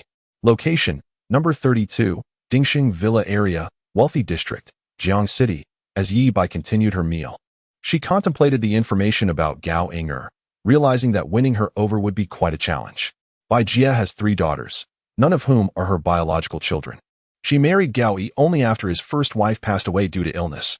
The eldest daughter, Gao Kuer, and the second daughter, Gao Inger, are twins. Yet their personalities are strikingly different. One is gentle and charming, while the other is aloof and unapproachable. The youngest daughter, Gao Bauer, is both mischievous and proud, making each daughter unique in her own right. Inger, I notice you seem rather downcast. Are you facing any challenges lately? Yi Bai decided to take the initiative to inquire. Upon hearing this, Bai Jie turned her gaze toward her daughter and noticed her furrowed brow, prompting her to ask, Indeed, Inger, have you encountered any difficulties recently? Well, it's just that I'm struggling with my graduation thesis, Inger replied. Upon hearing this, Yi Bai immediately began to search the system's marketplace for related items. After a diligent search, he found what he was looking for, professor-level knowledge in physics, 300 points. Ding. Exchange successful. Love points minus 300, currently at 100 points. Without hesitation, Yi-Bai made the purchase. In the next moment, a refreshing sensation enveloped his mind, and he felt more than capable of lecturing physics at the doctoral level. Alas, wooing women is truly challenging. At this rate, I might just become a multifaceted warrior, a king of technicians, and a professor of physics all at once. I am indeed a good man. Yi-Bai was moved by his own sentiment. I simply wish to provide a home for every good girl. Is that a fault? I believe not. Inger, what is the topic of your thesis? Share it with me. Perhaps I can be of assistance. Despite being a mere high school graduate and not yet having completed university, Yi-Bai felt no embarrassment in his pursuit of romance. Gao Ingo gazed at him as if he were a fool, her icy demeanor contrasting starkly with her bewildered expression. Had it been Gao Bauer, that haughty little imp? She might have resorted to mockery. Yet, Gao Inger remained unfazed, calmly articulating an extensive list of thesis titles. I understand this, Yi-Bai exclaimed, his face alight with enthusiasm as he rattled off a series of pertinent physical concepts. Gao Inger was left astounded, unable to fathom that this freshman comprehended the content of a doctoral dissertation in physics. Ding. Gao Inger's affection for the host has increased by 1. Currently standing at 76 points. Please continue to strive, dear host. Her disbelief was palpable. The Eternal Ice Queen's expression wavering for the first time as she hurriedly inquired about various concepts within the papers. To her utter astonishment, Yi-Bai responded effortlessly. Without a moment's hesitation. Bai Jia, though lacking comprehension, watched the sibling exchange with a gentle smile, feeling a twinge of melancholy. Perhaps Xiaobai was fond of young women like Inger. Gao Inge sat slumped in her chair, her face a portrait of existential doubt. A stark contrast to her earlier composed demeanor. Had her years of study been for naught? How could she, after a decade and more of academia, be outshone by a mere high school graduate? Where did you learn all this? Gao Inge inquired, her determination unyielding. Oh, I taught myself. When I'm bored. I read some physics books, he replied nonchalantly. Gao Inge. Chapter 21. My apologies. Genius merely meets my threshold. I taught myself, you know. When I'm bored, I just read destruction, let it come swiftly. Is this correct? No, this simply cannot be right. She found it difficult to accept that after years of diligent early rising and late studying, she still could not measure up to Yi-Bai's casual approach to learning. Gao Inger took a deep breath to calm her emotions, striving to maintain her fade as the icy beauty. Ding. The high emotional intelligence selection function has been activated. 1. With a charmingly arrogant smile, he said, apologies, but genius merely meets my threshold. 2. Nonchalantly, he remarked, Sister Inger, you wouldn't want to fail to graduate. Would you? 3. With an innocent expression, he suggested, Sister Inger, how about we go to your room later? I'm quite interested in this area of knowledge. We could study together. Without a moment's hesitation, Yi-Bai chuckled and said, Sister Inger, how about we go to your room later? I'm quite interested in this area of knowledge. We could study together. Ding. Love points 100, currently 200 points. Ding. Gao Inge's affection for the host 1. Currently 77 points. Please continue your efforts. All right. She maintained her composure, remaining as succinct as ever. Gao Inge was taken aback by Yi-Bai's multifaceted approach, and a slight ripple of emotion stirred within her. Ding. Gao Inge's affection for the host 3, currently 80 points. Please continue your efforts. Indeed. Her heart was anything but tranquil. After satisfying their hunger, Yi-Bai followed Gao Inge to her room. While most girls' rooms were adorned with an array of cute pink items and plush toys, Gao Inge's room leaned towards a blue palette with few stuffed animals. The most striking feature was a massive bookshelf filled with an abundance of books. Take a look. Gao Inger extracted a stack of papers and handed them to Yi-Bai, still unable to believe that a freshman could truly comprehend such a complex thesis. Yi-Bai, however, did not hesitate to accept the papers. Sitting down at the desk to peruse them, Gao Inger stood beside him, her enchanting phoenix eyes meticulously scrutinizing the young man before her. It felt as though it had been merely a short while since their last encounter, yet how had this boy become so remarkably pleasing to her sight? Alas! If only her mentor were not preoccupied with a project, she would not find herself seeking guidance from a mere freshman. The thought made her feel quite flustered. As she pondered, her gaze wandered aimlessly around the room. She had never experienced such a situation before. Her exquisitely beautiful face flushed crimson, her eyes sparkling, with the beauty mark at the corner of her eye accentuating her rosy complexion, transforming the once aloof goddess into a figure of captivating charm. What was this insufferable boy thinking? Yi-Bai, oblivious to the sudden change in the demeanor of the exquisite girl beside him, swiftly skimmed through the draft of the paper and confidently remarked, "No problem. I believe I understand the areas where you are struggling." It was only then that he noticed Gao Ingo's flushed face, leaving him somewhat bewildered as he inquired, "Sister Inger, are you feeling hot?" "Ah, ah?" Gao Inger jolted back to reality, hastily retracting her gaze, stammering, "Yes, yes, it is quite warm today." With that, she gathered her long, flowing hair into a high ponytail, revealing her fair neck, and began fanning herself with her delicate hands, her cherry-red lips blowing softly, as if attempting to dispel the heat within her heart. Ding! High emotional intelligence selection function activated. 1. With a playful smile, he licked his lips and said, "Are you foolish? Can't you enjoy ice cream in the heat? If not, allow me to treat you." 2. Nonchalantly, he remarked, "Sister Ing, it's not hot today at all.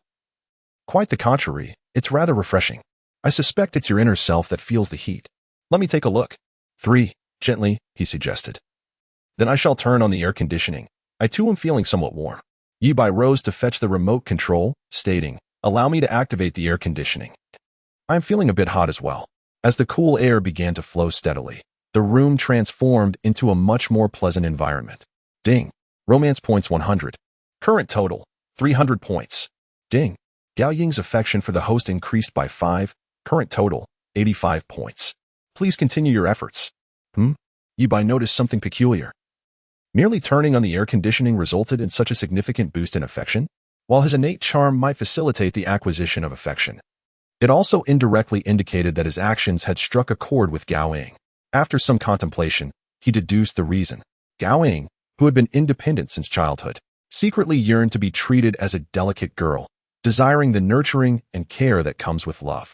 However, due to her cold exterior and passionate interior, she seldom attracted suitors. Most boys felt inadequate in her presence. I have discovered the method to win her over. Truly, I am a natural charmer. Fortune favors the bold. Yibai seized Gao Ying's delicate hand, and while she was momentarily bewildered, he guided her to sit at the desk. He then leaned closer to the beautiful girl and began to elucidate the complexities of the paper. Gao Ingo found her mind blank. As the fair skin of her neck slowly became tinted with a delicate blush, gradually rising to her charmingly translucent earlobes, now adorned with a hint of pink. The masculine scent wafting from the man beside her caused her heart to race uncontrollably. Was this truly the same boy she had known? In just a few short days, he had transformed into such a mature and virile presence. Would he perhaps confess his feelings for her? Yet, there was a significant age difference between them, and her mother would undoubtedly disapprove. If he were to profess his love, what would she do? Lost in her tumultuous thoughts, Gao Ingo absorbed none of the lessons at hand. Ding! Gao Ingo's affection for the host has increased by 2, currently standing at 87 points. Please continue to strive for further improvement. Noticing her demeanor, Yibai reached out to gently touch her delicate face, his tone earnest as he remarked, "Sister Inger, do you have a fever? Your face feels rather warm." Natural charm was undeniably advantageous. If an ordinary person were to act in such a manner, they might find themselves in grave trouble. The aroma spoke volumes, and with a respectful bow to his guardian, he expressed his reverence. Gao Ingo abruptly stood, lowering her gaze, and silently ushered Yibai out the door. With a resounding thud, the door closed, followed by her slightly trembling voice. "I'm feeling a bit tired today. Let us continue our discussion another time." Ding! Gao Ing's affection for the host has increased by 1, currently standing at 88 points. Please continue to strive for further improvement.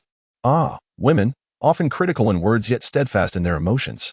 Very well, Sister Inger, rest well, Yibai replied nonchalantly, unfazed by the situation, for he was in no rush. With that, he set off to assist Bai Jia with the dishes and offer her a shoulder massage. Chapter 22. Are you using this to evaluate the candidates? As Yibai hummed a gentle tune and stepped into the living room, he felt as though time had frozen, rendering him motionless. An enchanting figure unexpectedly captured his gaze, and he instinctively swallowed hard, unable to divert his attention from her. Before the bright floor-to-ceiling windows, Bai Jia was engrossed in her yoga practice, completely immersed in her own world, seemingly oblivious to Yibai's presence. Dressed in a snug white camisole that appeared tailored exclusively for her, it clung to her fair skin, exuding an irresistible allure. Her lower half showcased black yoga pants that accentuated her long, slender legs to perfection. At that moment, she was executing a challenging stretching pose, her body appearing as supple as if devoid of bones, resembling an elegant white swan, breathtakingly beautiful. The dazzling crystal chandelier above cast shimmering rays of light upon her, enveloping her fair complexion in a dreamlike glow, a celestial radiance that exuded an enchanting allure, transcending the ordinary. Yi Bai swallowed again, feeling parched, his gaze uncontrollably roaming over Bai Jie, his eyes seemingly glued to her form. Who could withstand such a test? Bai Jie appeared to sense the intensity of his gaze and slowly lifted her head, her long, dark hair cascading like ink. Upon noticing Yi Bai standing a short distance away, she paused momentarily, then a gentle smile graced her lips as she softly spoke. Xiao Bai, you're out. The high emotional intelligence selection function has been activated. 1. With a sly smile, he, indeed, I have emerged. 2. Casually remarking, Madam, why have you paused? Please continue your yoga. I have yet to satisfy my gaze. 3. Feigning ignorance. Yes, Sister Ing is a bit fatigued and has taken a break. She will share her thesis next time when she has the opportunity. Lost in thought, Yi Bai was startled, momentarily taken aback before regaining his composure, instinctively responding, Yes. Sister Ing is a bit fatigued, so she has taken a break. She will present her thesis next time when she has the chance. Ding. Love points 100. Currently at 400 points. Thank you for your hard work.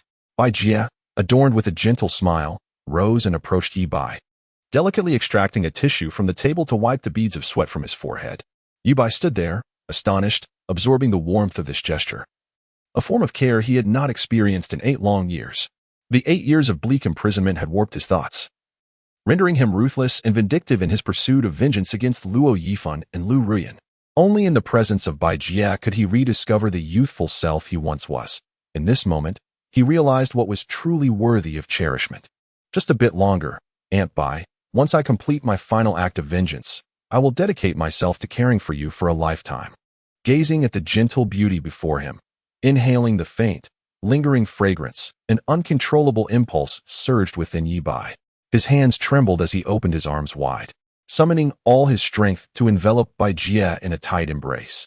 In that instant, as he wrapped his arms around her, Yi Bai felt as if he had grasped the most precious treasure in the world.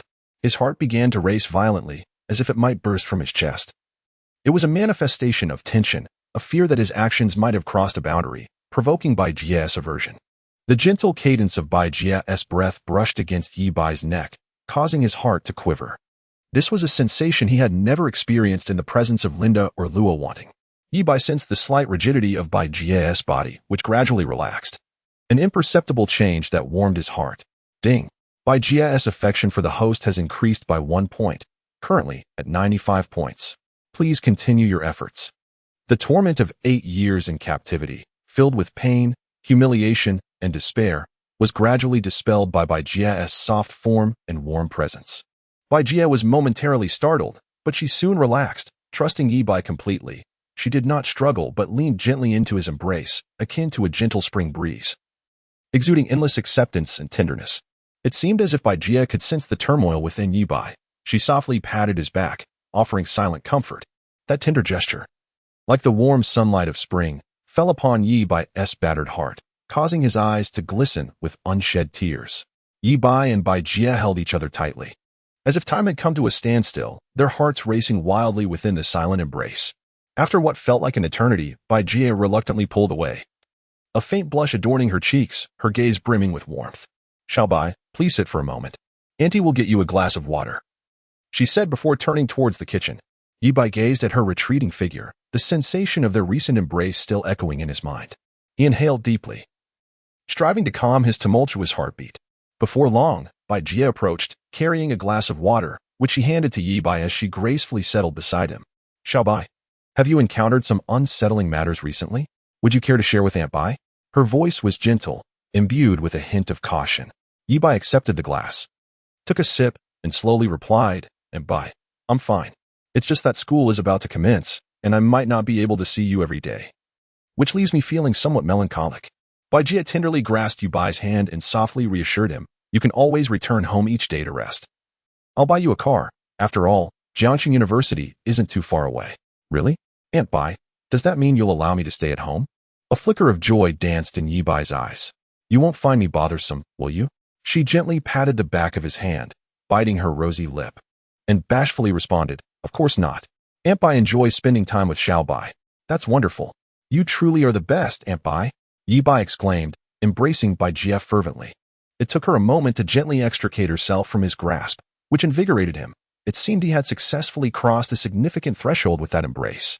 Just then, the voice of a yoga instructor emanated from the television, announcing, "Next, let us engage in a more challenging pose to showcase the utmost flexibility of the body." Bai Jie glanced at the screen, covering her mouth in surprise. Oh dear, I completely forgot to practice yoga. Observing the scene before him, Yi Bai's thoughts shifted, and he began to silently search the system's marketplace. System. Exchange for a yoga master. Ding. Exchange successful. Love points. -100, currently at 300. Super physique, master technician. Heir of the bone manipulation technique. Physics professor, yoga master, Yi Bai. A faint smile graced his lips as he turned to Bai Jie and said, "Aunt Bai, shall I assist you with your yoga practice? I have some experience and possess commendable skills." Bai Jie gently bit her rosy lip, hesitating momentarily. It was not that she doubted Yi Bai's capability in yoga. Rather, she held an unwavering trust in him. However, considering the intimate nature of certain poses in yoga, she felt somewhat apprehensive. Reflecting on previous encounters, where he had remained composed during their massage and embrace, she realized that her thoughts were rather unfounded. Yet, the mere idea of practicing together caused her delicate cheeks to flush, the fair skin of her neck gradually becoming enveloped in a rosy hue. Clarity amidst confusion. All right then, I appreciate your help, Xiao Bai. With her mind in a whirl, she found herself inexplicably agreeing. Chapter 23. We are truly just practicing yoga. Upon hearing Bai Jie's consent, Yi Bai's heart soared with joy, although he maintained an air of composure, gesturing invitingly. "Aunt Bai, let us proceed to the yoga mat." Bai Jie, her cheeks aflame, nodded gently, resembling a child caught in mischief, as she lowered her gaze and followed behind him. On the television, the yoga instructor enthusiastically explained the first pose, triangle pose. Yi Bai took a deep breath, striving to calm his racing heart, and spoke, "Aunt Bai, let us begin with this pose. It effectively stretches the leg and waist muscles." As he spoke, he approached Bai Jie from behind, gently resting his hands on her waist. Bai Jie's body shuddered suddenly, her entire being tensing up like a startled fawn. "Aunt Bai, you should begin like this," Yi Bai whispered to her, guiding her through the yoga poses. The warmth of his breath caused a blush to rise on Bai Jie's neck. "Who says yoga pants are not good?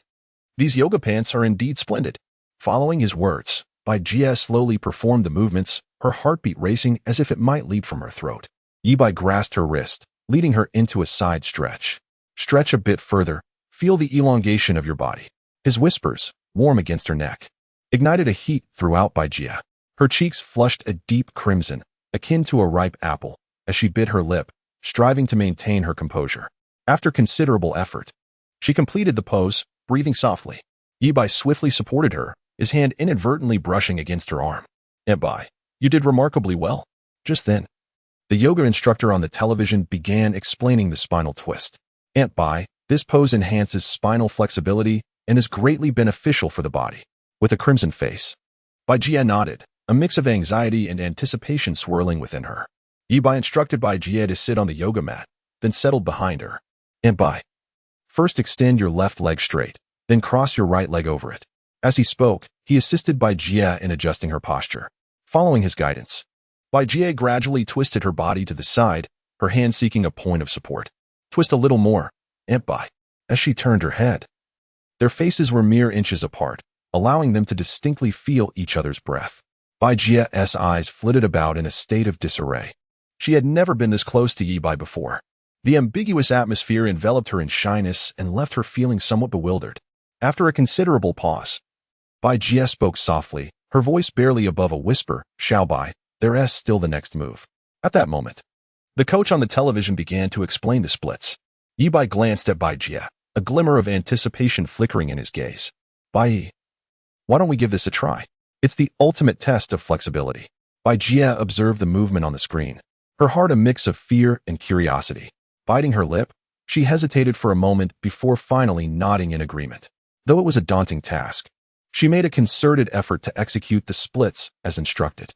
Raising her head, she met Yi Bai's gaze, their eyes locking in a moment thick with unspoken tension. "What are you two up to?" Gao Ying'er, holding a cup of water, was about to take a sip when the sight of the two seated across from one another struck her like a bolt from the blue. Bai Jie and Yi Bai were startled by the sudden voice, their hearts racing like frightened kittens, springing up in surprise. And no, it's nothing. I'm just teaching Bai some yoga. Yi Bai stammered, his eyes darting about as he feigned nonchalance. Oh, is that so? Gao Inger scrutinized the pair with a discerning gaze. In the past, she would have felt no stirrings of emotion whatsoever. Yet today, to her astonishment, she felt a twinge of jealousy, jealous of her own mother. The absurdity of her thoughts startled her. Surely not, she reassured herself. I'm merely curious. Yes, indeed. Xiaobai is quite skilled and has taught me several moves. Bai Jie tilted her head, displaying a visage of discomfort. She herself was uncertain as to why she felt so guilty. After all, it was merely a practice of yoga. There was nothing intimate about it, was there? The innocent shall remain untainted. Oh, I didn't expect you, Xiaobai, to be quite so talented. Gao Inger cast a curious glance at Yi Bai, after some time apart. How had Xiaobai changed so drastically? Not only did he wield profound knowledge of doctoral-level physics with ease, but now he was also proficient in yoga? Was this reasonable? No. I was simply bored and decided to learn a few things. It would be splendid if they could be useful someday. Yi Bai rubbed his nose and chuckled awkwardly. Well, you two should retire for the night. Gao Inger nodded noncommittally, poured herself a glass of water, and then ascended the stairs to her room. Yi Bai and Bai Jie exchanged glances, both recognizing the awkwardness reflected in each other's eyes. Shall I head up to rest then? Bai Yi. You should also turn in early. Yi Bai made sure to drop a hint, promising to teach her other poses next time. All right, good night, Xiaobai. Good night, Bai Yi. With that, he turned and walked towards his room. Bai Jie watched Yi Bai's retreating figure, her thoughts drifting elsewhere, her delicate face gradually turning crimson. Back in his room, Yi Bai lay on his bed, his mind filled with images of practicing yoga with Bai Jie earlier. Setting a small goal. Next time a kiss. Meanwhile, Bai Jie lay in her own bed, tossing and turning. Her heart had yet to fully calm. And the mere thought of her interaction with Yi Bai caused her cheeks to flush uncontrollably. Let me make it clear that the word count of the main text has not diminished. Thus, this is not a trivial piece of writing. For the convenience of esteemed readers, I shall occasionally provide a summary list of the female characters at the end of each chapter. 1. Aunt, Bai Jie, gentle and virtuous. Affection level, 95-2, foreign friend, Linda, English instructor. Affection level, 103, cold and distant actress, Luo Wanqin, revenge-seeking school bully. Affection level, 25-4, twin-tailed JK girl. Sun Xiaoyan, heroic rescuer. Affection level, 65. Aunt's eldest daughter, Gao Kuer, not yet formally introduced, 6. Aunt's second daughter, Gao Inger, thesis instructor. Affection level, 88-7. Aunt's youngest daughter, Gao Bauer, not yet formally introduced. Chapter 24. There are abundant beauties in the company in the early morning. The sun boldly pierced through the gaps in the curtains, lavishly cascading its rays upon Yi Bai's face. It had been an eternity since he had slept so soundly. As he incessantly replayed the grim fates of Luo Yifan and Lu Ruyan in his mind, this sensation brought him immense satisfaction. The 8 years of wrongful imprisonment in his past life felt like an unending nightmare. Each moment a torment filled with pain and humiliation that clung to him like a specter. After exacting his vengeance upon Lu Ruyan and Luo Yifan with the most ruthless methods, a surge of electricity coursed from the soles of his feet to the crown of his head, leaving him in a euphoric state of elation, achieving a level of mental satisfaction he had never known before. Next in line, it is your turn, Gao Yi. Yi Bai licked his lips, a cruel smile curling at the corners of his mouth. I shall make you wish for life yet find no escape from death. However, he would not solely focus on vengeance. The leisurely life surrounded by beautiful women awaited him. If he did not savor it properly, would his rebirth not be in vain? It was time to inspect the company, for there were plenty of lovely ladies there as well. A mischievous grin appeared on Yi Bai's face. Every day, various stunning women, each harboring dreams of stardom, joined Weo Media, yet the harsh reality was that only a select few would truly rise to fame. Yi Bai was acutely aware of the future viral trends on Douyin and many cinematic works yet to be unveiled. Yet, Yi Bai was no philanthropist. He could easily elevate someone to prominence, but everything comes at a price, and it remained to be seen whether these women could afford it. By the way, it seemed he still had a system task yet to complete. Main task, task name, assist the weak, promote truth, goodness. In beauty, task content, return to Weo Media and establish a Douyin influencer department, recruiting one girl with a beauty score of 90 or above. Task rewards, Sundra Translator. 1 million genuine traffic vouchers. 3. Cash reward of 50 million. Task deadline. Within 1 month of issuance. Task penalty. None. Sunder a translator. Automatically converts a woman's insincere remarks into subtitles reflecting her true thoughts. It must be said, although the system often presented some inexplicably low emotional intelligence options, it was indeed generous when it came to task rewards. This could not be denied. The Douyin influencer department, indeed? Yi Bai stroked his chin, pondering silently within himself, recognizing that it indeed aligned with the trends of future development. He recalled that in his previous life, it was around this time that Douyin began its gradual ascent, ultimately becoming a national-level application. Weibo Media's primary business currently revolves around the production of web dramas and online films, which had been quite lucrative in recent years, yet has undeniably been on a downward trajectory. From this perspective, establishing a department for Douyin influencers is not merely a task to fulfill, but also a potential new avenue for the company's growth. As for the company's expansion and the subsequent increase in the value of Gao's shares, that is a jest. Yi Bai possesses the soul-collecting pocket watch, an extraordinary tool that enables him to hypnotize Gao Yi at will, compelling him to relinquish his shares at a meager price. However, having already vanquished Gao Yi in his past life, the prospect of directly eliminating him once more seems rather unexciting. Instead, he aims to dismantle the proud enterprise Gao Yi has built and then coax him into transferring his shares. This would merely be the initial step. Upon returning home, he would find that his wife and 3 daughters have forsaken the shadows and embraced the light. Perfect. As he drove towards the company, images from his past life incessantly surfaced in Yi Bai's mind. Gao Yi's hypocritical smile, the tragic scene of his parents' car accident, Aunt Bai's untimely death in a foreign land, and the various torments he endured in prison, all these memories pierced his heart like daggers, causing his hands to unconsciously tighten around the steering wheel. Soon, Gao Yi, prepare yourself. Your reckoning approaches. Before long, Yi Bai arrived at an office building in the heart of the city CBD. Weibo Media had rented 2 floors here, establishing this as the headquarters of the company. He parked the car, took a deep breath, and strode into the building. As he stepped into the lobby, the 2 receptionists turned their gazes towards him, their fair faces simultaneously displaying expressions of surprise. The one on the left, with cascading waves of hair and a tall, slender figure, wore a fitted professional suit, her eyes glimmering with a hint of allure. The one on the right, sporting shoulder-length hair and a sweet visage, donned a light blue dress that exuded an air of refreshing elegance. Upon noticing Yi Bai's entrance, the 2 women, who had been idly chatting, instantly exchanged their casual demeanor for one of respectful smiles. "Mr. Yi, you have arrived," they chimed in unison, their voices soft enough to melt hearts. Yi Bai offered a slight nod in acknowledgement and continued his way forward. Once he had moved on, the 2 women exchanged glances, their eyes brimming with admiration. "Well, is that the young Mr. Yi? He is truly handsome and wealthy. How wonderful would it be to marry him?" The one with wavy hair exclaimed, her face alight with rapture.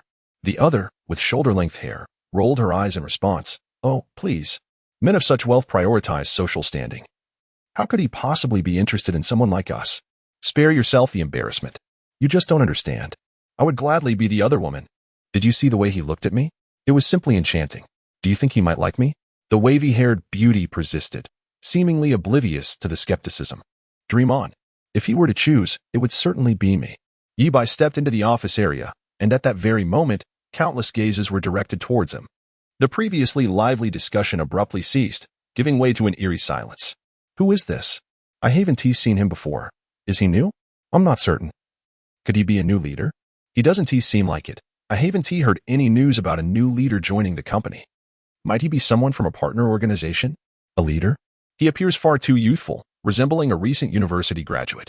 Do I not sense a slight resemblance to Yizong's son? He does bear some resemblance, but isn't he just a university student? The company is currently under Gao Zong's firm control. His presence here seems futile. Perhaps he is merely seeking to enhance his or some." Yi Bai's sudden appearance not only captured the attention of ordinary employees, but also intrigued those with ulterior motives. Wei Jixue and Yuan Hao glanced over, both finding Yi Bai's features somewhat familiar. "Isn't this the son of Yizong?" Wei Jixue's remark jolted Yuan Hao into realization, and he furrowed his brow in confusion, asking, "Is it truly young Master Yi? What brings him to the company?" Both of them were agents in the entertainment department. Wielding their influence due to their connections with Gao Yi, they often misused their authority within the company. making inappropriate advances towards female colleagues and attempting to exploit young female artists. Now, an opportunity to assert themselves had presented itself. Yuan had donned a smirk of mischief. Recalling Gao Zhong's earlier instructions, should young Master Yi appear at the company, they ought to extend a warm welcome to him, ensuring he understands his place, lest he becomes overambitious. As the company is firmly under Gao Zhong's dominion, this wretched brat, how old could he be? Merely fortunate in being born into a well-off family. He has managed to inherit the legacy of his deceased father. Wei Zhixue, with a face full of jealousy, venomously remarked, "Want to run the company? Perhaps you should first assess your own capabilities." Chapter 25. I did it. Any objections? Wei Zhixue, seizing the moment, stepped forward swiftly and spoke in a sarcastic tone. "Oh. Isn't this our esteemed young Master Yi? How fortunate you are to grace us with your presence today, inspecting the company's operations." Yi Bai frowned, casting him a cold glance, and retorted with a few terse words. "I am the major shareholder of this company. Your concern is utterly irrelevant. Who do you think you are to interfere in my affairs?" Yi Bai recognized him well. After his release from prison in a previous life, he had taken the initiative to understand the situation at Wuyo Media for the sake of a more effective revenge. These two scoundrels were distant relatives of Gao Yi, leveraging their tenuous connection to exert power in the company and exploit newcomers. "Mr. Yi, that is not how you should phrase it," Yuan Hao interjected. Noticing Wei Zhixue left speechless, he hurriedly stepped forward, eager to make a good impression. "I understand your concern for the company, but every field has its specialists. The company's performance had been dismal before Mr. Yi's passing, and it is only thanks to Mr. Gao's ingenious leadership that we are gradually returning to stability. We cannot afford further turmoil." Wei Zhixue regained his composure and quickly interjected, Indeed. After Mr. Yi's death, under Mr. Gao's brilliant guidance, coupled with our diligent efforts, the company has been thriving." The surrounding individuals could not help but gasp in disbelief, silently thinking that these two were crossing the line. Yet none dared to voice their dissent. After all, it is well known that these two individuals are loyal confidants of Gao Yi. Offending them would undoubtedly lead to a tumultuous existence within the company. Yi Bai regarded them, his gaze as frigid as the biting wind of midwinter. Surely, they do not presume he remains the naive university student of his former life? If they believe he would swallow his pride, they might as well venture into a back alley to witness the battered corpses of Luo Yifan and his companions, or observe the illustrious Lu, who is en route to the distant land of A3. Are they driven mad by the desire to achieve merit? Yi Bai would never indulge their whims. In the next moment, Yi Bai struck fiercely, delivering a resounding slap that bruised Wei Zhixue's foul visage. He then lifted his foot, delivering a powerful kick that sent Wei crashing against the desk, shattering it in the process. Before anyone could comprehend the scene, like a flash of lightning, Yi Bai replicated his earlier move, sending the astonished Yuan Hao flying as well, forcefully colliding with Wei Zhixue. A chorus of anguished cries reverberated throughout the office, leaving everyone in a state of shock. This young Master Yi is undeniably formidable. His strength rivals that of cinematic heroes. How could a single kick launch a person through the air? Yuan Hao and Wei Zhixue writhed on the floor in agony, their wails echoing incessantly. "Which one of you is the HR manager? Step forward," Yi Bai commanded, his expression as cold as ice, betraying no emotion. The HR manager hurried in, his face etched with tension and confusion. He glanced between Yi Bai and the moaning figures of Yuan Hao and Wei Zhixue, his mind racing with uncertainty regarding this unfolding drama. These two had long perpetrated misdeeds within the company, leveraging their power to bully others, thereby severely undermining the company's ethos. Immediate termination is warranted. Upon hearing this, the human resources manager's expression shifted uncomfortably. He was acutely aware of the relationship between these two individuals and Gao Yi. Dismissing them would undoubtedly create complications on that front. After a moment's hesitation, he cautiously replied, "Mr. Yi, these two have been with the company for quite some time, and they haven't committed any significant errors in their work. Isn't it a bit abrupt to terminate them suddenly? I said, dismiss them immediately. Or do you wish to join them?" The HR manager flinched at Yi Bai's icy glare. Although he feared Gao Yi's retribution, he was even more apprehensive about being dismissed on the spot by Yi Bai. One was a major shareholder, and the other the current president. He could not afford to antagonize either. Reluctantly, he gritted his teeth and replied, "Very well, Mr. Yi, I will take care of it right away." The surrounding colleagues were left astounded, their jaws nearly dropping in disbelief. Among them, a staff member named Li Li widened her eyes, tears brimming, instinctively covering her mouth. Feeling a surge of satisfaction, finally, these two scoundrels were receiving their just desserts. Yi Bai declared emphatically, anyone who has been harassed or subjected to their unscrupulous behavior, please come to me after work. I assure you, I will see to it that they face imprisonment. Just then, a figure stormed through the glass door, furiously shouting. What on earth is happening here? Are you all just standing around chattering instead of working? Yuan Hao? Wei Jishui? What is going on? Who is responsible? Step forward. Gao Yi, who had been in the president's office providing verbal guidance to his secretary, was startled by the sudden uproar, instinctively retreating. Overwhelmed by astonishment, his anger surged, prompting him to emerge in a furious demand for answers. He cast a glance around, his gaze swiftly locking onto Yi Bai's icy, murderous eyes. I did it. Do you have any objections? Gao Yi's throat felt parched. How did this little wretch come here? Just as he prepared to don a benevolent expression, Yuan Hao and Wei Jishui scrambled towards him, their appearance a picture of utter disarray, resembling two drowned rats. They wailed and lamented, their faces a mess of tears and snot. Gao Zong, you must stand up for us. Yuan Hao suddenly clung to Gao Yi's leg, weeping uncontrollably. His rotund belly burst the buttons of his shirt, and his glasses skewed precariously on his glistening face, akin to a hyena with its tail stepped on. Through his sobs, he exclaimed, as soon as Yi Bai arrived, he started hitting people and threatened to expel us. Is there no law left? Wei Jishui chimed in, equally distraught, tears streaming down his face. Indeed, Gao Zong, we have always dedicated ourselves to you. How can he treat us this way? He is not merely striking our behinds. He is slapping your face. Gao Yi's eyelids twitched as he observed the two sycophants smearing their snot and tears onto the fine fabric of his expensive suit trousers. His brows knitted into a frown, irritation bubbling inside him. He glanced once more at the stern-faced Yi Bai, contemplating how to brush this matter aside. Xiao Bai, he began, his throat clearing with effort. These two have acted thoughtlessly and may have inadvertently offended you. It is understandable for the youth to be hot-headed. He forced a smile, however, public brawling is, after all, inappropriate. For the sake of Gao Shu, I shall have them apologize to you. And we can let this matter rest. Gao Yi cast a glance at the two individuals who were still wailing pitifully, his eyelids twitching in irritation as he inwardly cursed their lack of perceptiveness. Subsequently, he forcefully kicked them aside, rebuking, why haven't you apologized to Mr. Yi yet? The two, as if awakening from a dream, hurriedly lowered their heads and stammered their apologies. Why, Mr. Yi, we spoke recklessly and deserve punishment. Please, in your magnanimity, spare us this time. I assure you we shall never dare to offend again. Show me respect? Do you think you are Shanks? With the power of the face fruit at your disposal? You think you can protect these two worthless scoundrels? Not a chance. Yi Bai's lips curled into a sardonic smile. On the 12th of last month, Wei Jishui had engaged in inappropriate conduct with the trainee Chu Wanting in the artist's lounge.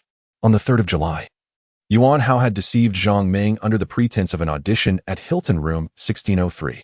There were numerous similar instances. Did I need to enumerate them all? Yi Bai, of course, had no time to gather evidence. But in his previous life, while investigating Gao Yi, he had delved into the misdeeds of these two sycophants. Their crimes etched into his memory. Now, brandishing this knowledge to intimidate them into confession was hardly a daunting task. The two, who had been fervently apologizing moments before, now stood frozen like statues as the cold air from the air-conditioning vent swept through the eerily silent office. Chapter 26, I stand before you. How much do I resemble my former self?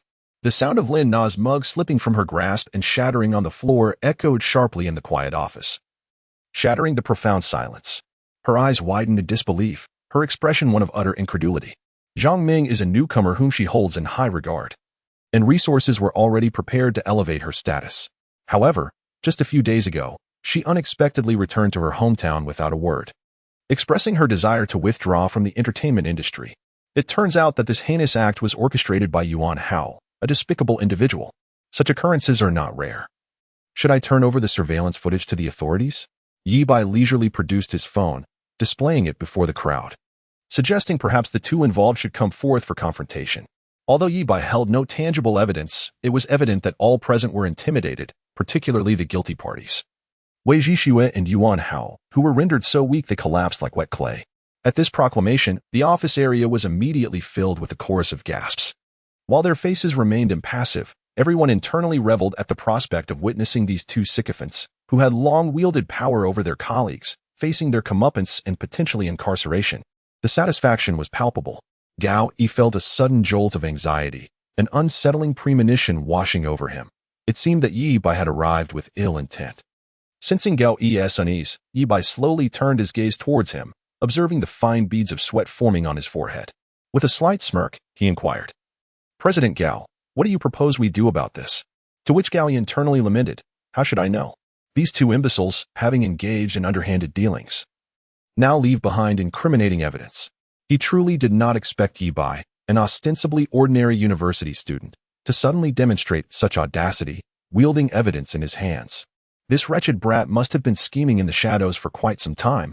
Today's events were undoubtedly not a spur-of-the-moment decision by Yi Bai.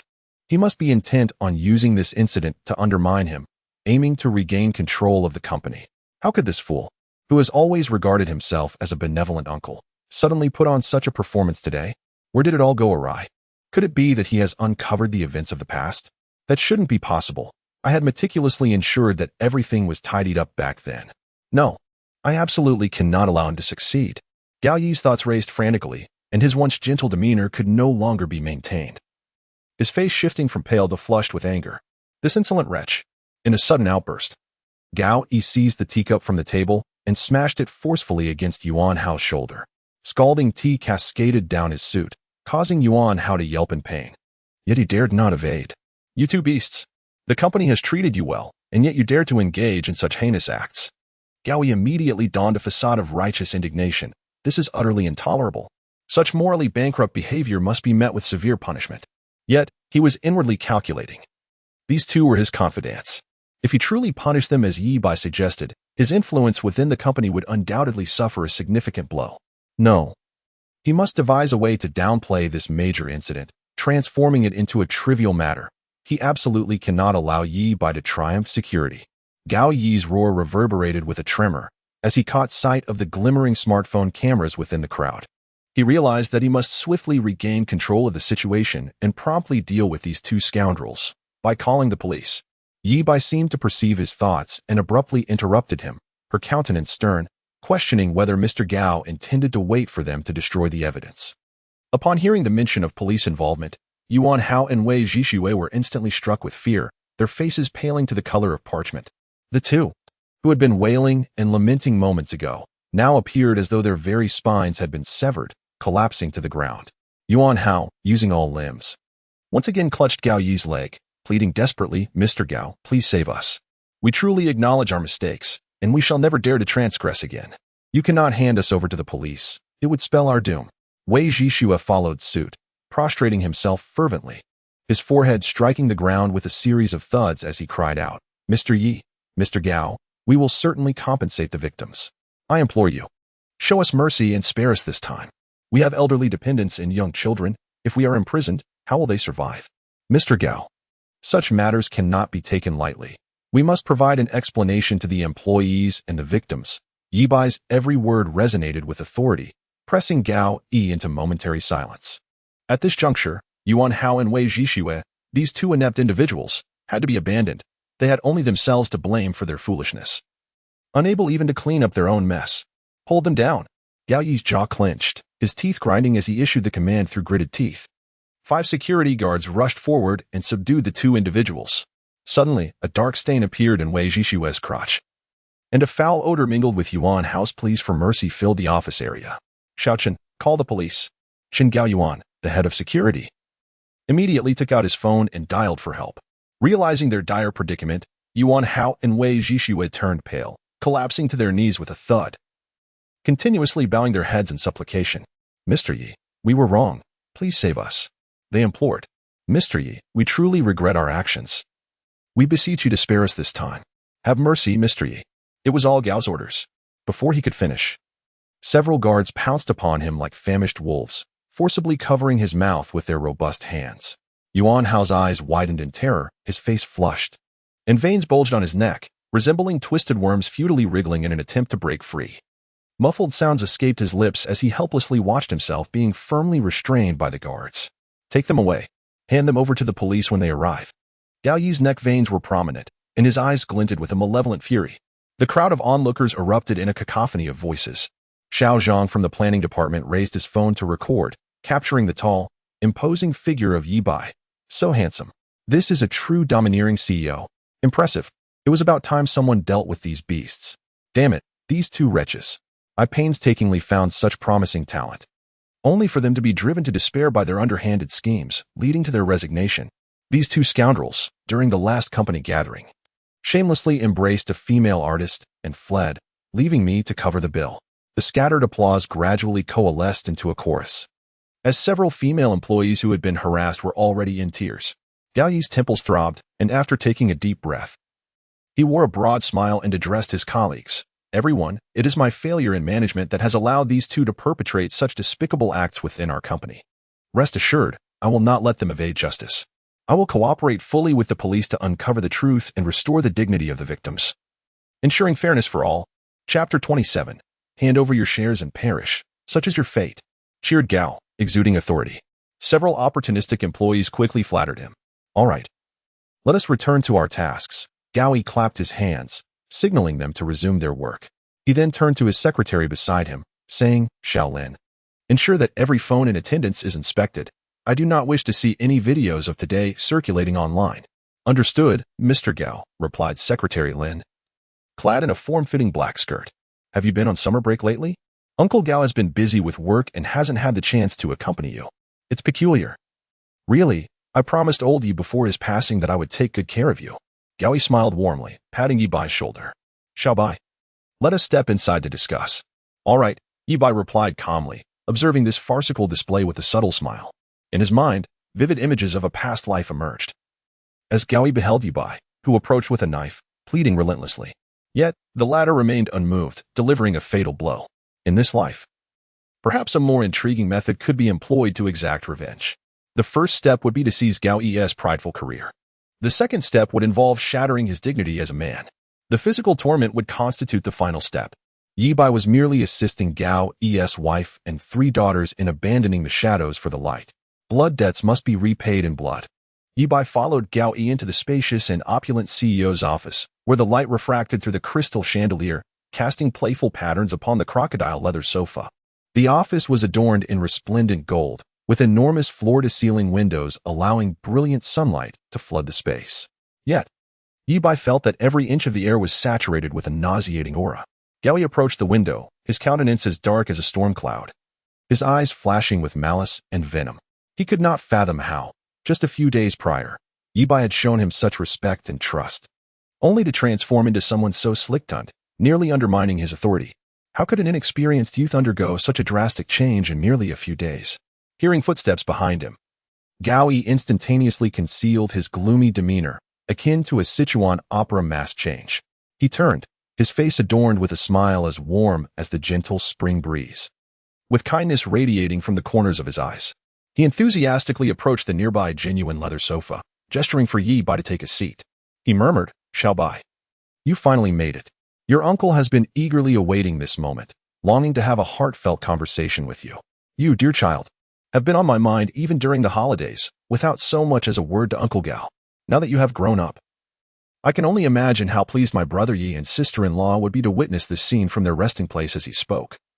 He personally picked up the purple clay teapot from the table and poured a steaming cup of tea for Yi Bai, his movements fluid and natural, resembling a caring elder attending to a junior. This is your father's favorite, Da Hong Pao. Gao Yi deliberately made the teapot tremble as he poured, causing the amber liquid to ripple in the celadon cup. Anyone witnessing this tender display would surely commend him as a worthy elder. Yet, who could fathom the terrifying malice that lay beneath that benevolent facade? Hiring someone to orchestrate an accident that led to the death of his childhood friend, bribing Lu Ruyan to frame Yi Bai, and committing murder to conceal secrets. Although Yi Bai yearned to unleash a flurry of martial arts upon him, it would hardly suffice to repay the ocean of blood owed. Gao Yi, for now, I shall spare your wretched life, for I am most eager to witness your descent into madness. Yi Bai slightly lowered his gaze, concealing the icy glint hidden within the depths of his eyes. And with a perfectly measured polite smile, he replied, Uncle Gao, did I not rush to find you the moment I arrived at the company? After a brief pause, he spoke with a sharp edge to his words. Who would have thought? My father passed away only a few years ago, and the company has produced such despicable and vile characters. It seems, Uncle Gao, That you are so engrossed in your affairs that you hardly concern yourself with the grassroots employees, am I right? The company's profits over the past 2 years appear rather mediocre. Although you are my elder, it is difficult for me to remain silent while witnessing my father's hard work being squandered. You and my father were childhood friends. Surely, Uncle Gao, you can understand my position as a younger generation? As Yibai's seemingly respectful, yet subtly incisive remarks reached his ears, Gao Yi's smile began to fade gradually. Over the years, he had skillfully navigated the complexities of human relationships, deceiving both friends and foes alike, even ensnaring those who had been his companions for decades. For the first time, Gao Yi felt that he was losing his grip on the situation. Reflecting on the past, a shadow crossed Gao Yi's face, and a flicker of ruthlessness flashed in his eyes. He and Yi Hanqing had been inseparable since childhood, having endured numerous hardships together, sharing a single bowl of instant noodles during their most trying times. Alas, the human heart is fickle. It is easy to share adversity, yet difficult to share prosperity. Perhaps it was in Gao Yi's very nature to be so malicious and cunning, with his former poverty merely concealing his true disposition. Once the opportunity to pursue wealth presented itself, he would unhesitatingly cast aside old loyalties, willing to resort to any means devoid of conscience, to commit unspeakable acts for the sake of money. He toiled alongside Yi Hanqing, rising from nothing to establish Weiyo Media. Just as the company began to flourish, Yi Hanqing grew increasingly discontented with certain business strategies that skirted the line of legality, even vowing to eradicate these unsavory practices. Gao Yi watched helplessly as the lucrative opportunity slipped away, unwilling to let it go without a fight. At that moment, the demon within him was unleashed, its grotesque visage rendered even more terrifying by his wrath. If you are unkind, do not blame me for being unjust. Through his connections, he clandestinely reached out to so-called professionals, investing a substantial sum to orchestrate an unfortunate incident. It was a night of torrential rain when Yi Bai's parents' vehicle lost control on a mountain road, crashing violently into the abyss. When rescuers arrived, they were met with nothing but a wreckage strewn with mangled remains. From that moment on, he gradually seized control of the company, ruling it like an emperor. Only one final step remained to claim it entirely as his own, the shares held by Yi Bai. He had even devised several schemes for this very purpose. Your father and mother have obediently departed this world. What do you intend to challenge me with? What do you possess to contend against me? Succumb. Hand over your shares and embrace your fate. Chapter 28. A busy day, dust swirled in the faint light from the air conditioning vent, gently cascading onto the mahogany desk. Gao Yi sat behind the desk, a knowing smile gracing his lips as he leisurely toyed with the gilded pin gifted to him by Yi Hanqing in life. The inscription Brothers United on the cap now tarnished and darkened with age. He lifted his gaze towards Yi Bai, seated opposite him, a fleeting glimmer of malice flickering in his eyes. In a moment of reverie, his thoughts drifted back to that instant in the morgue from several years ago. At that time, his good friend Gao Yi busied himself with the arrangements for Yi Hanqing's funeral, the atmosphere in the hall stifling, suffocating in its oppressive gloom. Surrounding him, mourners were ensnared in their sorrow, their sobs and sighs intertwining in a mournful symphony. Yet, within Gao Yi, there resided not a trace of grief. Instead, an overwhelming joy surged within him, akin to a tidal wave crashing upon the shores of his heart. He struggled to contain himself, desperate to stifle the laughter that threatened to escape his lips. In his eyes, Yi Hanqing's demise was the most righteous act he had ever committed, for it signified the promise of greater possessions. The empire they had once built together now lay within his grasp alone. The desires that Yi Hanqing had long suppressed roamed free within him like wild stallions, galloping unchecked. How could this be? Gao Yi shook off his reverie, erupting into a laughter that rang harshly in the air. Ah, you've misunderstood Uncle Gao. In fact, I discovered those two scoundrels some time ago, using my name to wreak havoc in the company, bullying the weak. Upon hearing this news, I was infuriated, wishing nothing more than to see them utterly destroyed. However, to ensnare them completely without raising alarm, I refrained from reporting them to the authorities. I had been gathering evidence discreetly, and today, by mere coincidence, you happened to catch me in the act. Oh, if that is the case, have I misjudged you? Yi Bai's lips curled into a slight smirk, revealing a hint of mockery. Your acting is indeed exquisite, deserving of an Oscar statuette. However, alas, I am a reborn soul. Acting is merely acting, and it is a matter of who can outshine whom. Upon hearing this, Gao Yi's face immediately adorned itself with an expression that seemed to convey genuine remorse and helplessness. He shook his head slightly and let out a heavy sigh. Ah, Xiao Bai, such words should not be uttered. Consider, our company is a vast enterprise with innumerable affairs to attend to. Each day brings a mountain of documents to process and a succession of meetings that leave me utterly disoriented, with scarcely a moment to sip water. As your Uncle Gao, I am perpetually engaged, scarcely touching the ground, with hardly any time to return home. You are aware that this company is the fruit of the arduous labor that your father and I invested together to safeguard it. I have dedicated an inordinate amount of energy over the years, toiling from dawn till dusk, neglecting even my own family. Alas, I truly feel remorseful towards your Aunt Bai. Gao sighed deeply, his eyes seemingly glistening with unshed tears, as if genuinely burdened by guilt for the years of busyness and neglect. Too busy to touch the ground? Perhaps too busy entertaining a mistress? Busy, yes, indeed, busy is good. Aunt Bai and your 3 daughters are sufficiently cared for by me. Yi Bai remained silent, coldly observing his performance. Ah, it is indeed a source of shame. In my busyness, I have overlooked the grassroots management of the company.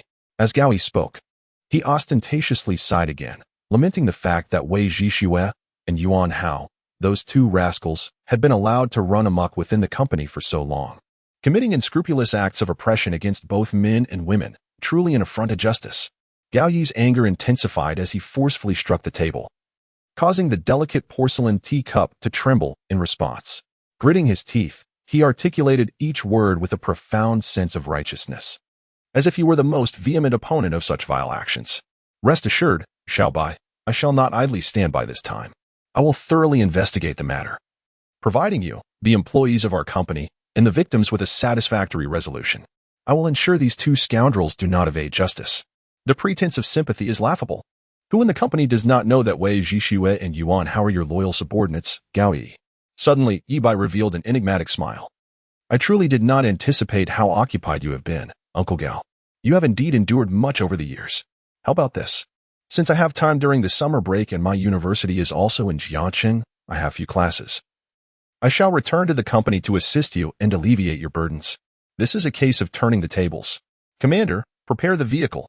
Gao Yi was taken aback, his mouth agape and his eyes white as saucers. Instinctively, he attempted to decline. Xiao Bai, your studies, you must prioritize your education. Your Uncle Gao can still manage for a few more years. Leave the company matters to me.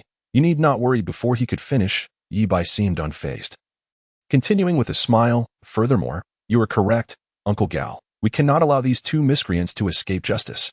I will take it upon myself to keep an eye on this issue, ensuring you are not deceived by those beneath you. Let it be settled this way. Gao Yi found himself bewildered by Yi Bai's relentless onslaught.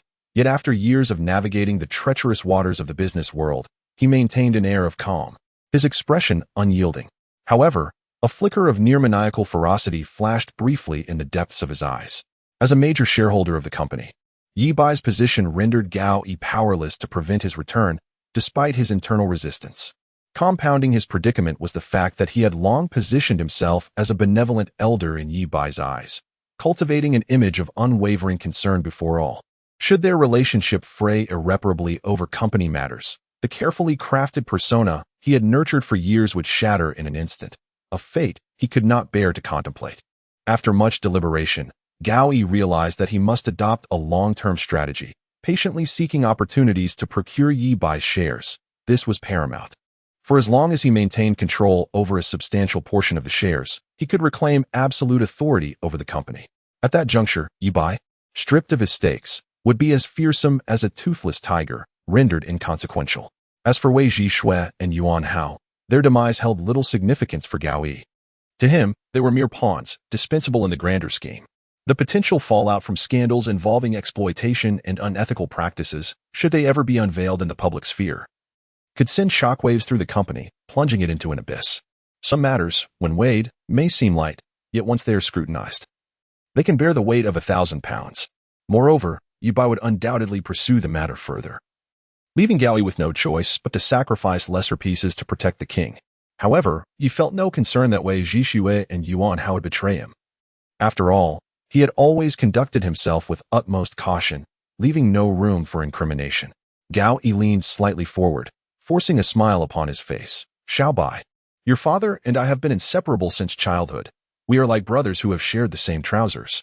In my heart, he is my dearest friend. And for all these years, I have regarded you as my own child. You are his only offspring, and naturally, a part of this company belongs to you. He paused, his gaze seemingly filled with concern as it swept across Yi Bai's face, then continued, since you are willing to return to the company to lend a hand, Uncle Gao will certainly support you wholeheartedly. Should you have any questions or require assistance, do not hesitate to seek me out. Chapter 29. Establishing the Douyin Influencer Department. Thank you, Uncle Gao. Yi Bai sat on the sofa, his eyes casually scanning the surroundings. Though he appeared indifferent, he was discreetly observing Gao Yi's every move. He lifted the teacup and took a delicate sip, the bitterness of the tea unfurled on his tongue. Yet it did not disturb his tranquil state of mind. In his previous life, Yi Bai perceived Gao Yi as a warm and amiable elder, until he was wrongfully imprisoned and learned the truth of his parents' murder and Aunt Bai's burial in a foreign land.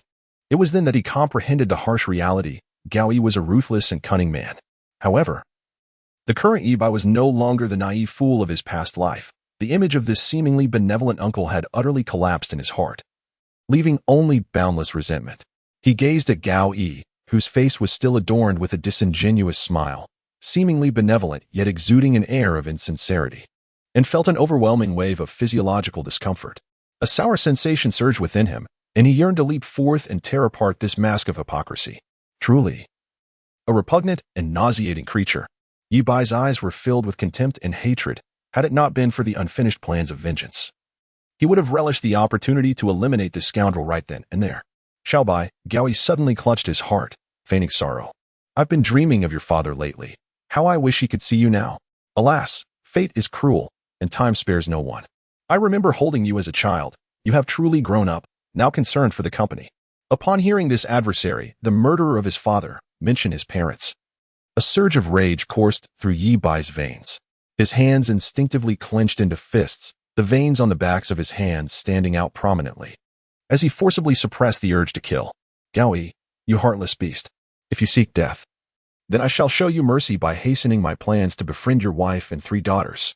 With this thought, Yi Bai, consumed by fury, managed a sardonic smile and replied nonchalantly, concerned for the company? After all, I am the major shareholder with over 50% of the stakes. The development of the company is my responsibility, as dozens of employees are counting on their salaries. If this continues, who knows when the company might face bankruptcy. Wouldn't you agree, Uncle Gao? Gao Yi appeared oblivious to the barbs in his words, maintaining a facade of the benevolent elder upon his wrinkled visage. He spoke earnestly. Xiao Bai, you are aware of the company's recent performance, which is rather disheartening. However, since you seldom visit, you may not fully grasp the situation. The number of companies producing online films is proliferating, and the competition is intensifying, placing considerable pressure on me. Nevertheless, rest assured, I will devise a way to improve the company, as it embodies the dedication of both your father and myself. Alas, I am growing older and find myself increasingly overwhelmed. It would be beneficial for you to return to the company, starting from the grassroots to familiarize yourself with our operations. I sincerely intend to stabilize the company over these few years, striving for greater heights. When I retire, it will be your responsibility to ensure the company flourishes. I find your audacity astounding. You speak of retirement as if it were a distant event, while I wish to hasten your departure and send you straight to the depths of hell, handing the company over to me. I see you scheming daily to seize my shares, you wretched scoundrel. Chapter 30. Goals achieved. Yi Bai felt utterly speechless, yet he endeavored to maintain a composed expression.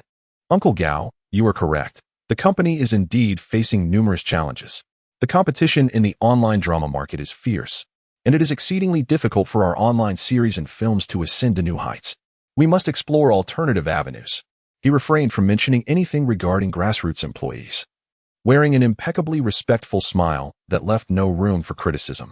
Gao Yi, upon hearing this, displayed a hint of pride, preparing to impart further words of wisdom.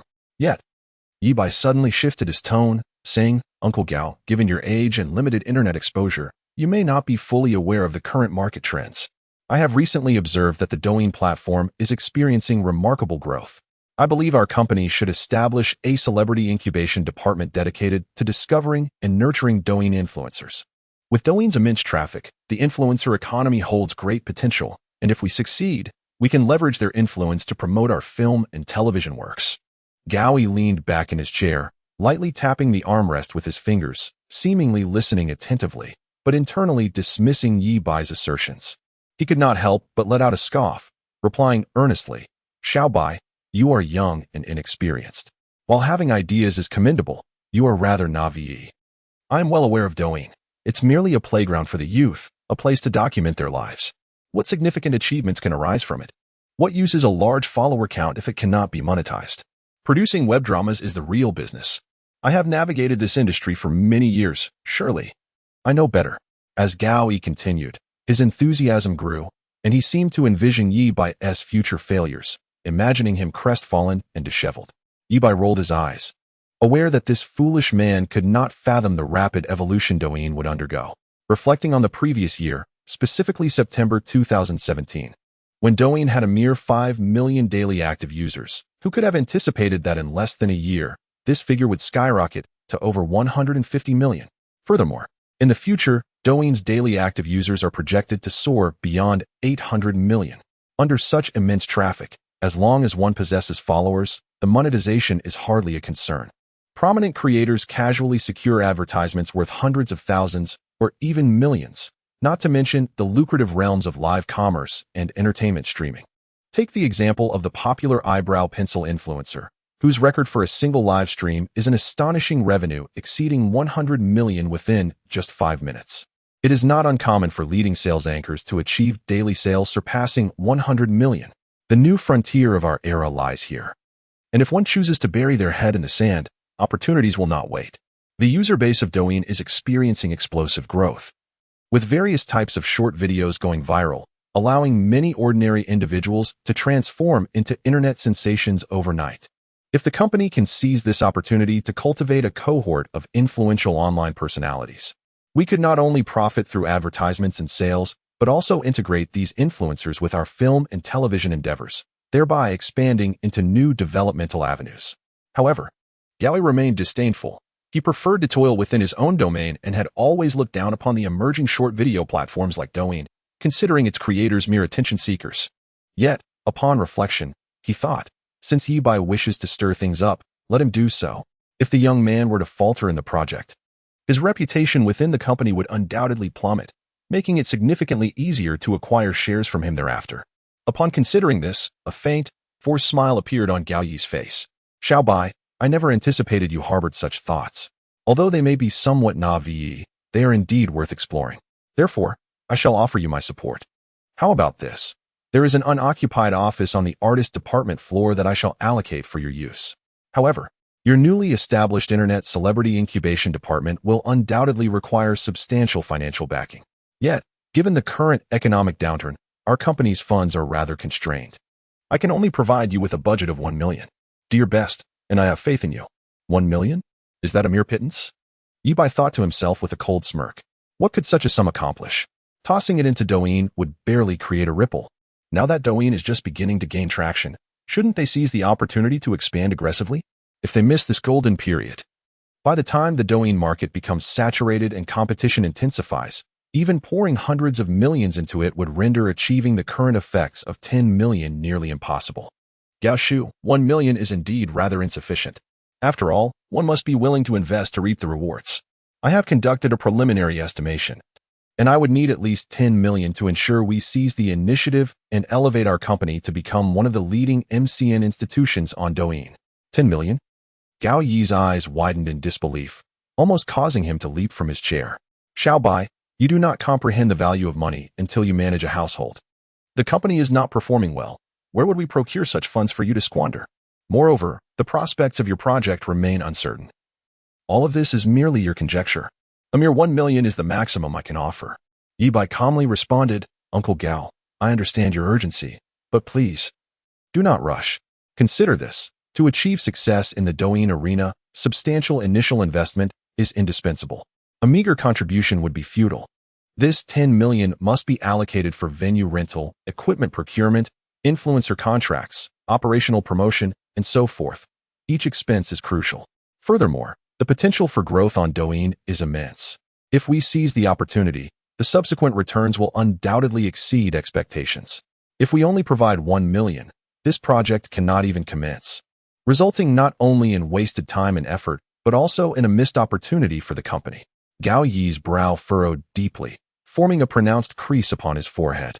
He shed his earlier nonchalance and attentively absorbed Yi Bai's words, his expression growing increasingly somber, as if shrouded in an inescapable gloom.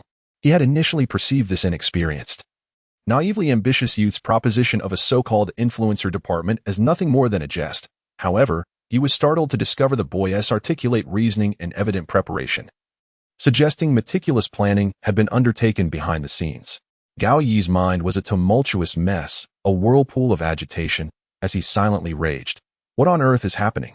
Where has that naive, business-ignorant boy disappeared to? In just a matter of days, how could it feel as though one had been possessed by another? Not only had he become articulate, but he also possessed an astonishingly profound understanding of the current market. Contemplating this, Gao Yi instinctively prepared to decline Yi Bai's request. Yet his gaze inadvertently brushed over Yi Bai's somewhat youthful visage. In that fleeting moment, a thought seemed to flicker in his mind, and a glint of cunning flashed in his eyes, accompanied by a barely perceptible smirk at the corners of his mouth. Theory is merely theory, and action is action. Countless individuals engage in empty rhetoric, but only a scant few can translate words into successful endeavors. Regardless, Yi Bai remained a naively inexperienced young man. What use were his myriad ideas? Even if he were to receive 10 million for his ventures, given his abilities, it was highly probable that he would mismanage the situation. Should that occur, the colossal losses from a failed project would incite a collective outcry within the company. And how could this inexperienced lad withstand such pressure when he was the target of scorn from all directions? Was this not an opportune moment for him to seize Yi Bai's shares? As for the 10 million, while it was indeed a substantial sum, it paled in comparison to the critical shares held by Yi Bai, even if a loss were to be incurred. Securing those shares and gaining absolute control of the company rendered such a loss trivial. The more Gao Yi pondered this plan, the more feasible it appeared. His internal calculations resonated with clarity, and the shadows on his face gradually dissipated. Chapter 31. I want Zhang Rulin. Gao Yi felt a surge of delight within. Yet he maintained a fa of reluctance as he spoke. Xiao Bai, you are aware that the company's profits are currently rather modest. 10 million is indeed a substantial sum. However, Old Yi has been my brother for many years. Alas, fate has not favored us, and he has passed away prematurely. As his only child, you have a stake in the company. How could I, your Uncle Gao, not assist you? Xiao Bai, considering your dedication to the company, I have resolutely decided to trust you this time. I will put my very life on the line to support you wholeheartedly, granting you a budget of 10 million. Think of this as an opportunity for you to hone your skills. Go ahead and give it your all. I believe in your potential. I believe in your nonsense. Gao Yi, the hypocrite, merely sought to witness his own downfall. When the project inevitably fails, he would revel in my misfortune, paving the way for this scoundrel to swindle shares from me. Alas, no matter how cunning Gao Yi may be, he could not foresee the explosive rise of Douyin. Nor could he fathom that I am a reborn individual. When the influencer department begins to generate profit, it will be Gao Yi who finds himself marginalized. As for the company's growth and prosperity, Gao Yi's shares may rise accordingly, rendering them more valuable. With such an unattractive visage, he harbors such lofty ambitions. Yi Bai thought, have you consulted me on this matter? After all, he possesses the soul-capturing pocket watch, a formidable weapon. With this thought, Yi Bai couldn't help but smirk inwardly, yet wore a sincere smile on his face. Acting is a skill anyone can master. Thank you, Uncle Gao. I promise I will not disappoint your expectations and will diligently manage this department. Yi Bai, having finally resolved the budgetary matters, revealed a subtle glimmer of cunning on his face. Uncle Gao, there is another matter I wish to discuss with you. I have heard that our company's web drama department has a young actress named Zhang Rulin, whose image and potential I find quite commendable. I believe she is well suited for the developmental direction of our internet celebrity division. What do you think about transferring her to my team? Do not inquire further. It is simply a parallel world. In a previous life, Zhang Rulin had signed with Wuyo Media, but regrettably, the company did not invest substantial resources in her. Consequently, she could only meander through a few low-budget web dramas. Despite her appealing image and commendable acting skills, she remained obscured in the corners of the entertainment industry. Her career lukewarm and unnoticed. It was only after she resolutely transitioned to another company that her life took a turn for the better. A film she starred in. I Came to Watch You Get Married sparked a viewing frenzy upon its release, with box office revenues soaring to an impressive 800 million. This opportunity catapulted Zhang Rulin to fame, making her a luminous star across the nation. Talent must not be squandered under Yi Bai's guidance. He possesses a myriad of ways to elevate her stardom. Moreover, This could lay a solid foundation for future endeavors in the film industry. Gao Yi was momentarily taken aback. Pondering why Yi Bai had set his sights on such a fledgling actress, Zhang Rulan was a name he had never encountered. It was evident she was not among the key trainees in the artist division. Typically, such newcomers are contracted at a base salary, afforded minimal resources. And if they achieve fame, the company may renew and nurture their contract. If they do not, the company can terminate the agreement at any time. In his view, such minor actors were ubiquitous, and whether they would achieve fame was merely a matter of fate. Thus, he paid little heed to it. Thinking that Yi Bai would certainly not concoct anything extraordinary, the addition of another small actor was of little consequence. Chapter 32. My company is full of beauties. Gao Yi pondered for a moment, unwilling to entangle himself with Yi Bai over such trivial matters, lest it lead to unnecessary complications. He waved his hand and said, "Very well, if you desire it, go ahead and make the adjustment. It is merely a small actor. Just do not let it interfere with your primary responsibilities." "Thank you, Uncle Gao. You are exceedingly accommodating," Yi Bai replied with a smile, a subtle glimmer of mischief flickering in his eyes. He stood up, casting an ambiguous glance at Gao Yi, a faint smile playing at the corners of his mouth. "Uncle Gao, I shall take care of this matter." Gao Yi clasped his hands together, his fingers subtly tightening beneath the table. Yet, this cunning old fox maintained a facade of gentle benevolence on his face. "Good, do make an earnest effort. Pursue it without apprehension of loss. Uncle Gao will always be there to support you. Young people must undergo more trials." As he exited the office, the blazing sun pierced through the glass façade, ruthlessly illuminating Yi Bai's stern visage, prompting him to instinctively raise a hand to shield his eyes. Although he had accomplished the set objectives this time, an unrest lingered within him. Even in his previous life, he had personally witnessed the terror in Gao Yi's eyes and had been the one to send that fiend away. Yet, when confronted with this beast once more, the murderous intent within him surged like a tidal wave, nearly engulfing him. After enduring an 8-year infernal imprisonment in a past life, Yi Bai has honed an iron will amidst the boundless darkness. Were it not for this fortitude, he would surely be unable to suppress the terrifying urge to kill that lurks within him. If unleashed, that wretched creature, Gao Yi, would not survive even 3 seconds. Yet, there is no rush. What could be more exhilarating than seeking revenge? Yi Bai takes a deep breath, striving to regain his composure before proceeding towards the artist department. It is afternoon, and the corridors of the company are bustling with activity, filled with the subtle aroma of coffee and the hum of printers at work. As Yi Bai advances, the surrounding employees instinctively pause, casting discreet glances in his direction. Their expressions varied. Some gaze at him with reverence, acknowledging that he is the son of a major shareholder. Others look on with curiosity, pondering what grand scheme this young master Yi might be contemplating next. Still others display gratitude, recognizing his role in eliminating the pests Yuan Hao and Wei Zhishui from the company. Is Yi Zong returning to take up a position in the company? A voice inquires, breaking the tranquility like a stone cast into still waters, sending ripples through the atmosphere. Surely not. Yi Zong appears to be merely 18, just of age. How could he possibly possess the capability to manage such a vast enterprise? Nonetheless, gratitude is due to young Master Yi. Those two wretched individuals, Yuan Hao and Wei Zhishui, have long taken advantage of Gao Zong's backing, bullying others without consequence. It was high time someone dealt with them. One could only say that evil deeds bring retribution, not that it is not forthcoming, but rather, the time has yet to arrive. Indeed, were it not for my own responsibilities, I would have dealt with those two long ago. Have you heard that President Gao and President Yi are actually not on good terms? It appears that the two had a quarrel over some matter years ago, resulting in a bitter fallout. Shortly thereafter, President Yi and his wife were involved in a car accident. Now, with young President Yi storming in with great fervor, it is quite possible that he has come to settle old scores with President Gao, although they were just seen conversing in the office about some unknown topic. I am certain that their apparent calmness belies an underlying tension. I have a foreboding feeling that our company is on the brink of a significant upheaval. An older employee lowered his voice and spoke mysteriously. Is that so? Auntie heard of it. That's because you joined the company later. The veteran employees are well aware of this incident. Be cautious. Yi Bai, currently unperturbed by the curious gazes surrounding him, hastened his steps. His mind solely focused on meeting Zhang Rulan and advancing their next plan. He stepped into the elevator and pressed the button for the artist department. The artist department of Wio Media is the most vibrant and visually captivating area of the entire company. Each day, aspiring newcomers filled with dreams of stardom arrive for auditions and training. Renowned as a star-making factory within the industry, it is a place where beauty abounds, with each individual possessing striking features and alluring figures. At this moment, in the dance studio, over 20 newcomers were fervently engaged in physical training.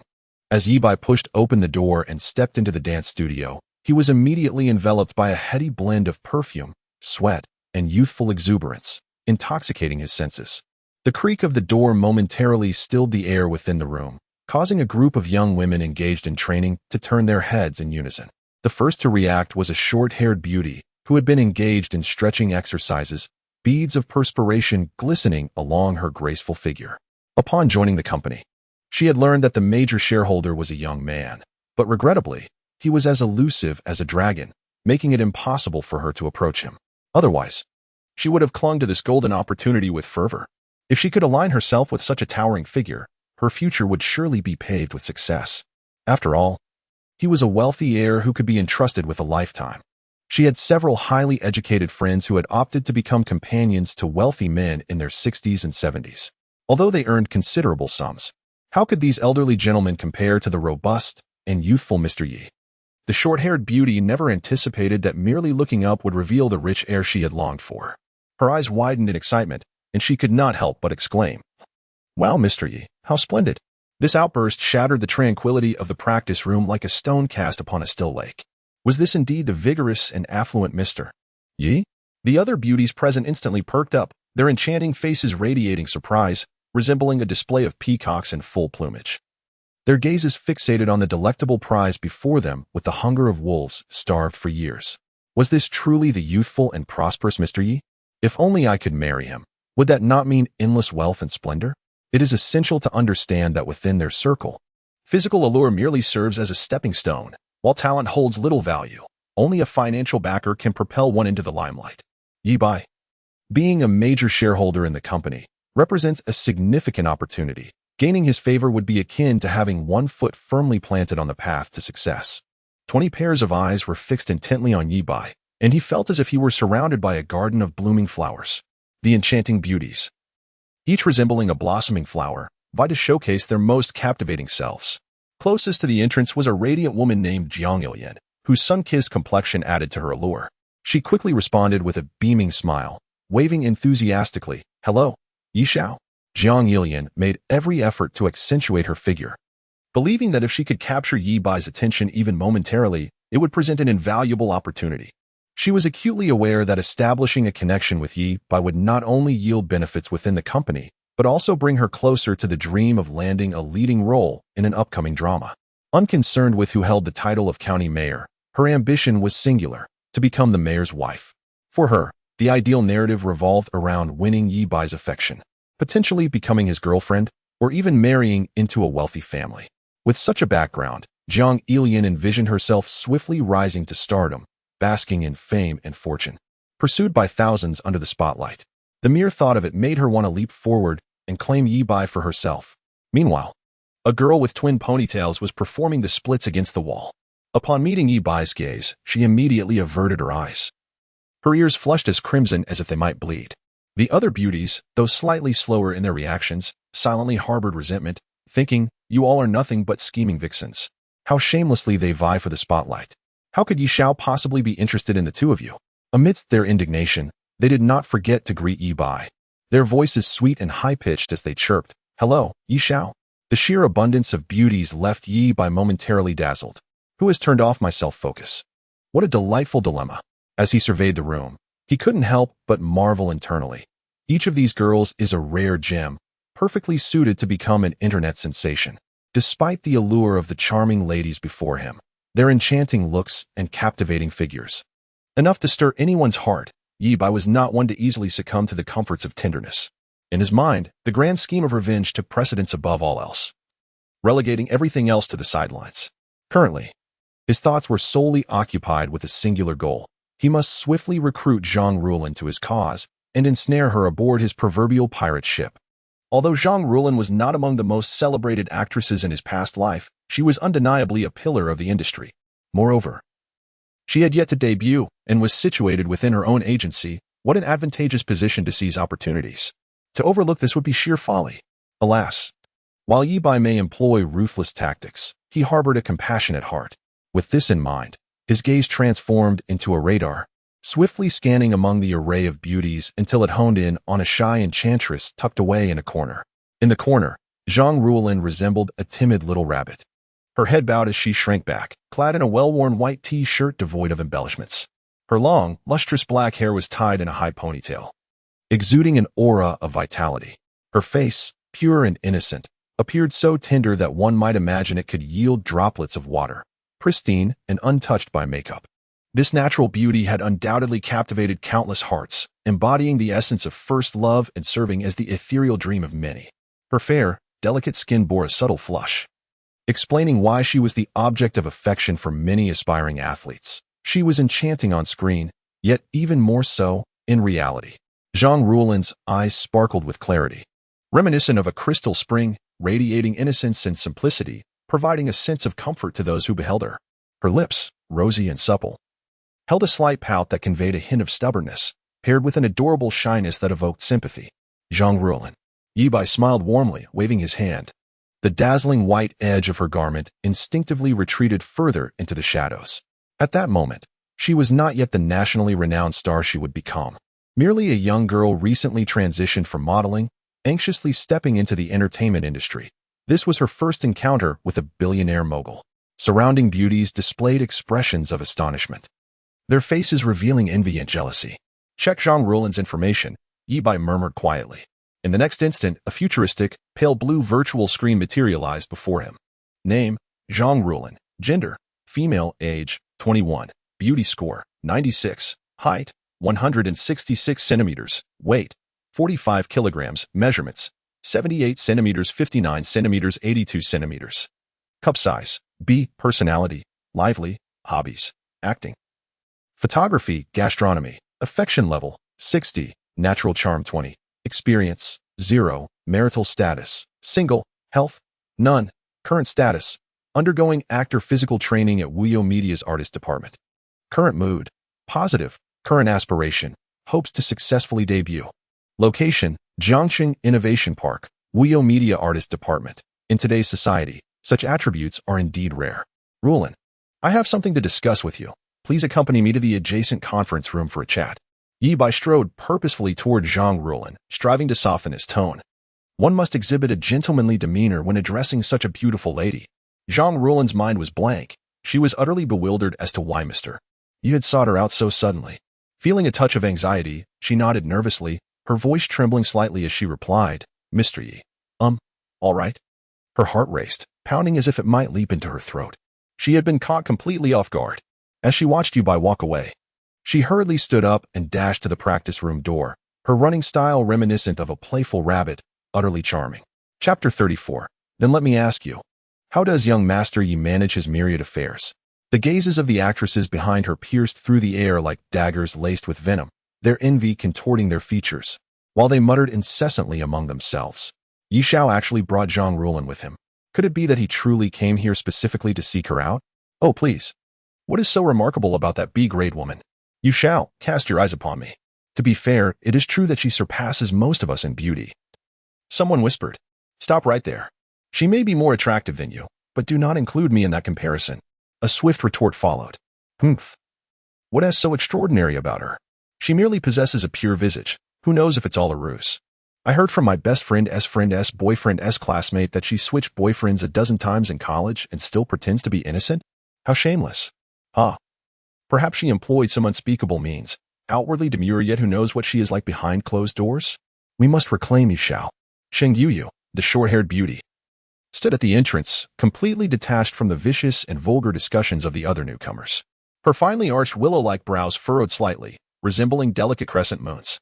Her exquisitely beautiful face captivated the gaze, while her large, sparkling eyes seemed to hold a spring of water within them. Beneath her high-bridged nose lay a luscious, inviting mouth that tempted one to take a bite. She watched intently as Yi Bai and Zhang Ruolin approached, her stunningly radiant face shifting through a spectrum of emotions.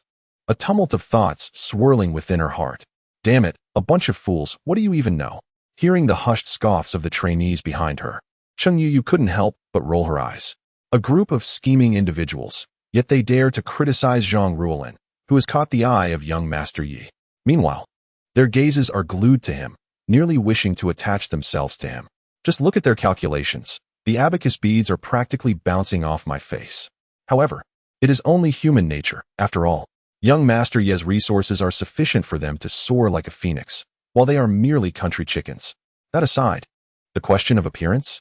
With 13 billion people in Huagua, isn't there an abundance of beauty and good physique? It is merely a stepping stone. As for talent, it holds no value in the face of capital. What truly propels you to stardom is the backing of a financial patron. Only by aligning oneself with such a patron can one truly achieve fame and success in an instant. Yi Bai is a major shareholder in the company. If one could catch young Master Ye's attention and gain his favor, it would be akin to stepping through the threshold of success. Even a few months as a girlfriend could earn more than what an ordinary person would toil for a lifetime. Reality is indeed harsh. Cheng Yuyu is no longer the naive graduate who knew nothing.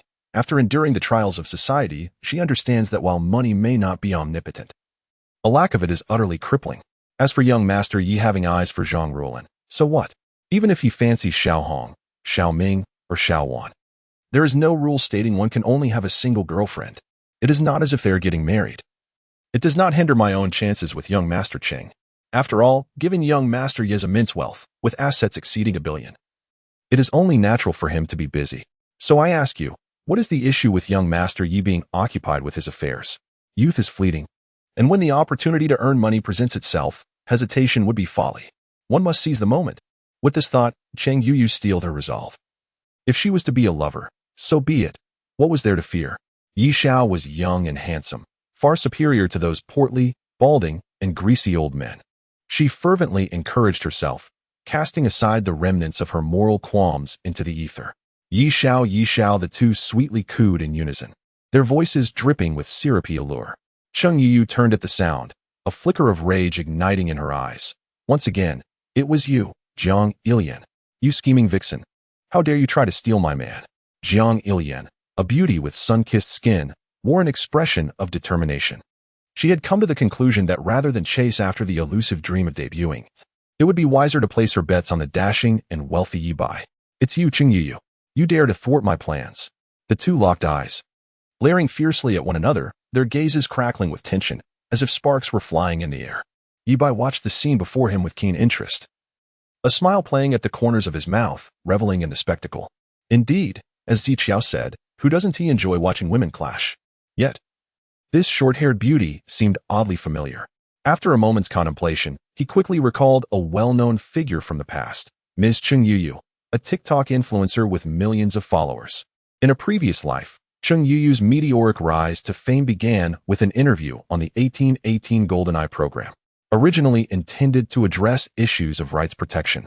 The focus of the audience, primarily composed of seasoned netizens, inevitably shifted. They became captivated by Ms. Zhang's physique, leaving comments such as long as Ms. Zhang stands there, it is inherently reasonable. Whatever Ms. Zhang says is correct. I suggest we follow up. Even if the King of Heaven himself appeared, Ms. Zhang would still be right. The phrase Ms. Zhang is always correct quickly gained traction across the internet, and subsequently, netizens mistakenly attributed it to Cheng Yuyu, granting her a brief surge in popularity. However, it was 4 particular phrases that truly propelled her to the forefront of the Douyin beauty influencer scene. Brother, you must be 179 meters tall, right? Why are you wearing fake shoes? Are you a zero? Can you do it? Skinny dog? Among these, can you do it? Skinny dog? Became an internet sensation, catapulting Ms. Cheng to fame and attracting millions of followers in under a month. Yi Bai's eyes sparkled with interest. It seemed he had stumbled upon a treasure. His gaze, akin to a scanner, scrutinized Cheng Yuyu, making her feel as though she were laid bare. Yet, Cheng Yuyu was filled with delight. Mr. Yi was paying attention to her. Did this mean she truly had a chance to leap into greatness? The mere thought filled her face with joy, and she raised an eyebrow at Jiang Ilian beside her, as if to say, can you handle this? Watch out. I'm about to seize the opportunity. Chapter 35. You too, do you want to take me on? Jiang Ilian seethed, gritting her teeth. What was so special about that wretched girl? Just because she could feign innocence? No, I must take the initiative. Tonight, I must capture Yi Xiao. Yi Bai remained oblivious to the overt and covert rivalry between the two women, showing no interest in it. He was filled with excitement. He could effortlessly replicate Cheng Yuyu's meteoric rise and establish a benchmark figure for his burgeoning online celebrity department. He initially thought himself fortunate to recruit Zhang Ruolin, but unexpectedly, he also discovered Cheng Yuyu. It seemed that Lady Luck was smiling upon him. Eagerly, Yibai began to recite Cheng Yuyu's information in his mind. In the next moment, a futuristic light blue virtual screen materialized before him. Name: Cheng Yuyu. Gender: female. Age: 24.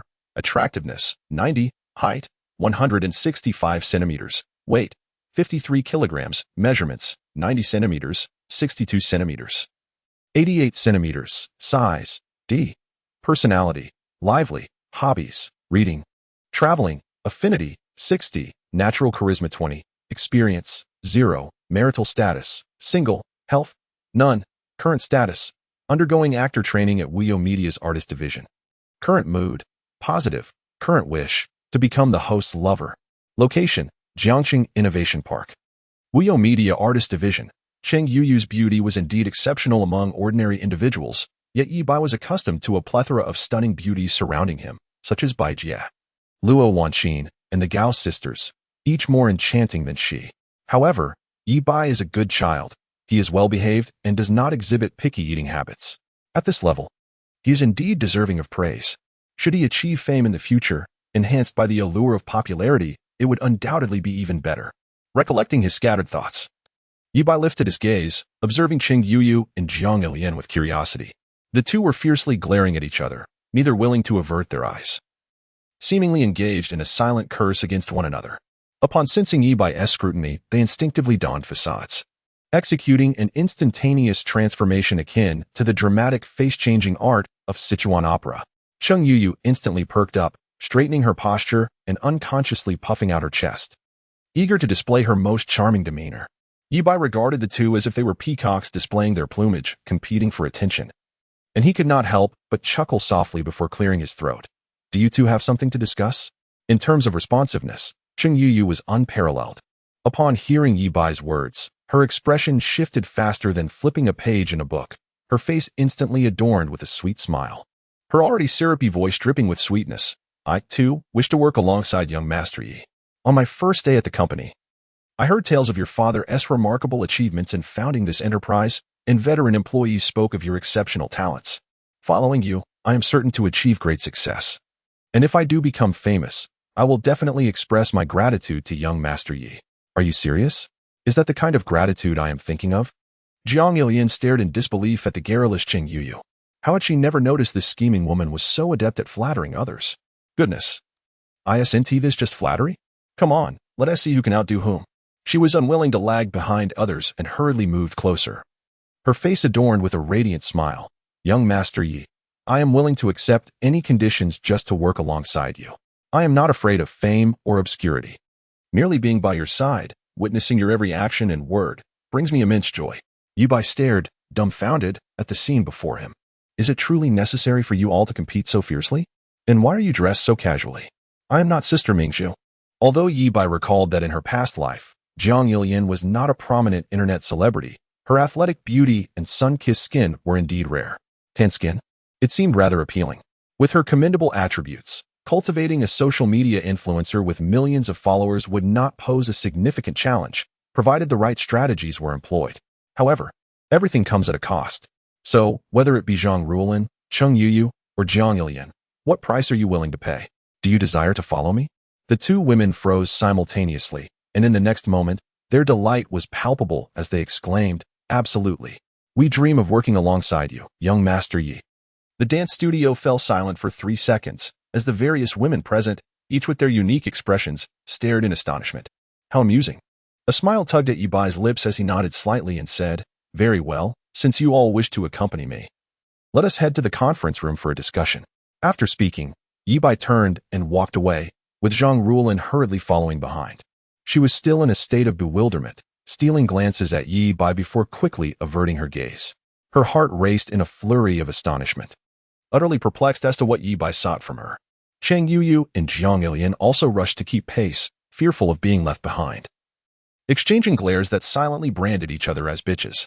A group of envious female students surrounding the scene watched with palpable jealousy, their eyes burning with desire.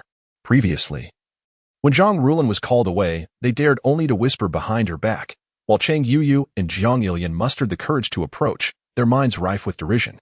Now that the three were following Yi Bai, they felt a deep sense of inequity. Why them? Were they not as beautiful? Why were they chosen over others? This was utterly unjust. Several bold and quick-witted individuals immediately approached, clamoring to flatter him. "Young Master Yi, how do you find me? I would also love to accompany you. I promise to work hard," one exclaimed, puffing out her chest, her eyes filled with flattery and eagerness. "Indeed, young Master Yi, you are so wise and formidable. Take me along, and I shall certainly obey your every command." Another chimed in, "Young Master Yi, I too wish to follow you for a lifetime." Yi Bai furrowed his brow, his gaze swiftly scanning the group of chattering beauties. The system incessantly provided information, non-main characters. Brief display, name, Peng Yu Xian, size, E, affection level, 40, experience, 1, disease, AIDS. Name, Hong Chiojuan, size, C, affection level, 90, experience, 489, disease, measles D. Name, Lu Huihui, size, C, affection level, 60, experience, 20, disease, athlete's foot, Yi Bai. Chapter 36. I have finished speaking. Who is in favor? And who is against? What is this nonsense? Are they artificial beings? One after another, all bearing faces that even their mothers would not recognize, thanks to advanced technology. Cosmetic surgery is one thing, but they also carry viruses. Fantastic. We are doomed. Yi Bai regretted agreeing so hastily. Life is fraught with traps. Next time, he shall first glance at the information panel before making judgments, lest he be deceived by appearances and physique. He certainly did not wish to contract any diseases. He proceeded to check Jiang Ilian's information. Name, Jiang Ilian, gender, female, age, 22, attractiveness, 89, height, 171 centimeters, weight, 58 kilograms, measurements, 81 centimeters, 57 centimeters, 83 centimeters, bra size, C. Personality, vivacious, hobbies, sports, culinary delights, affection level, 70, natural charmer 20. Note, affection level below 90 allows for an increase due to natural charm, experience, 0, marital status, single, health, none, current situation, undergoing actor physical training at Wio Media's talent department. Current mood, positive, current wish, aspires to be the beloved of the host. Location, Wio Media Talent Department, Jiangqing Innovation Park, fortunately. Jiang Ilian is quite commendable. As for the approaching crowd, Yi Bai's face contorted with disdain, as though confronted by a raging tempest, his stomach churning involuntarily, prompting him to retreat a step. Ding. High emotional intelligence selection function activated. 1. Licking his lips. It's nothing. I am genuinely famished, with my eyes closed. I could transform into a Terminator. 2. Nonchalantly remarks, perhaps you should first advance your salaries and address your personal issues. 3. With a look of revulsion, stay back. None of you come closer. I am not a collector of discarded items. Each of you seems utterly befuddled, lacking awareness. Keep your distance and return to the drawing board. Learn how to conduct yourselves properly and refrain from gossiping behind others' backs. Do not move. Stay away. Yi Bai's brow furrowed, and his gaze brimmed with disdain as he coldly declared, I am not a collector of refuse. Each of you seems utterly oblivious to the situation at hand. Keep your distance, and perhaps consider a thorough re-education on what it means to be a decent human being, rather than gossiping behind others' backs. Ding. Love points 100, current total, 400 points. Ding. Zhang Rulan's fondness for the host has increased by 3, current total, 63 points. Please continue your efforts, dear host. Having said this, he turned on his heel and departed without a glance back.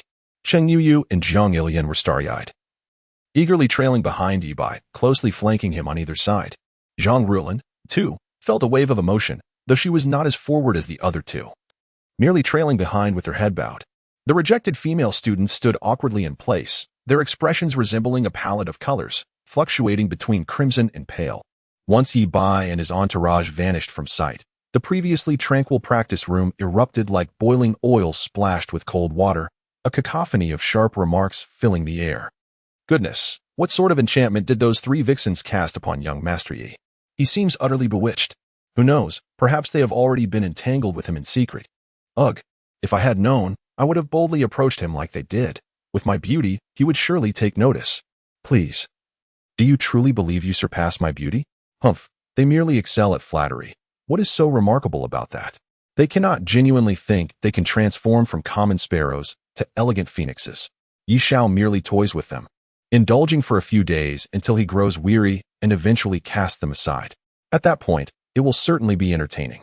Clearly, this gaggle of gossip mongers dares only to chatter behind closed doors, not even daring to utter a word against Yi Bai. Emblematic of the weak striking out against those even more vulnerable, nothing more than that. The artist department is an abandoned office, soon to serve as the incubator for internet celebrities. As the doors swung open, a torrent of dust rushed forth, overwhelming Yi Bai and his companions, prompting a series of involuntary sneezes. Before them lay an exceedingly spacious and well-lit office, with sunlight pouring unreservedly through the vast floor-to-ceiling windows, illuminating every nook and cranny. The space was impressively large, roughly estimated to encompass several hundred square meters, partitioned into a dozen or so smaller offices, perfectly suited for establishing a live-streaming hub. However, it was evident that this place had been neglected for quite some time. Tables and chairs were haphazardly strewn about, each covered with a thick layer of dust. As Yi Bai casually swept his hand across a surface, his fingers were instantly coated in grime. Ahem, this is the office I have just acquired. It has been in use for quite a while, so a bit of dust is to be expected. Yi Bai cleared his throat and stated directly, to be clear. Our department is a focal point for the company's next phase of development, primarily utilizing Douyin as a platform for cultivating internet personalities. However, as this department is still in its infancy, many aspects are not yet fully developed. Therefore, should you three choose to join, please consider your decision carefully. Yi Bai's gaze swept across the three enchanting women, each displaying a distinct demeanor. Although they were all successful figures in their previous lives, that did not imply that Yi Bai would struggle without them. After all, his mind brimmed with visions of the future, and he could replicate success with another individual. Nevertheless, after much contemplation, he resolved to offer them an opportunity. Should they be willing to sign a contract, Yi Bai could assist them in swiftly replicating their past accomplishments, or even surpassing them. This arrangement would also simplify matters for him, especially since these three possessed exceptional beauty and physique. However, I have already drafted a preliminary plan for your development. Zhang Ruolin, my objective for you is to first cultivate influence on Douyin before venturing into the film industry. As for Cheng Yuyu and Jiang Ilian, your roles are defined as internet celebrities, with the primary battleground being short videos and live streaming. Yet, do not underestimate this arena. Should you excel, I can confidently assure you that your future earnings will eclipse those of most stars. As I hold a strong belief in the promising prospects of the influencer economy, which is an inevitable trend. As for the specifics of how to execute this, that remains a closely guarded commercial secret. Rest assured, I am entirely confident that I can elevate your status within 3 months. Yi Bai smiled lightly, casting a glance at the three women as he casually inquired, I have spoken. Who is in favor and who is against? In advance, I declare that the word count of the main text has not diminished. Hence, this is not a trivial composition. Main female characters. 1. Aunt, by Jia, gentle and virtuous. Affection level, 95-2. Foreign friend, Linda, English instructor. Affection level, 103. Aloof actress, Luo Wanqin, vengeful school bully. Affection level, 25-4. Twin-tailed JK girl, Sun Xiaoyan, heroic savior. Affection level, 65. Aunt's eldest daughter, Gao Kuer, yet to make an official appearance, 6. Aunt's second daughter, Gao Ing'er, thesis instructor. Affection level, 88-7. Aunt's third daughter, Gao Bauer, yet to make an official appearance, 8. Actress, Zhang Ruolin, Wuyo Media, affection level, 69. Internet celebrity, Ms. Cheng Yuyu, Wuyo Media, affection level, 60-10. Internet celebrity, Jiang Ilian, Wuyo Media, affection level, 70. Chapter 37. Young Master Yi, whatever you say goes. I wholeheartedly agree. As soon as the words left her lips, Cheng Yuyu swiftly raised her hand in response, her proud demeanor reminiscent of an exemplary student eager to participate in class. Her voice was sweet and sticky, akin to honey. Cheng Yuyu beamed with a smile, her eyes sparkling with flattery. Mr. Yi, I, Cheng Yuyu, am resolutely devoted to you. You direct me east, and I shall never venture west.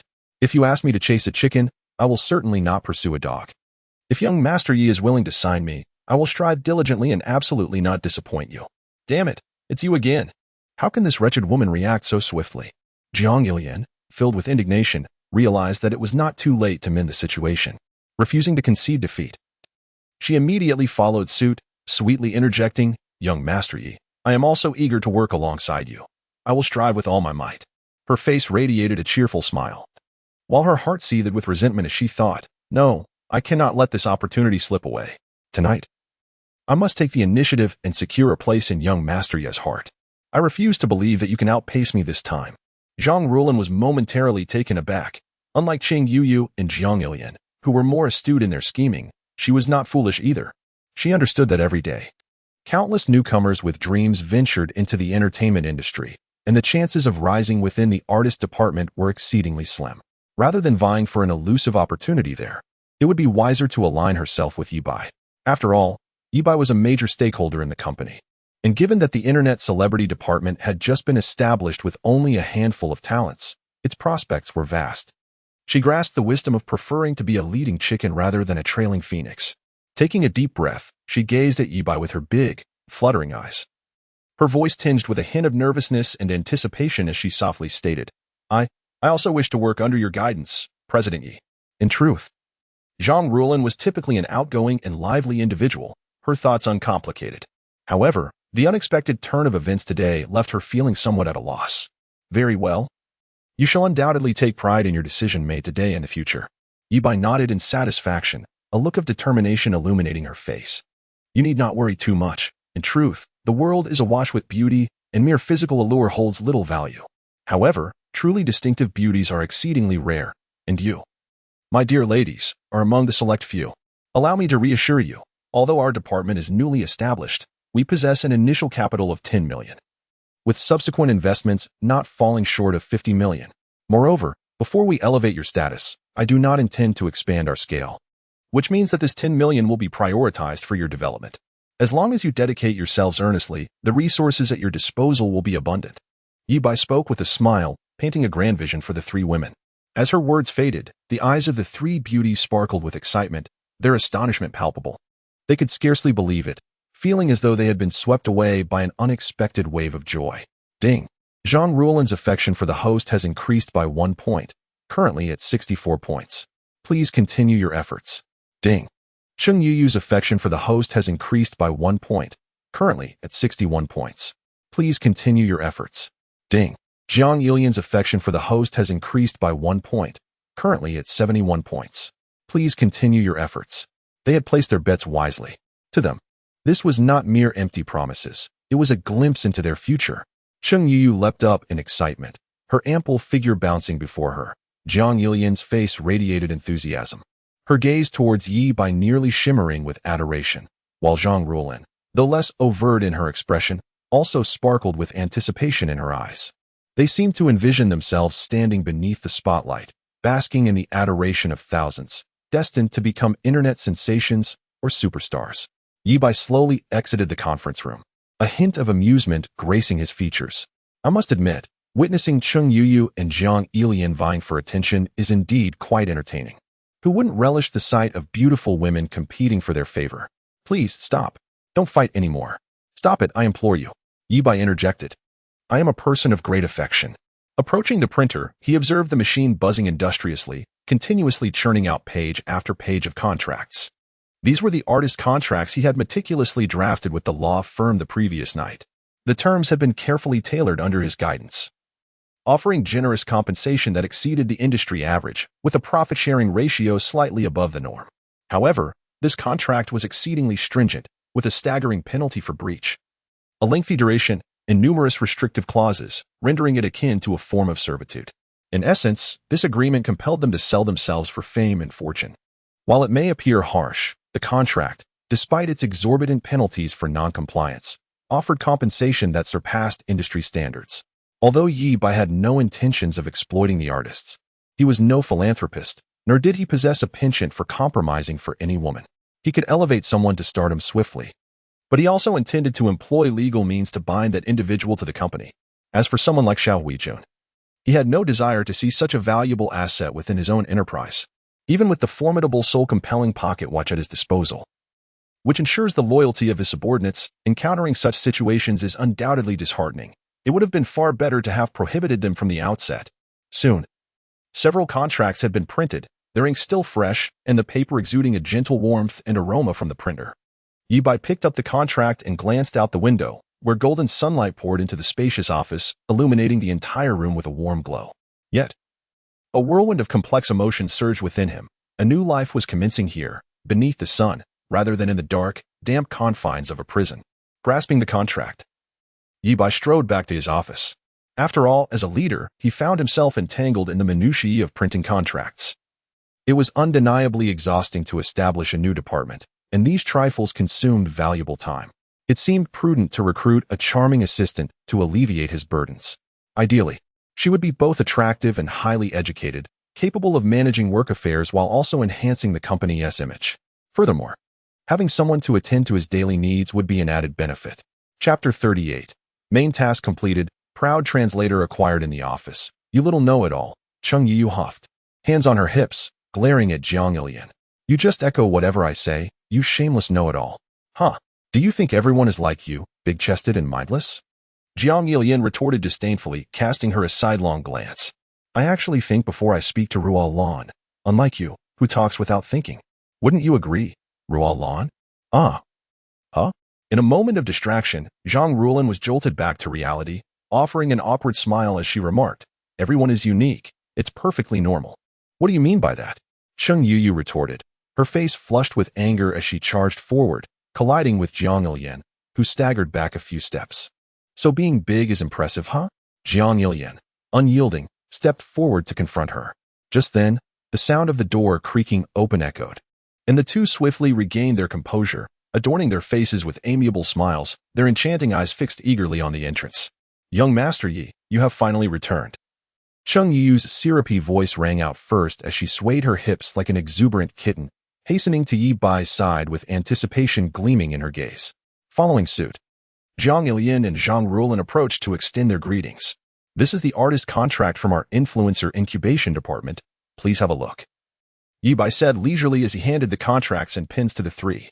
This is your artist contract, featuring a high base salary, excellent benefits, and a generous profit-sharing ratio. These terms are among the best in the industry. However, be mindful that the penalty for breach of contract is substantial, and the duration is lengthy. Please consider it carefully. If you find everything satisfactory, do sign. Cheng Yu took the contract without a moment's hesitation, signing her name swiftly before passing it back to Yi Bai, casting him a sultry glance. Young Master Yi, whatever you say goes. I'll be working under you from now on. Yi Bai, amused yet exasperated, accepted the contract and inquired, aren't you concerned about being sold off? Oh, young Master Yi. You would never do such a thing, she declared with unwavering confidence. Cheng Yu seized Yi Bai's arm, playfully shaking it, her voice sweetly sticky. Yi Xiao, when shall we commence our work? Ding. The high emotional intelligence selection feature has been activated. 1. With a mischievous and wild grin, he retorted. What are you pretending for? Still acting coy? How about this? Let us shed our facades and take what we need from each other. 2. Nonchalantly, he remarked. It tickles? So eager? Then let us begin right here, in front of everyone, at this very moment. 3. Calmly, he stated. We must first recruit individuals and procure equipment. For the next few days, you will continue training in the artist department. If you tire, feel free to rest in this office. I shall arrange for it to be tidied up shortly. We must first recruit individuals and procure equipment. For the next few days, you will continue training in the artist department. If you tire, feel free to rest in this office. I shall arrange for it to be tidied up shortly. Ding. Love points 100, currently at 500 points. Ding. Cheng Yu's affection for the host has increased by 2. Currently at 63 points. Please continue your efforts. All right.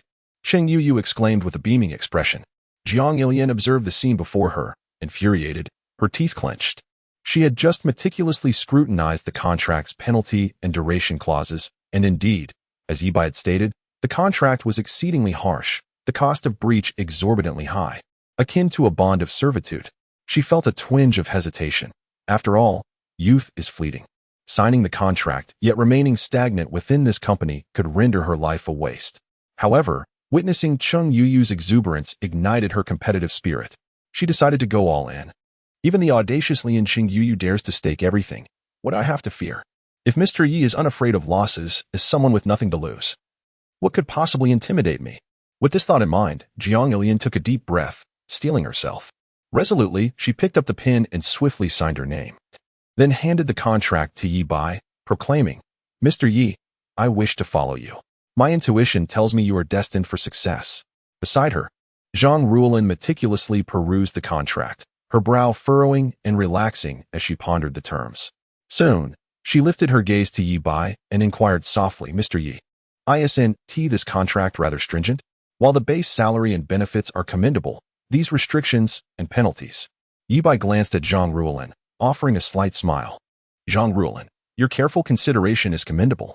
However, you must understand that our influencer incubation department is a focal point for the future development of the entire company. I have invested substantial resources and effort into this endeavor, confident in my ability to cultivate truly successful influencers or stars. Yet, I am not a philanthropist. I cannot expend such effort merely to benefit others. Moreover, while this contract may impose numerous restrictions, it also ensures that we provide you with the finest resources and training. The future returns will undoubtedly surpass your expectations. Upon hearing this, Zhang Ruolin nodded. After a moment of contemplation, she signed the contract as well. Mr. Yi, I trust you. And I am eager to join. Yi Bai accepted the contract, nodding in satisfaction. Excellent. I am delighted you have made the right choice. The host has successfully recruited the stunning Zhang Ruolin with a beauty score of 96. Congratulations, host, on completing the main quest, assisting the weak, promoting truth, goodness, and beauty. The rewards have been credited: a Sundra translator, 3 vouchers for 10 million genuine traffic each, and a cash reward of 50 million. The cash reward of 50 million has been legally transferred to the host's account. At last, the task is complete. Finally, it is the season of reaping rewards. Yi Bai wore a satisfied smile and silently murmured, let me see the details of the Sundra translator. Sundra translator, go die Sundra. This translator can automatically convert a woman's contradictory words into her true psychological subtitles, revealing all insincerity. This is excellent, indeed. Yi Bai licked his lips, his gaze falling upon the 3 beautiful women before him, perfect for a trial. Do you have any thoughts? There is still time to reconsider. Once I bring the contract for the official seal, it will be too late. Cheng Yuyu, with unwavering determination, coyly replied, Young Master Yi, I won't have any regrets. I just want to start working quickly, hee. As soon as she finished speaking, a faint blue virtual screen appeared above Cheng Yu's head, visible only to Yi Bai. Cheng Yu, work? Who works seriously? I just want to earn a lot of money. Whether I become famous depends on fate. But getting involved with young Master Yi is already a stroke of luck. Yi Bai. Jiang Ilian followed closely, saying, I won't regret either. I believe young Master Yi, you will make us famous nationwide. Jiang Ilian, let work take a backseat for now. I must swiftly lay in wait for young Master Yi at the parking lot. I am determined to succeed tonight. Yi Bai, observing this, felt a twitch in his eyelids. Are they attempting to entice me? Lurk around me? My, what ambition they possess. They both wish to circumvent 20 years of hardship, do they? Suppressing a chuckle, Yi Bai feigned ignorance and turned his gaze toward Zhang Ruolin, who, biting her lip gently, whispered, I will not have regrets. Having chosen you, Mr. Yi, I shall steadfastly follow you. Oh, she harbors no duplicity? It seems Zhang Ruolin is a person of integrity, Yi Bai mused, clearing his throat. He made a promise. I assure you that within 3 months, you shall gain prominence. Anticipated. Chapter 39.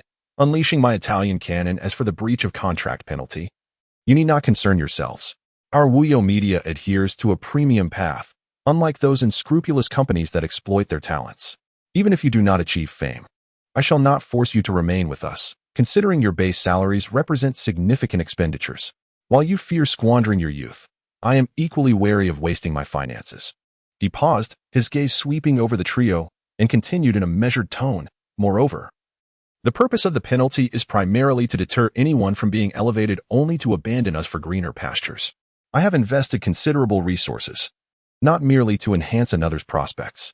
Should betrayal occur, the consequences will be dire. Is everything understood? Understood. Thank you, young Master Yi. We are aware. The 3 women responded in unison, their voices tinged with a hint of nervousness, clearly intimidated by Yi Bai's serious tone. There's no need to be anxious. I am quite easygoing, Yi Bai assured, nodding in satisfaction. He casually retrieved his phone and deftly opened the Green Bubble app. Come. Let us skin the Green Bubble and add each other as friends, so I can contact you easily in the future. All right. Upon hearing this, the 3 ladies hastily took out their phones, scanning the codes one after another, their eyes brimming with anticipation. The proud translator activated. Chung Yuyu. Humph. Just wait and see how I'll mesmerize you online. Jiang Ilian. He. You shall. I'll be waiting for you in the parking lot. Let us see where you think you can run. Zhang Ruolin. In that case, if any issues arise in the future. May I inquire with President Yi through Green Bubble? Would it be too intrusive? TSK, the proud translator is spot on, dear women.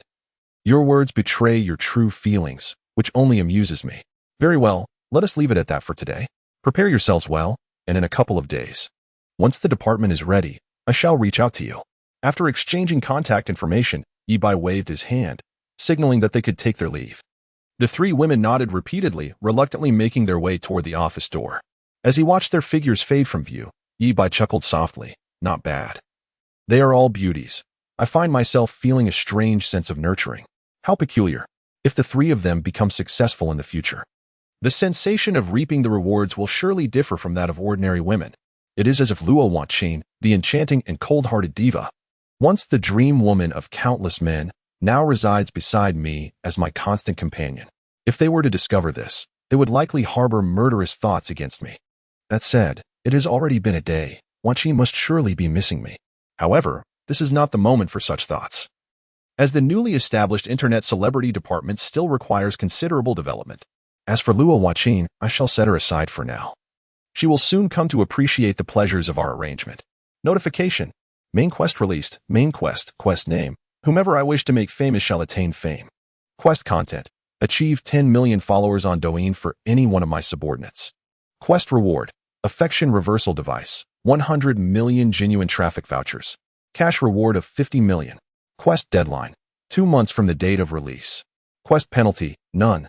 Affection reversal device. Upon activation, actions that would typically decrease the target's affection will instead increase it, while actions that would elevate affection remain unaffected.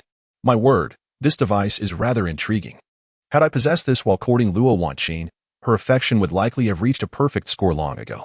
Nevertheless, it is not too late, eventually. A suitable beauty will come to experience the marvel of this artifact. Daily quest. Repeatable. Quest name. Bring forth my Italian canon. Quest content. Interact with any opposite gender whose affection level is above 60. Task reward. 3 million genuine traffic vouchers and a cash reward of 1 million. Task duration. Long-term task. Task penalty. None. Indeed, a commendable initiative for sustainable development. Brother Tongzi is truly generous with his rewards. The tasks can be completed gradually. But the immediate priority is the preparation of the department.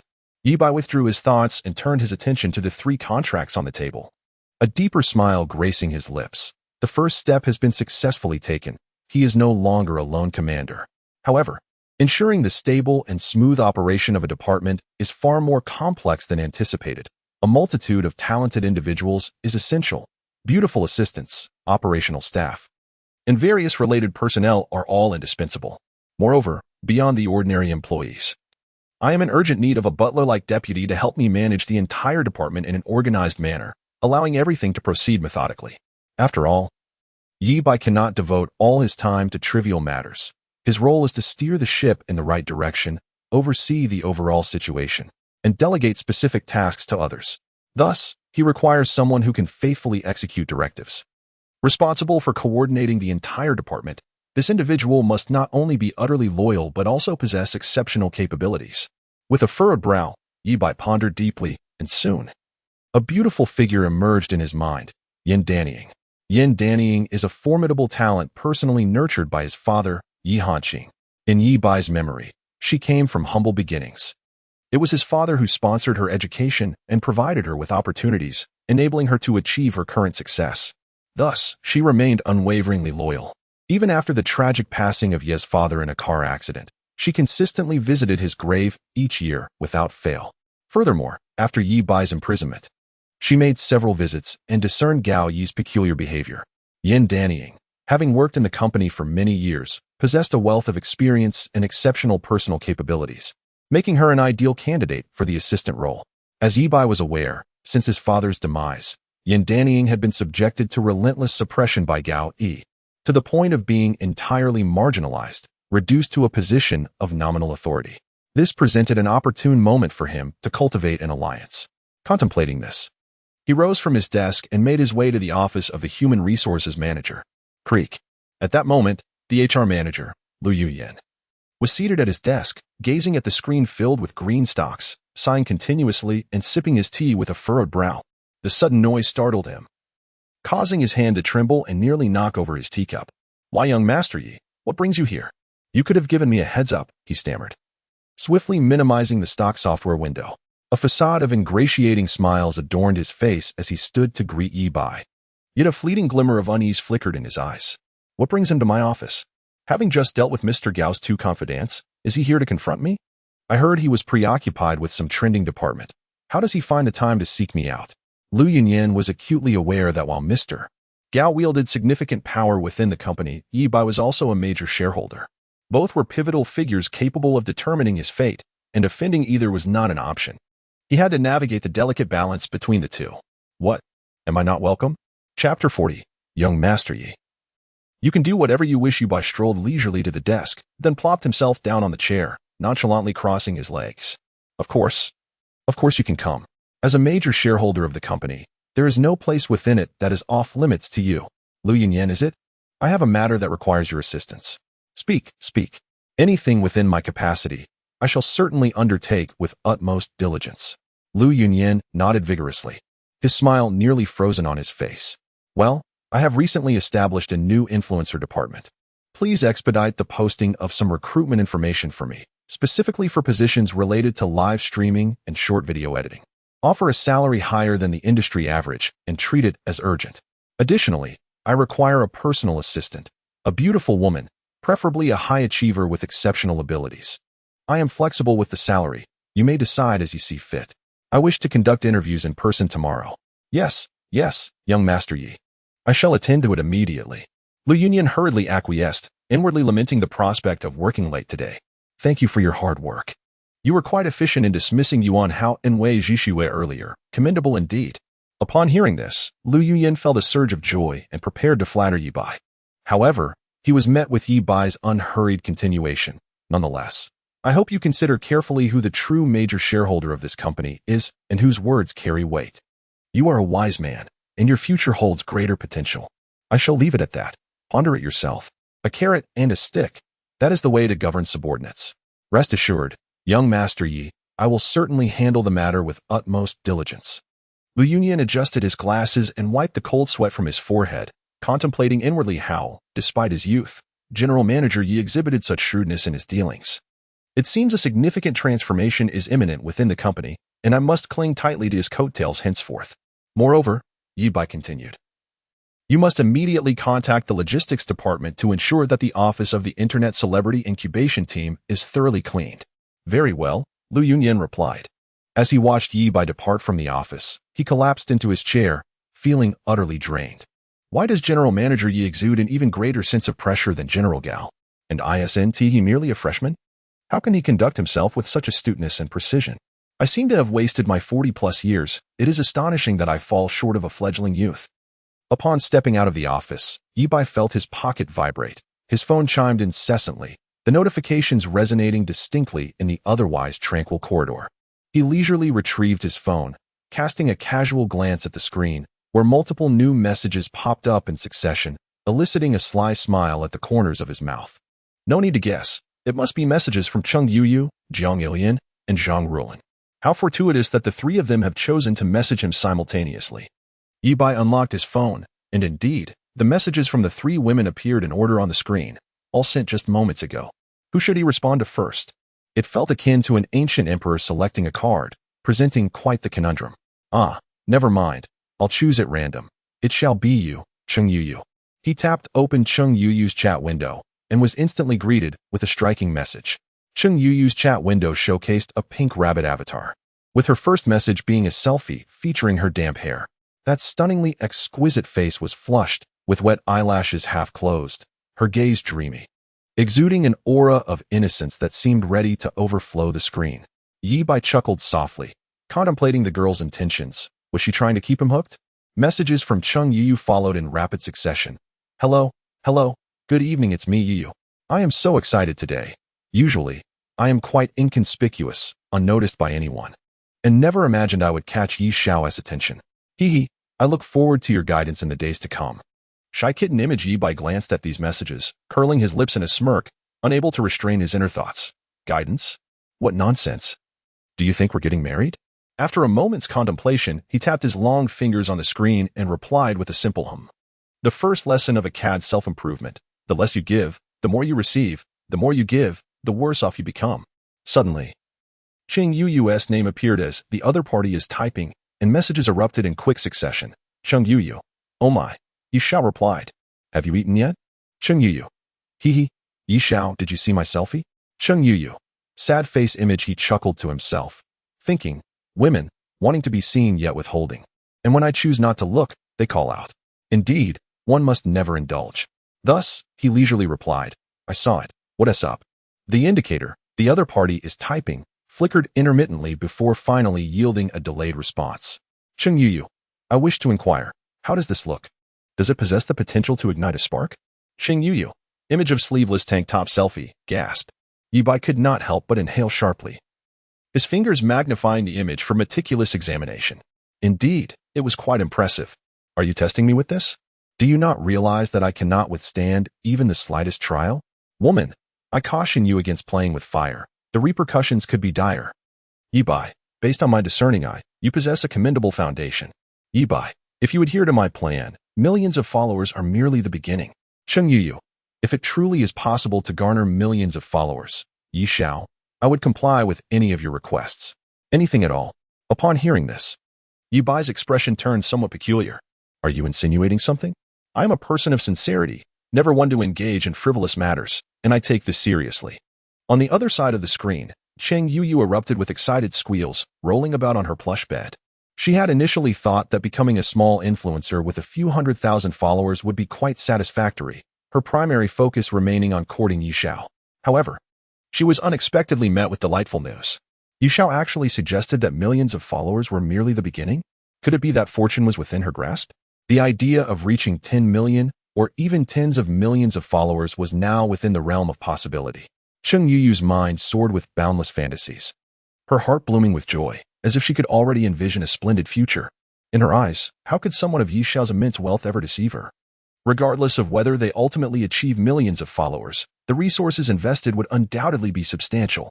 She must secure her hold on Yi Xiao. Cheng Yu. An opportunity to alter your destiny has arrived. Seize this chance, and you shall surely leap over the dragon gate, achieving financial freedom. With determination coursing through her mind, Cheng Yu frantically rummaged through her phone, soon uncovering several high-definition photographs. Taking a deep breath, she closed her eyes and sent them all to Yi Bai. These images, captured during her lonely, restless nights, were not to be exposed under any circumstances. Their revelation would utterly ruin her reputation. Yet at this moment, she could think of nothing else but the singular thought. I am all in. I must wager everything. I shall stake my youth on young Master Yi. Cheng Yu gazed alluringly at the reader. Dear sir, might you allow me a place on your bookshelf? Chapter 41. The JK Beautiful Girl Cheng Yu. High-definition images 9 Cheng Yu. Young Master Yi, do you think I look good? What style suits my image? Cheng Yu. Shy? JPG, is this right?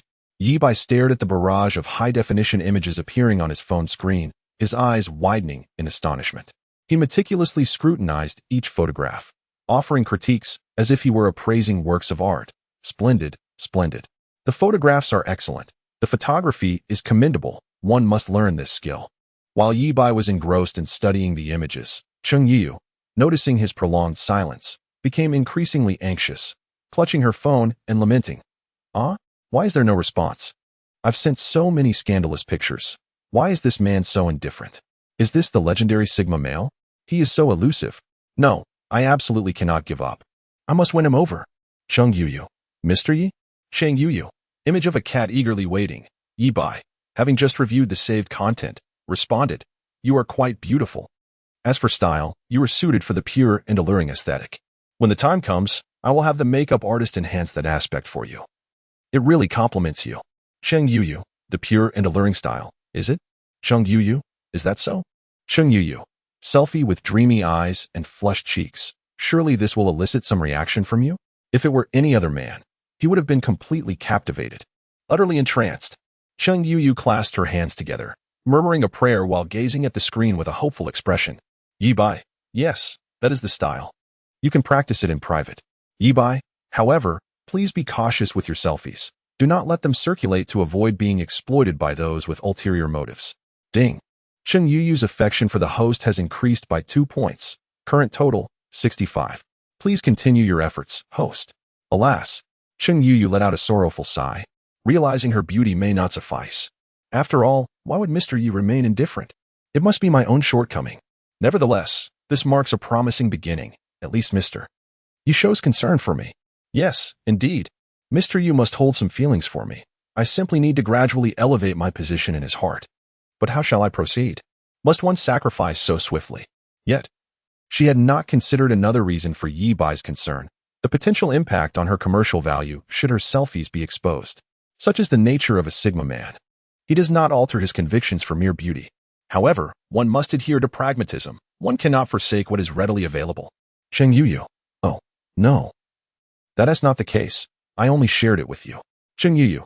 Yi Xiao, you are truly wonderful. It is rare for anyone to care for me so deeply. Quite commendable, indeed. Yi Bai gazed at his phone, a slight smile gracing his lips. Truly a diligent and sensible employee, deserving of additional resources as a token of appreciation. Yi Bai, I am honored indeed. Laugh crying emoji. Yi Bai, it's getting late. I have matters to attend to. Let us converse another time. Cheng Yuyu pouted her rosy lips, looking at the screen with a hint of melancholy. Perhaps Yi Xiao was busy. After all, it is quite normal for someone so occupied. I cannot impose on Yi Xiao, lest I provoke his displeasure. Cheng Yuyu. All right then. Thank you, Yi Xiao. Cheng Yuyu. Whenever you have time, feel free to reply. It's perfectly fine. Hee. I simply relish sharing my life with you. I cannot quite fathom why, as I never felt this way before. Ah, why? Of course. It is for the sake of money. Yi Bai scoffed, well aware of the little schemes in her heart. Yet, it matters not. Each party has their own desires.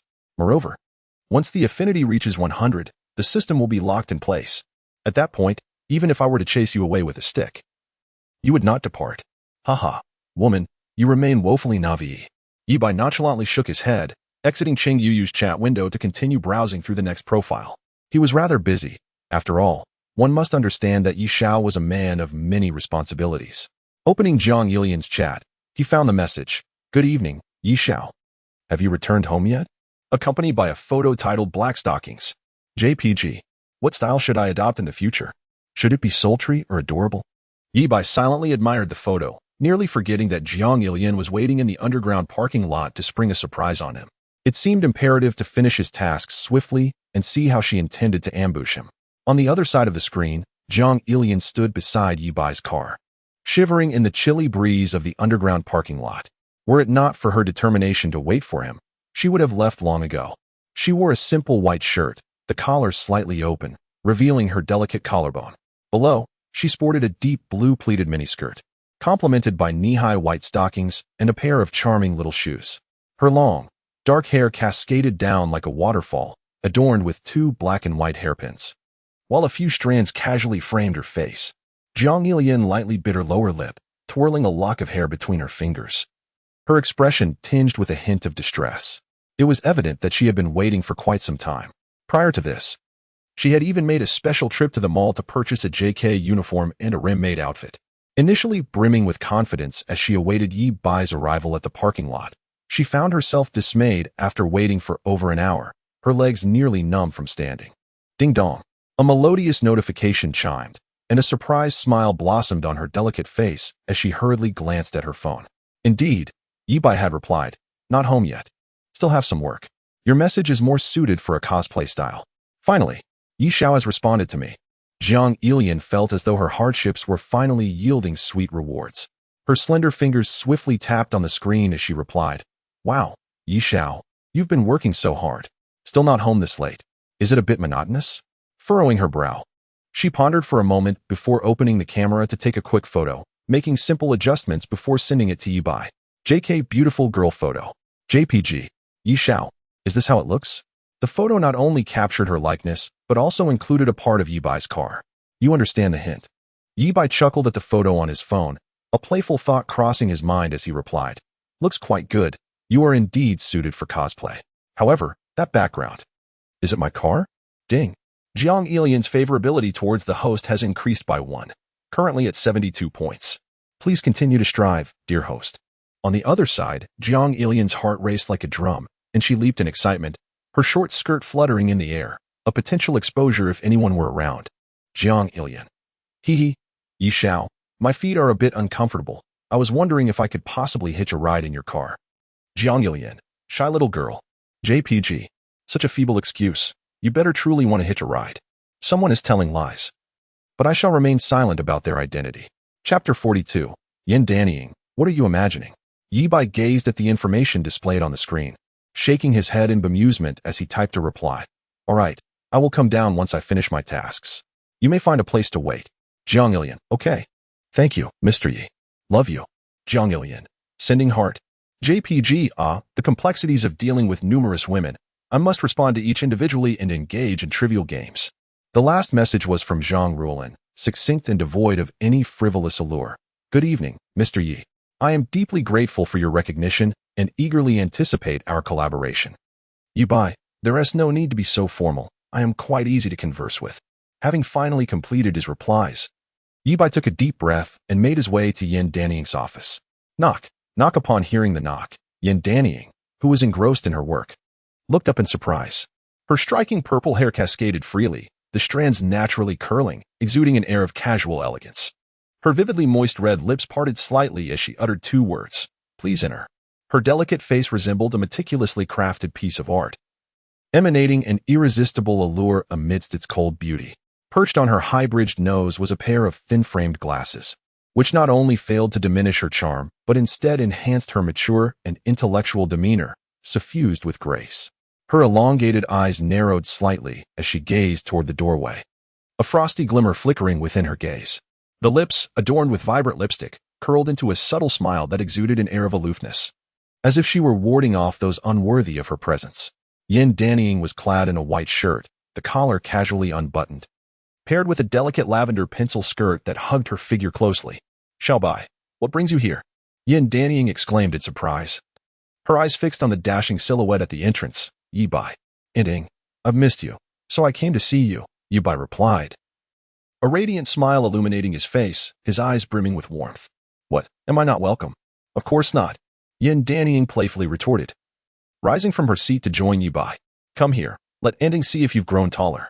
Oh my, Xiaobai has indeed grown. Yin Dannying beamed at Yi Bai, extending her fair arm to tousle his hair before gesturing to measure his height. It hasn't been long since we last met. Yet you've grown taller and even more handsome. Tell me, are there lines of girls chasing after you from the dormitory to the school gate? Be honest. Are you in a relationship? Bring her to meet and ing for a proper introduction. Ding. The high emotional intelligence selection feature has been activated. 1. Glaring fiercely at her. Who do you think you are? Bringing someone for you to see? I could bring you home to show Aunt Bai instead. 2. With a disdainful expression, from the dormitory to the school gate? Who do you think you're looking down on? The girls chasing me could line up from Jiacheng to Paris. With a smile, she said, no, they are all too inexperienced. If they possessed even a fraction of your beauty, dear Ing, I would undoubtedly agree without hesitation. Yi Bai's lips curled upwards as he spoke. Ding. Romance points 100. Current total, 600 points. Ding. Yin Dannying's affection for the host increased by 1. Current total, 91 points. Please continue your efforts. Oh, how dare you jest about your aunting. You've changed since entering university, haven't you? Your audacity has certainly grown. Yin Dannying's smile broadened as she playfully tapped Yi Bai's chest. It was only then she realized the unusual firmness of his muscles. Oh, have you been working out? Indeed. Would you care to give it a try, Anning? Yi Bai chuckled, flexing his biceps and striking a pose brimming with strength. Yin Dannying's delicate face flushed as she extended her slender fingers to poke Yi Bai, giggling. It truly is quite solid. Now, do tell me, what brings you here? Yin Dannying earnestly sought to quell the tumult within her heart and asked straightforwardly. She feared that continuing the conversation might lead to awkwardness. Considering Yi Bai was significantly younger than her and the son of her benefactor, dear Aunt Ing, such words wound me. Is it wrong for me to seek you out? I simply missed you, Yi Bai replied with a cheerful gaze at the beautiful woman before him, arms outstretched. Aunt Ing, you've changed. You used to embrace me upon our meetings. Have we grown distant? Oh, spare me your antics. Yin Dannying hesitated for a moment before gently embracing Yi Bai. In that instant, the overwhelming scent of hormones left her somewhat disoriented. After the passing of the Yi Hanqing couple, she often visited the young Yi Bai, who could be said to have grown up under her watchful eye. Yin Danying suppressed the peculiar feelings stirring within her and softly remarked, "I still do not know your intentions. You do not come to me without reason. Speak up. What do you desire? Are you in need of money? Or perhaps you are seeking advice on a girl you cannot pursue?" She scoffed lightly and continued, "If you choose not to speak, I shall simply return home. Feel free to go, but I drove here today and can give you a ride back." "It has been quite some time since I visited Yinding," Yi Bai shrugged nonchalantly. That mischievous boy had grown so much. Yet he remained oblivious to the nuances of propriety. "You do not understand. As an elder, I must uphold decorum. Yet, why do I sense that Xiaobai is becoming increasingly handsome and exuding a certain masculinity?" Yin Danying chided herself internally. "What are you thinking, Yin Danying? He is still just a child." Ding. Yin Danying's fondness for the host has increased by 1 point, currently at 92 points. "Please continue your efforts." "There's no need. I have my own car," Yin Danying said, patting Yi Bai's shoulder. "Stop teasing your Anning and tell me what is going on." Yi Bai, however, did not rush to respond, instead quietly observing Yin Danying's increasingly flushed face, while he silently commanded, "System, retrieve information on Yin Danying. Name, Yin Danying. Gender, female. Age, 32. Attractiveness, 96. Height, 174 centimeters. Weight, 65 kilograms. Measurements, 97 centimeters, 65 centimeters, 100 centimeters. Cup size, F. Personality, gentle and virtuous. Hobbies, work. Reading, affinity, 92. Experience, 0. Marital status, single. Health, none. Current situation, being marginalized by Gaoi, gradually becoming sidelined in the company. Current mood, physically and mentally exhausted. Current wish, hope to rescue the company from turmoil. Wish for Gaoi to meet his demise. Location, Wuyo Media. Jiangqing Innovation Park. This is truly a waste of talent. Chapter 43. Inviting Yin Danying. "Stop teasing me, and Ing. What is it? Speak quickly." Upon hearing this, Yi Bai hesitated momentarily, a flicker of uncertainty crossing his eyes as he wrestled internally with whether to reveal the beastly nature of Gaoi to her. However, observing the system panel displaying Yin Danying's affinity at an impressive 92, along with her past actions that indicated her trustworthiness, he deliberated for a moment longer. Taking a deep breath, he finally made up his mind and looked at Yin Danying with a serious expression. "And Ing, do you know that a significant event occurred at the company this morning?" "What significant event?" she inquired, unaware of the unfolding drama. Yin Danying shook her head, her gaze dimming slightly, and a bitter expression crossed her face.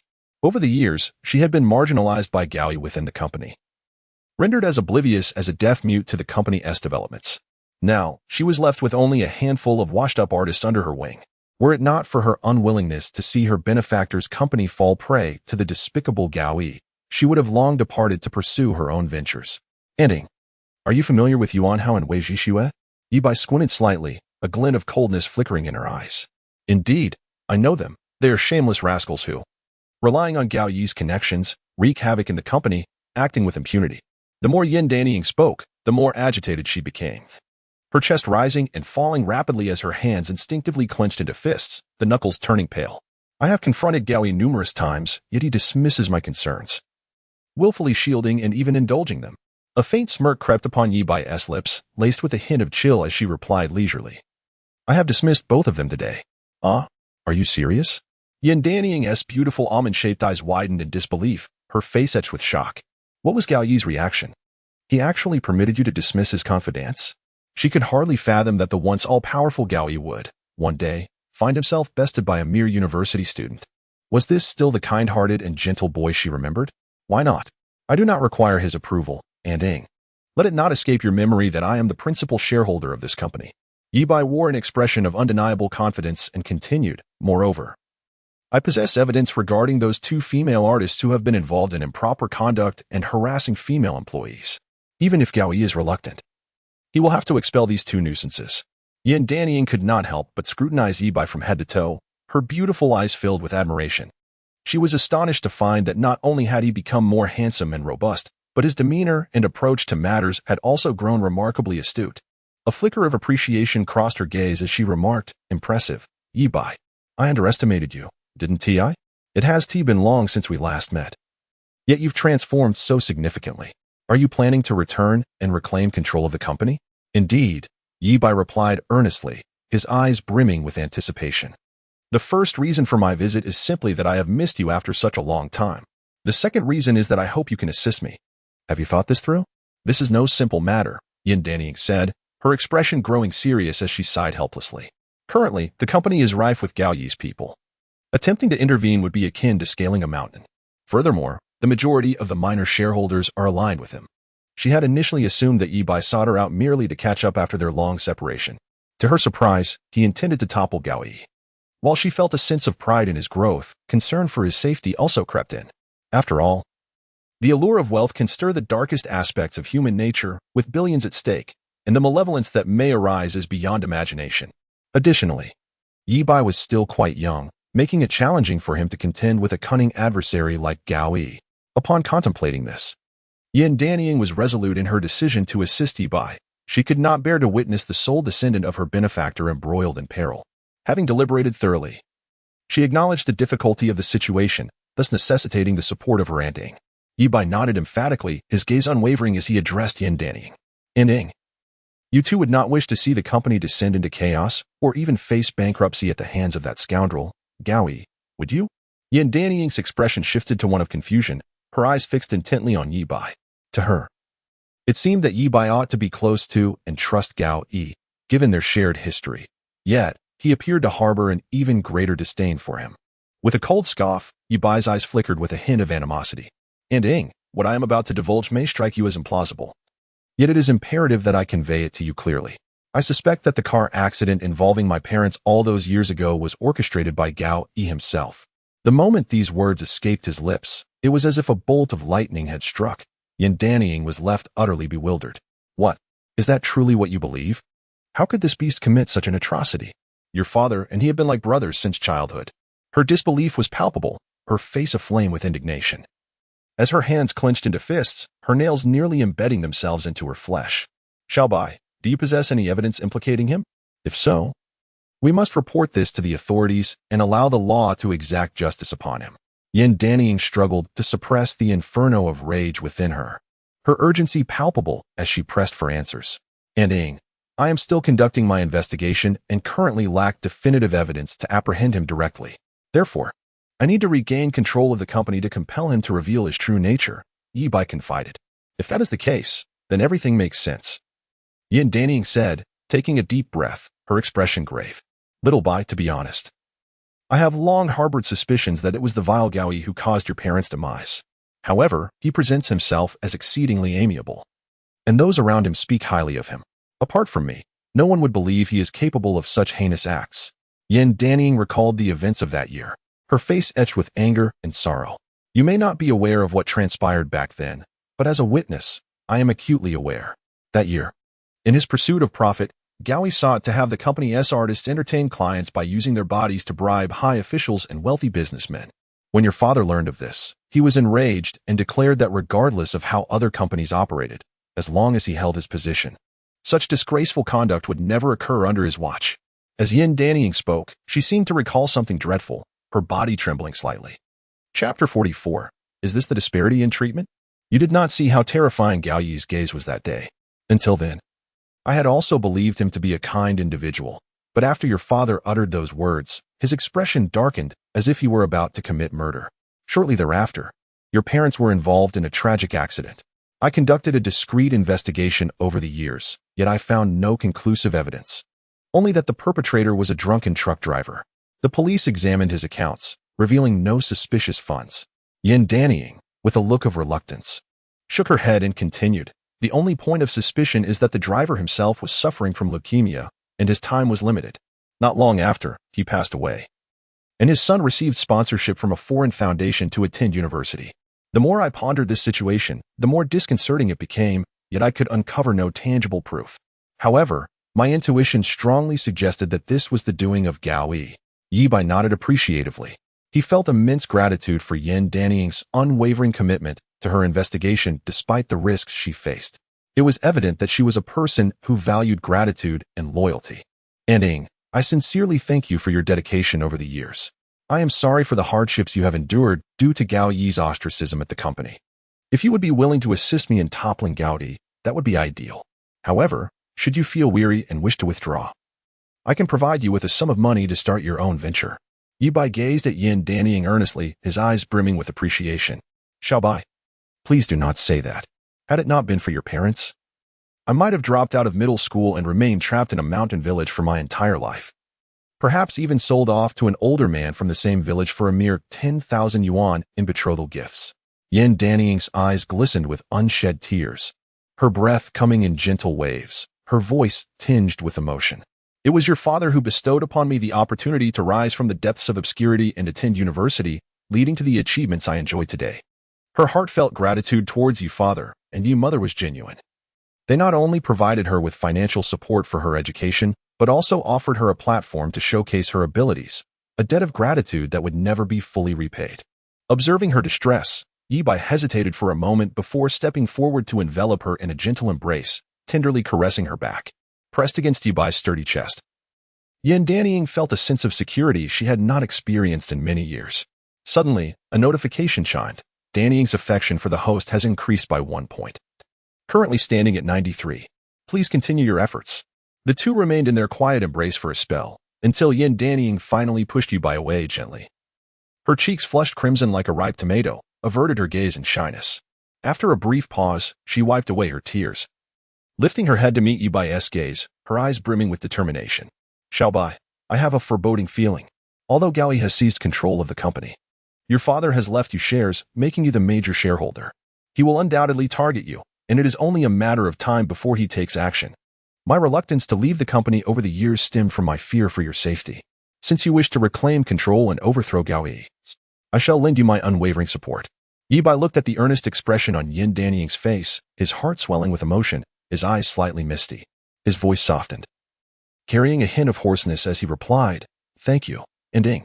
Ever since my parents departed, aside from Aunt Bai, you are the only one who has made me feel the warmth of home.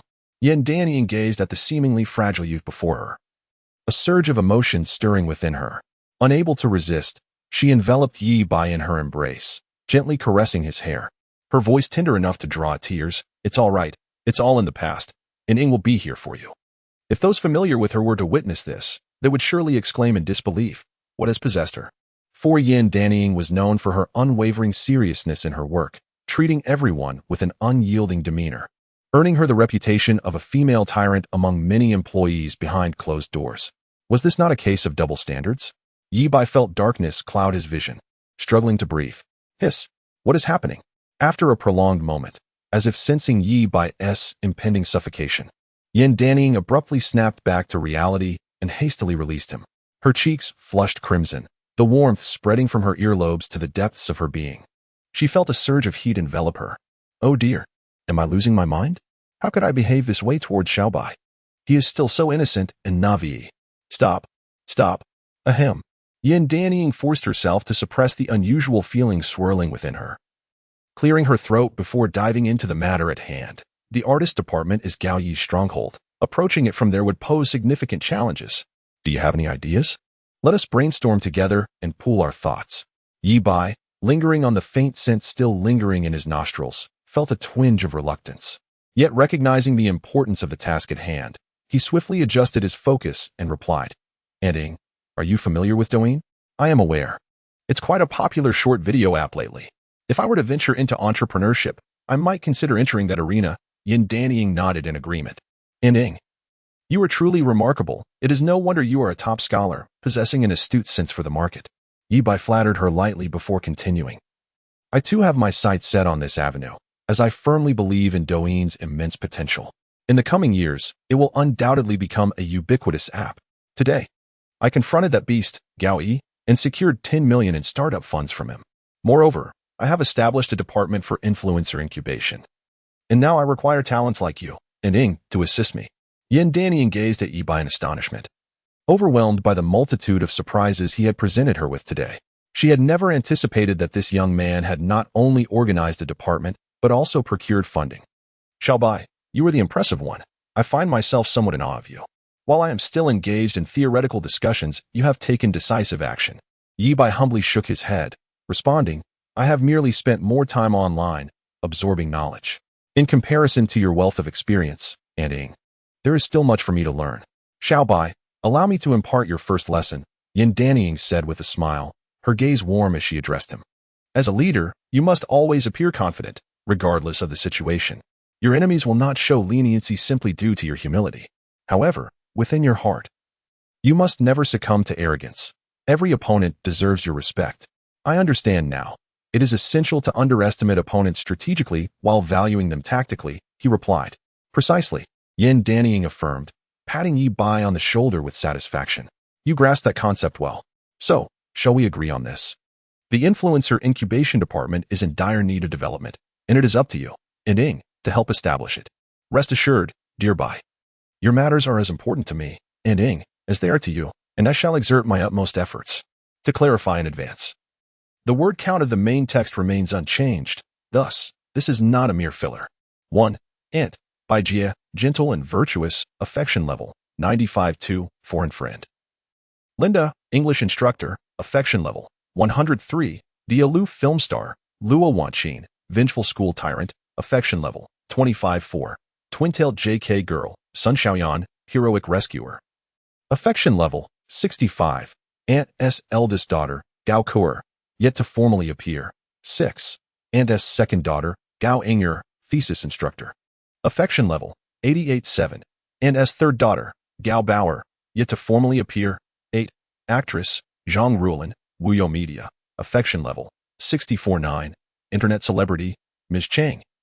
Cheng Yiyu, Wuyo Media, affection level, 65-10, internet sensation, Wu Linger, Zhang Ilian, Wuyo Media, affection level, 72-11, alluring office lady, department deputy, Yin Danying, Wuyo Media, affection level, 93 chapter 45, an embrace in the underground parking lot Auntie.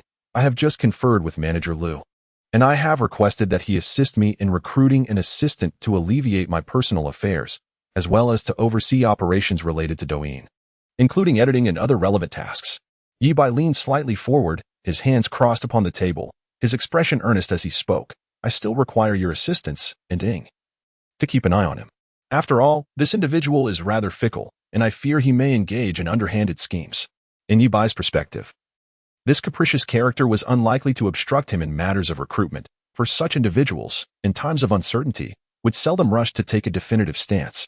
Take this morning's incident as an example. Had he been cowed by Gao Yi, Lu Yunyan would undoubtedly have worn a different countenance.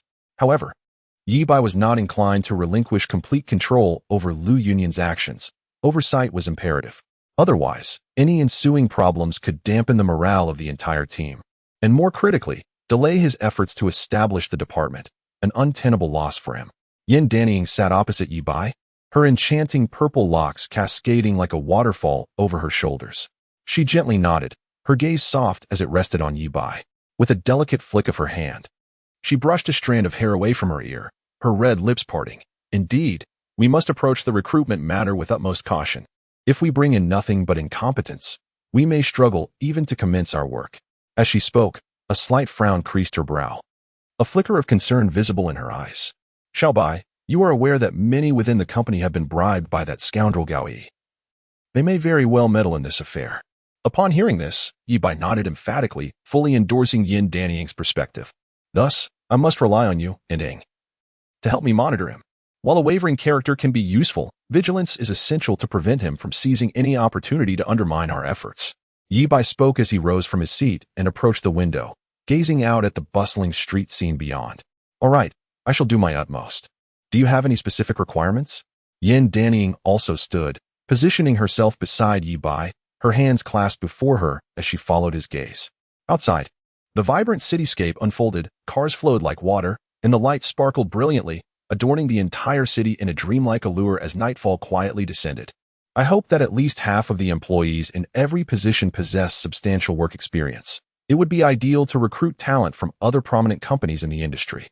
As for the salary, we can afford to be a little generous. After all, genuine talent requires sincere investment, Yi Bai remarked, turning to fix his unwavering gaze upon Yin Danying. It must be said, Yin Danying was strikingly beautiful, embodying the essence of a powerful woman. To the outside world, she was a formidable figure. A workaholic often regarded with awe, yet in Yi Bai's presence, she radiated warmth and charm. This stark contrast captivated him profoundly. Yin Dannying sensed the intensity of Yi Bai's gaze and felt a peculiar flutter within her. What is up with Xiao Bai today? Why does he keep staring at me? She mused, turning her head slightly, a faint blush gracing her fair cheeks. After a moment's contemplation, she nodded and said, "No problem. I will begin the recruitment process in the next couple of days." She gave Yi Bai's shoulder an encouraging pat, her eyes filled with reassurance. "Rest assured, Xiao Bai. Anning is here for you." "Thank you, Anning. Without you, navigating this company would indeed be a monumental challenge," Yi Bai replied, his expression brimming with gratitude as he gazed at Yin Dannying. Having the assistance of an experienced individual indeed lightens his burden considerably. Otherwise, finding a reliable and capable person would prove quite challenging. Yin Dannying gently caressed Yi Bai's head, affectionately saying, "Why are you being so polite with Anning? Rest assured, I will help you manage the department effectively. Together, we shall strive to bring down that beast, Gao Yi, and ensure he pays for his misdeeds." "Anning, shall we go out for a meal?" Yi Bai inquired. Given that Anning had assisted him so much today, it was only fitting to treat her to a sumptuous feast. As for Jiang Ilian, who awaited in the underground parking lot, trembling with anticipation, "Please. While both may be beautiful, their significance is worlds apart. These internet celebrities are mostly fleeting, summoned and dismissed at will, incomparable to Yin Dannying. Perhaps another day." Yin Dannying mused, her interest piqued for a moment, yet she ultimately declined. "I need to meet with Manager LV shortly, and then plan the department structure. There has been an overwhelming amount of work these past few days, and I must expedite the establishment of the department." "Thank you for your hard work, Anning," Yi Bai said, gazing at her with heartfelt gratitude. "Next time, I will treat you to a grand feast. Please return for now. Once I have recruited suitable personnel, I will allow you to personally select them." Yin Dannying replied with a warm smile, her lovely face radiating tenderness. Exiting the office, Yi Bai made his way to the parking lot. Since Anning had her tasks to attend to, Jiang Ilian, the backup plan, could come into play. The underground parking lot was neatly filled with various vehicles, their metallic sheen glistening under the illumination of the lights. Jiang Ilian stood beside Yi Bai's sleek Porsche, idly fiddling with her phone. "Yi Xiao, have you finished your work? You must be tired." Upon hearing footsteps, Jiang Ilian abruptly lifted her head, her face instantly illuminating with a radiant smile as she hurried towards Yi Bai. As her words fell, a haughty translator activated automatically, projecting a virtual screen above her head visible only to Yi Bai. "Jiang Ilian, finally. You're finally here. I've been waiting so long my legs have gone numb." Yi Bai cast her a sidelong glance, stifling a laugh. It seemed the hours of waiting had indeed left her somewhat disgruntled. However, he dismissed it. Recognizing that a touch of irritation was perfectly normal, at least she had maintained a faade of composure. Being late was a privilege of the affluent and handsome, not of women. Yi Bai nodded slightly, a warm smile gracing his features. "Yes, I just wrapped up." He opened the car door and settled into the driver's seat. "You've waited long enough. Let us go." "Yi Xiao, may I sit in the front passenger seat?" Yi Bai looked at Jiang Ilian in surprise, noting her unexpected politeness. "No problem. Take a seat." Hearing this, Jiang Ilian quickly slid into the passenger seat. "Where do you live?" "I'll take you there now." Yi Bai started the engine, turning to glance at her. "I live in the happy community on Zhongshan Road," Jiang Ilian replied, her hands clasped nervously on her lap. "All right," Yi Bai responded. And the car gradually exited the parking lot. A subtle fragrance filled the air, and the atmosphere turned somewhat subdued. Stealing a glance at Yi Bai, Jiang Ilian hesitated before speaking again. "Yi Xiao, do you think I can become famous? I feel quite anxious about it." She gently bit her lip, her eyes filled with worry. After all, what she was about to undertake would wager her youth, and it was only natural to feel a sense of struggle and hesitation. Yi Bai glanced at her and nodded, saying, "There is no need for concern. Douyin is still in its nascent stages. It represents a vast blue ocean of opportunities waiting for us to explore, as long as we are willing to invest resources and produce high-quality videos. Achieving success will be a mere formality. Then, will you be investing resources in us, Yi Xiao?" Jiang Ilian asked cautiously, her gaze fixed intently on Yi Bai. "Jiang Ilian, at least more than that wretched Cheng Yuyu. Of course. Otherwise, why would I have brought you on board?" Yi Bai replied with a smile. "But resources vary in quality. What criteria will be used to allocate them? Is it based on data performance?" Jiang Ilian pressed, a hint of urgency in her eyes. "Jiang Ilian, it sounds nice to talk about investing resources, but spending 100 yuan on Dojia is one thing, while spending 100,000 is quite another. Can they be compared? Yibai chuckled inwardly, realizing her intentions. Was the map of the Yin state so brief?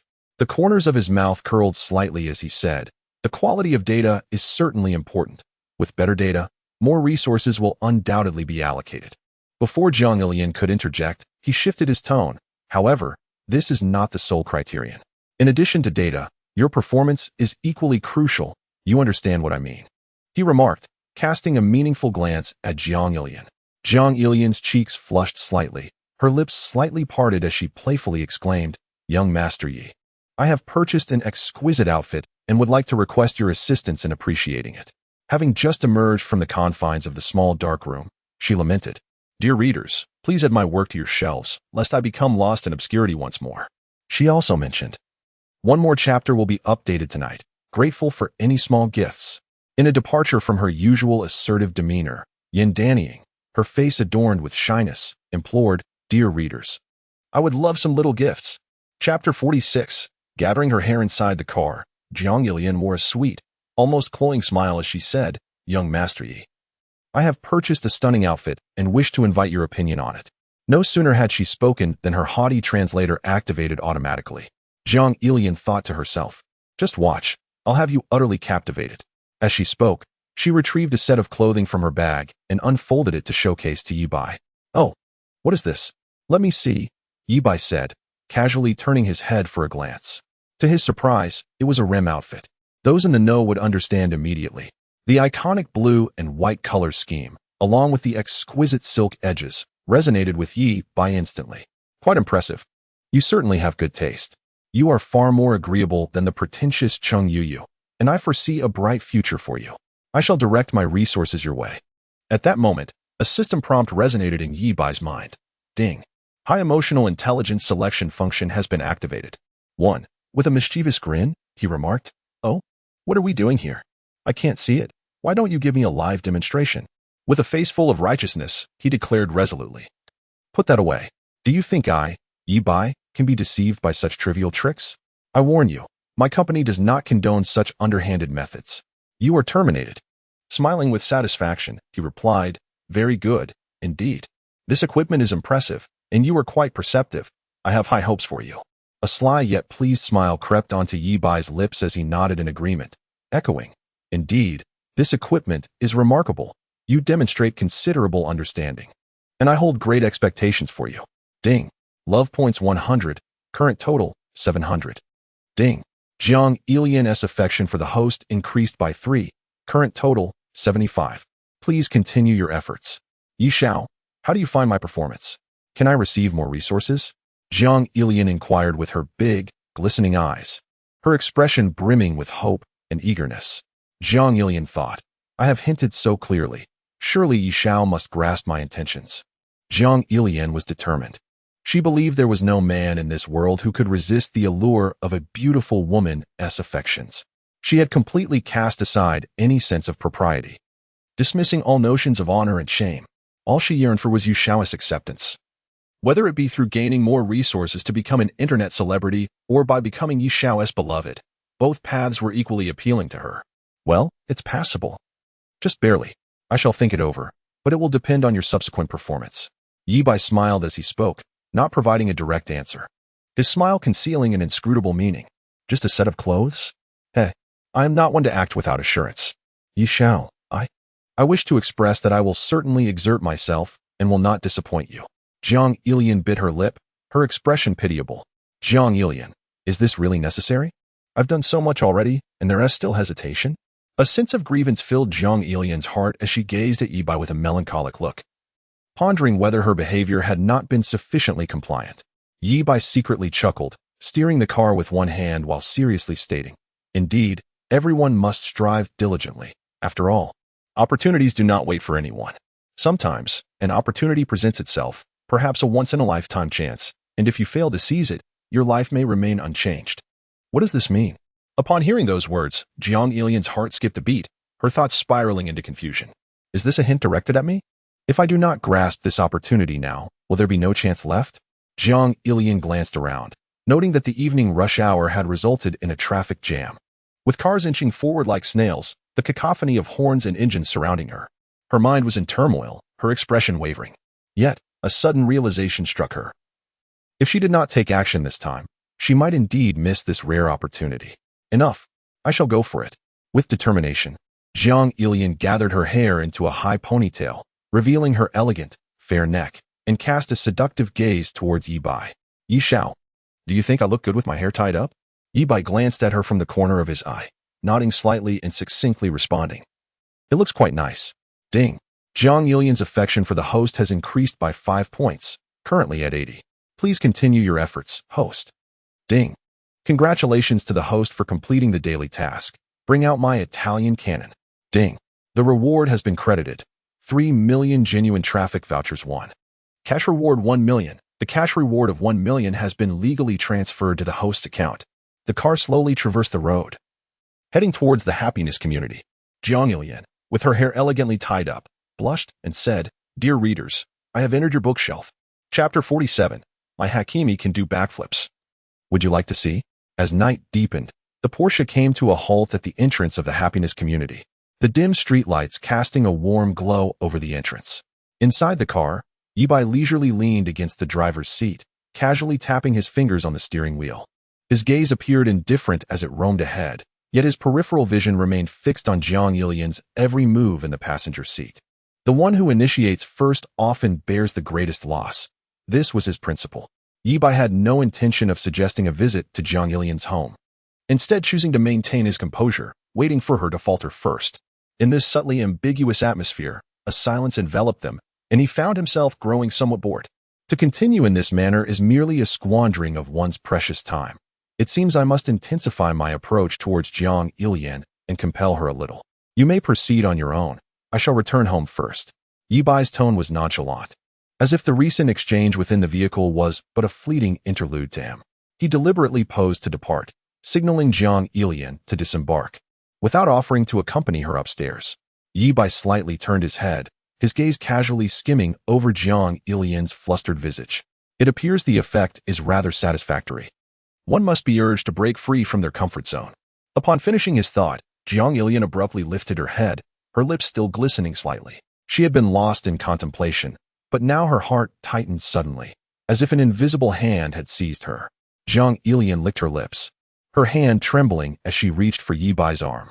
Her eyes darted about, seemingly in desperate search of an excuse. After much hesitation, she finally stammered, Yi. Young master, are you leaving just like that?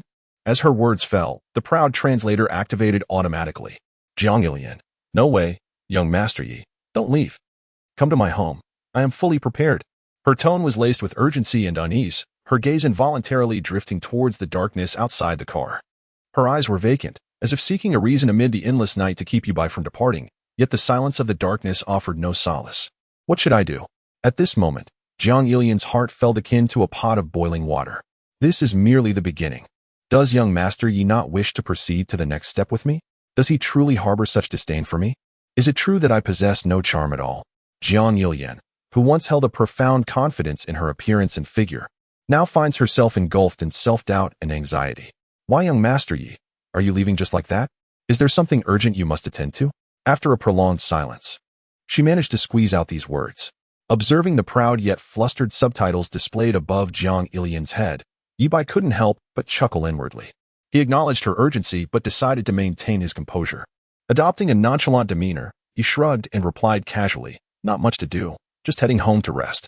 As he spoke, his fingers lightly tapped on the steering wheel, his gaze fixed outside the window, seemingly indifferent to Jiang Ilian's plea. Upon hearing Yi Bai's response, a flicker of disappointment crossed Jiang Ilian's eyes, intensifying her inner turmoil. The meticulously devised seduction plan she had orchestrated appeared to be crumbling under Yi Bai's aloofness. What on earth is happening? Today has been fraught with misfortune. After enduring several hours of the biting wind in the parking lot, she finally managed to execute half of her plan in the car, filled with hope that the next step would proceed smoothly. Who would have thought that just as they reached her doorstep, the opportunity she had nurtured was slipping away like a cooked duck ready to take flight? Biting her lip, the vibrant color of her lips became even more alluring under the gentle pressure of her teeth, her mind swirling with countless thoughts, making it difficult to find tranquility. Taking a deep breath, Jiang Ilian hesitated for a moment before gathering her courage and articulating, would you like to come to my house for a visit? Why does Yi Xiao lack any semblance of gentlemanly demeanor? Must I be the one to initiate the conversation? Her voice was soft, her cheeks increasingly flushed, and her eyes reflected a blend of anticipation and anxiety. Jiang Ilian genuinely wished to avoid being overly proactive. In her view, excessive boldness would render her cheap. She preferred a more subtle approach, a delicate dance of invitation and reluctance, which she believed epitomized true elegance. Although her actions inadvertently diminished her own worth, she was determined not to allow Yi Bai to perceive her as lacking value. Should a notion of cheapness take root in Yi Bai's mind, it would inevitably impact her standing in Yi Xiao's eyes, a standing that was crucial for her future stability and livelihood. However, with her opportunity slipping away, she found herself unable to maintain her pretenses of modesty and calculation. Yi Bai, well aware of her predicament, reiterated his stance: do not indulge women. One must be assertive. If you are hesitant, there is no need for formality with me, he continued, his smile becoming more pronounced. Fully aware that Jiang Ilian was on the verge of losing her composure. Frustrated, Jiang Ilian could hardly believe how difficult Yi Bai was proving to be. Was he truly a man? Just moments ago, he had been so imposing, yet now, in the presence of a stunning woman, he remained as unyielding as a statue. Desperate for inspiration, she racked her brain until a thought struck her. My Hakimi can do a backflip. Would you care to see? As she spoke, she gazed at Yi Bai with hopeful eyes. The excuse was painfully inadequate, leaving even her feeling embarrassed, but it was all she had left as a means of concealment. She could only cling desperately, hoping that Yi Bai would grant her some semblance of dignity. Yet, contrary to her wishes, Yi Bai paused momentarily, a peculiar expression flitting across his face. I have no interest in Hakimi, he stated, his tone as unperturbed as tepid water, devoid of any ripple of emotion. Ah, it seems you've reached a dead end. Haven't you? No more excuses left, is there? Just admit it. Jiang Ilian finally relinquished her struggle, taking a deep breath. Her cheeks flushed as she confessed, all right, it's true, I want to be alone with you for a while. At that moment, the subtitles on the prideful translator transformed to Jiang Ilian. Fine, I won't pretend anymore. I'm laying my cards on the table. I want to be your lover. Her voice was soft and shy, brimming with the youthful allure of a girl filled with desire. Chapter 48. What do you intend to do? All right. It's just that I want to spend some time alone with you, Jiang Ilian said, her face flushed, her tone laced with a hint of seduction. Oh, you wish to be alone with me? Yi Bai could hardly suppress the smirk that spread across his face, a mischievous glint sparkling in his eyes. Are you unable to hold back any longer? For Yi Bai, surrounded by a myriad of beautiful women, each more captivating than the last, Jiang Ilian appeared merely as one among many, lacking any distinctive qualities. However, for Jiang Ilian, Yi Bai represented her singular opportunity for a transformative fate. The stakes in their hands were worlds apart, each operating on an entirely different scale. What do you intend to do? Yi Bai pressed on, intensifying the pursuit. His gaze fixed firmly on Jiang Ilian, closing in on her with each step. Jiang Ilian's voice was as faint as the buzzing of a mosquito.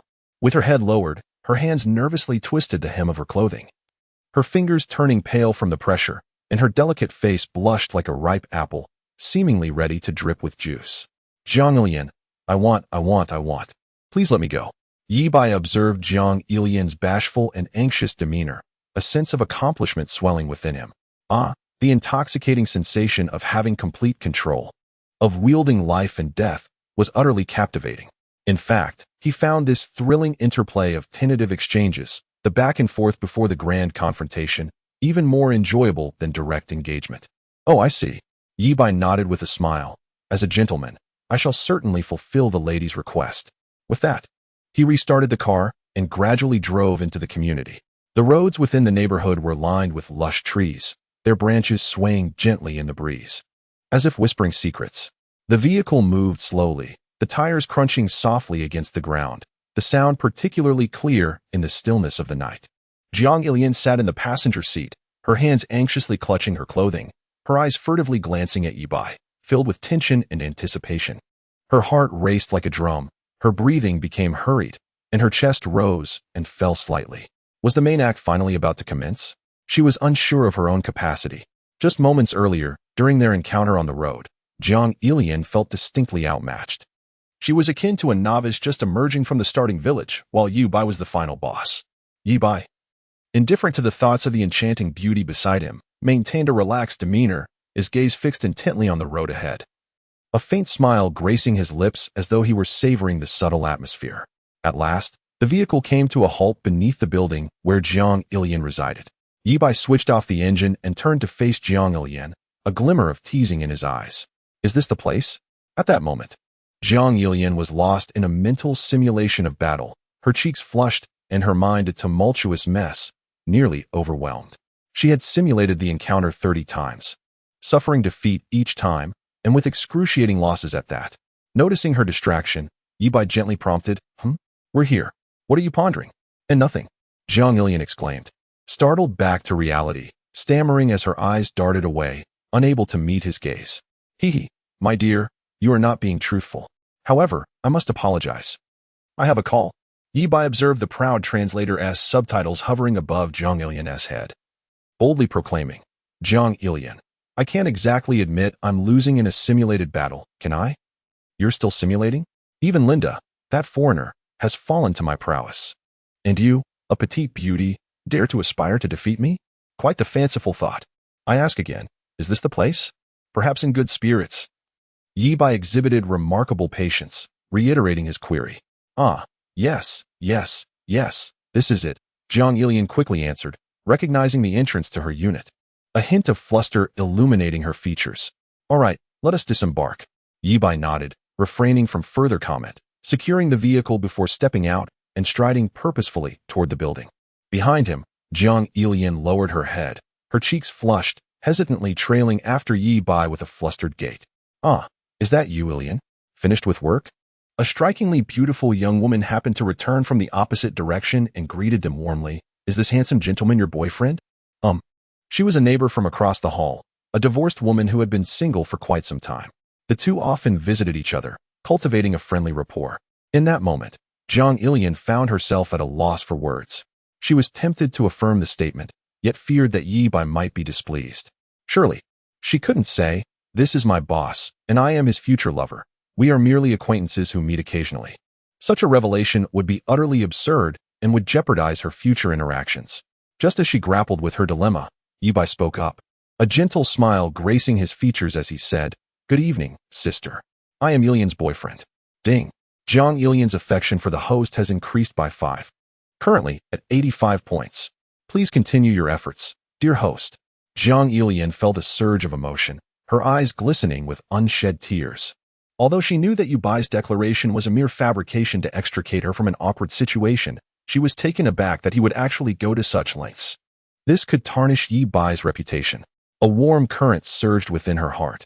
How fortunate I am.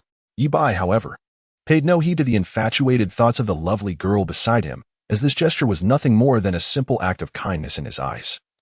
Devoid of any special significance, his attention was now focused solely on the alluring beauty before him. Oh dear, who is that sister? I am already in my 30s. Considerably older than you.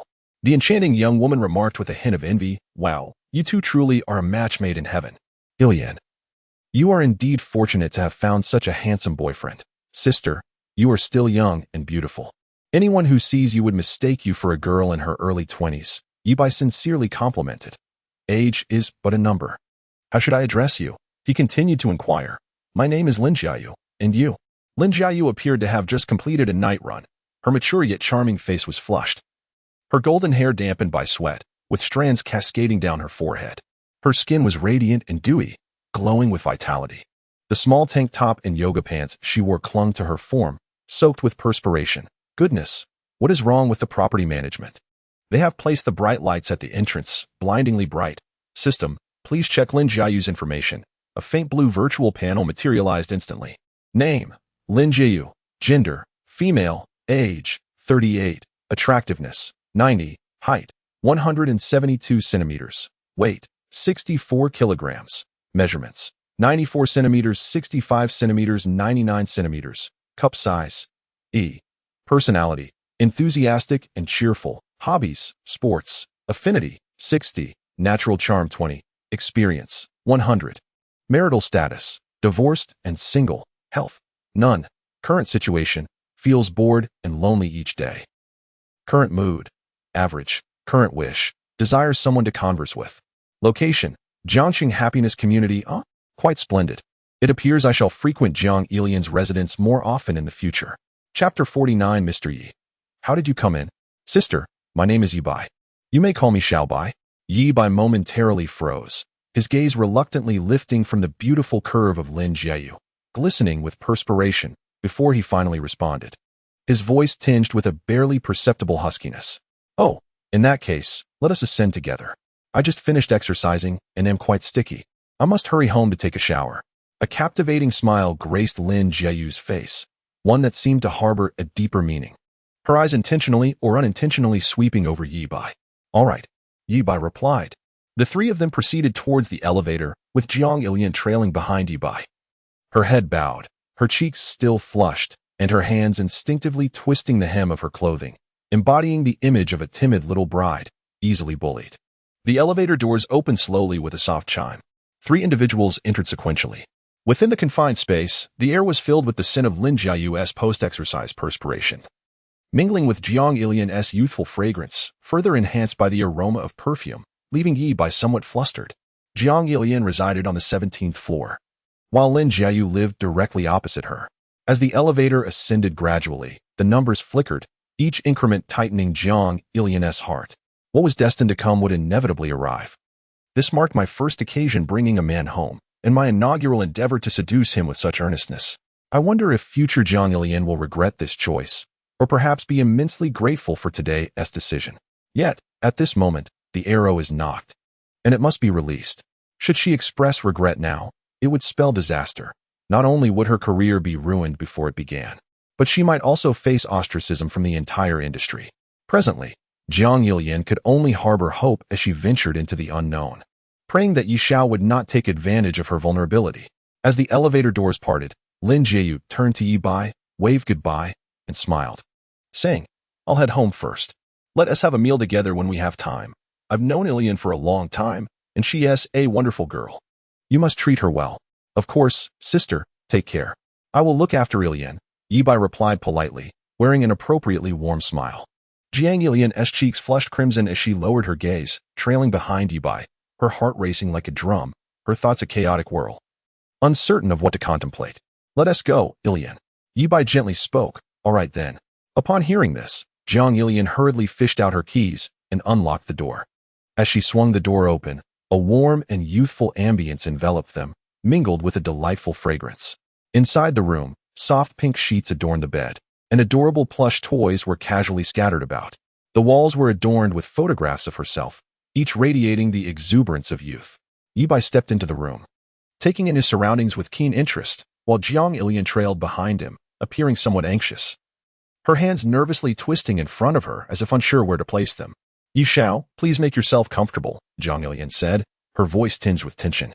As she spoke, she hurried towards the water dispenser, clumsily attempting to pour a glass for Yi Bai, almost knocking over a cup nearby in her flustered state.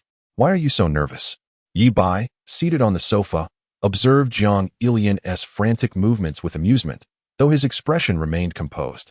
I am quite easygoing. There is no need for you to feel so tense. Jiang Ilian finally steadied herself, handing the glass of water to Yi Bai. It's just that it's the first time a man has come to my home, and I find myself a bit unaccustomed. Oh, it's nothing to worry about. I shall visit more often, and you will soon acclimate, Yi Bai replied, taking a sip from the glass without reservation, a hint of playful mockery flickering in his gaze. Jiang Ilian's cheeks flushed crimson as she lowered her head, stammering, I also hope that young master you could visit me more often. I will certainly serve you well. Her voice dwindled to a whisper, nearly inaudible by the end, her face blushing as if it could bleed. Yi Bai nodded slightly, advising her, you should go take a shower and change your clothes. I will wait for you. After a brief pause, he added, I look forward to your performance later. Jiang Ilian eagerly nodded, responding, all right, young master Yi. I will go now. With that, she dashed into the bathroom, clutching a bag containing her new attire, resembling a startled little rabbit. The room fell into a tranquil silence, filled only with the faint scent of perfume mingled with Jiang Ilian's unique youthful essence that lingered in the air. The sound of water splashing in the bathroom resonated, imbued with a certain enchantment that left Yi Bai somewhat distracted. Rising from his seat, he stretched lazily, loosening his muscles. Young master, what brings you here? It's nothing, he replied. Ding. Jiang Ilian's affection for the host has increased by 5 points, currently at 90. Please continue your efforts. Yi Bai, feeling refreshed, settled back onto the sofa, scrolling through his phone while occasionally glancing at the bathroom door, where Jiang Ilian was still bathing. Soon, the bathroom door creaked open, and Jiang Ilian emerged, adorned in a set of attire exclusive to Remington. Her skin, flushed from the embrace of warm water, resembled a ripe apple, radiating a vibrant hue. Strands of hair, dampened and cascading over her forehead, rendered her allure utterly captivating. Yi Xiao, do I look beautiful? Perhaps emboldened by her new attire, Jiang Ilian, with a hint of pride, ventured to pose such a question. I am pleased that you seek my opinion. Yet I must express my discontent with the tone you employed earlier, Yi Bai replied coolly, his countenance betraying no emotion. It was a jest. The hierarchy between master and servant was rigidly defined. Even before the formalities commenced, did she dare to defy him? Jiang Ilian, caught off guard, felt her smile evaporate instantaneously, replaced by a visage of sheer terror. In a fluster, she knelt upon the ground, nearly losing her balance, and grasped Yi Bai's hand, her palms trembling slightly from anxiety. She spoke cautiously, Yi Xiao, I apologize. I merely wished for you to like me. I assure you, it won't happen again. Her voice quivered with a hint of tears, her eyes glistening as she gazed at Yi Bai with a pitiful expression. Indeed, acknowledging one's mistakes and striving for improvement is commendable, Yi Bai remarked, a flicker of satisfaction crossing his features as his demeanor softened. He then inquired, the title Yi Xiao seems somewhat mismatched with your new attire. Might there be an alternative designation? Character list. 1. Aunt, by Jia, gentle and virtuous. Affection level, 95. 2. Foreign friend, Linda, English instructor. Affection level, 103. Cold and distant film queen. Luo Wanqin, revenge on the bully. Affection level, 25. 4. Twin-tailed JK girl, Sun Xiaoyan, heroic rescue. Affection level, 65. Aunt's eldest daughter. Gao Kuer, yet to make an appearance. 6. Aunt's second daughter. Gao Inger, thesis instruction. Affection level, 88. 7. Aunt's third daughter. Gao Bauer, yet to make an appearance. 8. Actress, Zhang Ruolin, Wuyo Media. Affection level, 64. 9. Influencer, Miss Chang, Chang Yuyu, Wuyo Media. Affection level, 65. 10. Influencer. Wu Ling'er, Jiang Ilian, Wuyo Media. Affection level, 111. Alluring office lady, Yin Danying, Wuyo Media. Affection level, 93. 12. Neighbor aunt, Lin Jiayu, Jiang Ilian's neighbor. Affection level, 60. Chapter 50. Xiaobai, could you come and take a look for me? It seems that my water pipe has burst. Is there another way to address you? Jiang Ilian lowered her gaze to admire her new appearance and suddenly realized, her face breaking into a pleasing smile as she sweetly said, Master. Splendid. You are quite understanding, and I am very pleased. Your future is bright. Yi Bai's face revealed a satisfied smile. Ding. Jiang Ilian's affection for the host has increased by 5, currently at 95 points. Please continue your efforts, host. Ding. Jiang Ilian's affection for the host has increased by 5, currently totaling 100 points. Please continue your efforts, dear host. A notification chimes. Jiang Ilian's affection has reached 100. To ensure the purity of the relationship and to eliminate any unwanted distractions, her affection has been locked in place, never to diminish, and she shall remain ever faithful. Indeed, another woman with a perfect affection score of 100. Yi Bai gazed at the enchanting sight before him, nodding in satisfaction, then silently commanded, System, display Jiang Ilian's information. A faint blue virtual screen materialized before Yi Bai's eyes. Name, Jiang Ilian. Gender, female. Age, 22. Attractiveness, 89. Height, 171 centimeters. Weight, 58 kilograms. Measurements, 81 centimeters, 57 centimeters, 83 centimeters. Bust size, C. Personality, lively. Hobbies, sports. Cuisine, affection, 100. Locked. Experience, 3. Relationship status, unrequited love. Health, none. Current status, reminiscing. Current mood, positive. Current desire, to become the host's official girlfriend. Location, Jiangxing Happiness Community, Unit 1701. Yi Bai took his leave slowly. Jiang Ilian struggled to lift her body, wishing to accompany Yi Bai downstairs. Her face marked by fatigue and her eyes filled with reluctance. No, you should rest well. Yi Bai gently declined her farewell. He is not a capitalist who exploits his employees. Since you are feeling unwell, it would be best to refrain from work and take the time to rest. The day is drawing to a close, so do ensure you retire early. Once the department is officially established in a couple of days, I will have someone inform you. Thank you, Mr. Yi, for your concern. I shall await the good news, Jiang Ilian replied obediently, though a sense of unease lingered in her heart. Jiang Ilian, I really wish to know if the traffic support will provide me with more. Despite her apprehension and eagerness to learn about the traffic support, she was acutely aware of the sacrifices she had made to progress further along the path of becoming an internet celebrity. Should the returns be meager, it would be a significant loss, and this gamble would indeed yield a catastrophic defeat. Nevertheless, she exercised discretion, understanding what inquiries were appropriate and which were best left unvoiced. Thus remaining silent, Yi Bai was pleased with her demeanor. In his view, one should only request what is rightfully given, while refraining from asking for what is not. That, in his eyes, epitomized obedience and good conduct. Rest assured, I will ensure everything is taken care of. Your efforts shall not go in vain, he assured her before departing, providing her with a sense of reassurance. Thank you, Mr. Yi, Jiang Ilian exclaimed, so exhilarated that she momentarily forgot her aches and pains. In her excitement, she leaped up and, disregarding her discomfort, embraced Yi Bai and planted a kiss on his cheek, her eyes brimming with gratitude. After enduring the struggles of competing in the dance studio, braving the biting wind in the parking lot, and the tug-of-war downstairs, I have finally achieved what I desired. Whether I become a steadfast friend of Mr. Yi or a prominent internet influencer, my life is set to embark on a fast track from this moment onward. Yi Bai did not resist. Once Jiang Ilian had calmed down a bit, he gently lifted her and placed her on the sofa with tender care. Rest well. I shall take my leave, he said softly. Wait. Jiang Ilian's delicate voice suddenly echoed in the room, as if she had recalled something of utmost importance. Her previously weakened body surged with newfound strength, and she abruptly leaped off the sofa. The sudden movement tugged at her still-healing wound, causing her brow to furrow tightly and a flicker of pain to cross her face. Ignoring her discomfort, she dashed barefoot to the shoe cabinet, eagerly rummaging through the drawer. Before long, she produced a set of keys that jingled melodiously as they danced between her slender fingers. Jiang Ilian trotted back to Yi Bai, her cheeks flushed from the recent exertion and a hint of shyness.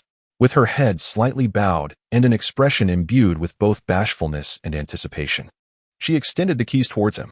You shall. These are the keys to my home. You are welcome to visit any time you wish. Very well. I shall come by when I have the opportunity, Yi Bai replied, a satisfied smile gracing his lips as he accepted the keys. Goodbye, Yi Xiao. I hope you can visit often, preferably every day. Jiang Ilian waved her hand in farewell, her eyes sparkling with hope. We shall see, Yi Bai nodded, responding nonchalantly before turning to close the door as he departed. After all, with so many beautiful women awaiting him, it was time to hurry along. Just as Yi Bai approached the elevator, preparing to depart, the door of Lin Jiayu's home unexpectedly swung open. Xiao Bai, could you come and take a look? It seems that my water pipe has burst. Lin Jiayu leaned against the doorframe, clad in a loose-fitting nightgown, her hair casually tied up. A hint of urgency gracing her features, yet within that urgency lay an enigmatic undertone. Ding! The Tsundere translator has detected a woman of contradictory nature, activating automatically. Jiayu Jia?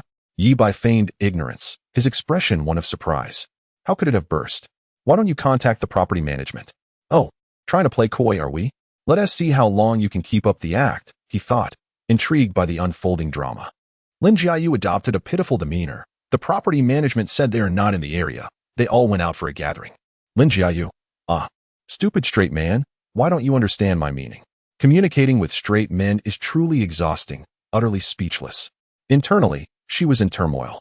Moments earlier, in the adjoining apartment of Jiang Ilian, it was as though she were watching a war drama, with both sides in fierce combat. The sound of artillery echoing through the thick walls, making it all too vivid. She had never witnessed such a brutal conflict in her life. It was terrifying. Out of curiosity, she had spun a small fib, hoping to engage with Yi Bai. Little did she anticipate that he would be so oblivious. Now she found herself regretting her decision. I see. Allow me to take a look. Update guidelines. Update guidelines. For every 1,000 gifts this month, an additional chapter will be added. I humbly request all esteemed readers to generously bestow gifts upon me. Thank you very much. Current progress, 85,000. The specific quantity can be viewed on the monthly gift leaderboard. Chapter 51. My head is stuck in the cabinet. little Bai. Could you assist me?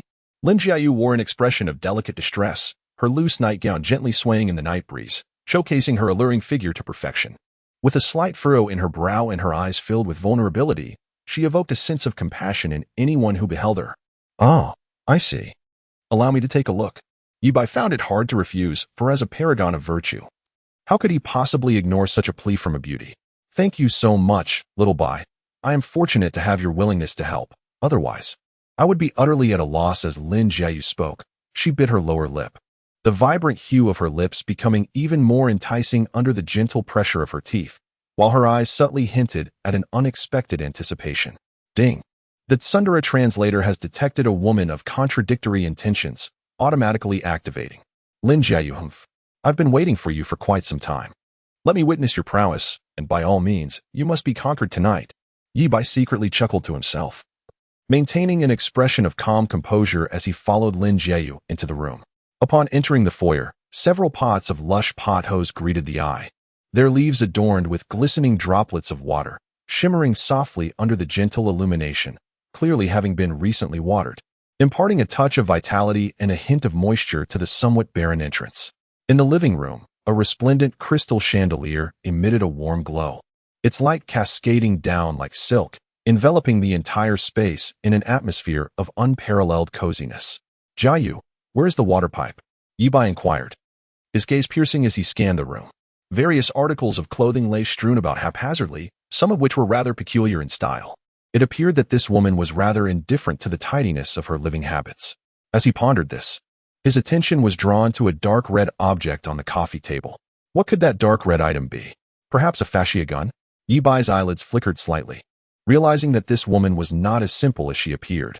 Over here, the water pipe in the bathroom seems to be leaking. Could you please take a look? Lin Jiayu's delicate voice broke his reverie. As she spoke, she gracefully led Yi Bai into the master bathroom. Upon stepping inside, a rich lavender fragrance enveloped him, as if to cocoon him in its embrace. By the edge of the bathtub, a few odd garments, scant in fabric, were carelessly draped, provoking a flurry of thoughts. Yi Bai silently criticized to himself. Is this intention not a tad too blatant? Could there be a touch of subtlety? It resembled a meticulously arranged crime scene, as if she were anxious that he might not grasp her intentions. Lin Jiayu knelt down, inspecting the condition of the water pipe, while he, from an elevated vantage point, observed everything unfold before him. Yi Bai. She gently touched the water pipe, her movements seemingly casual, yet skillfully splashing water onto herself. The once loose nightgown was instantly drenched, clinging tightly to her figure. Oh dear, how careless of me. I just finished bathing, and now I've soaked my clothes again. Lin Jiayu lamented, her expression and tone so convincing that an unsuspecting observer might truly believe it was an accident. However, the proud translator had already laid bare her intentions. Lin Jiayu. Hee. Men are all visual creatures, with just a few tricks. I can leave you dazed and confused, like a puppy following me around. Keep dreaming, Yi Bai thought, rolling his eyes in exasperation. Your fantasies may be impressive, but I wonder if you possess the prowess to keep up this charade. Today, I shall not only make you plead for my assistance, but also compel you to concede entirely. Let us see. As Yi Bai spoke, he crouched down to meticulously inspect the water pipe. Soon, he discerned clear signs of deliberate loosening at the connection. A knowing smirk crossed his face. TSK, such a clumsy tactic, akin to deceiving a child.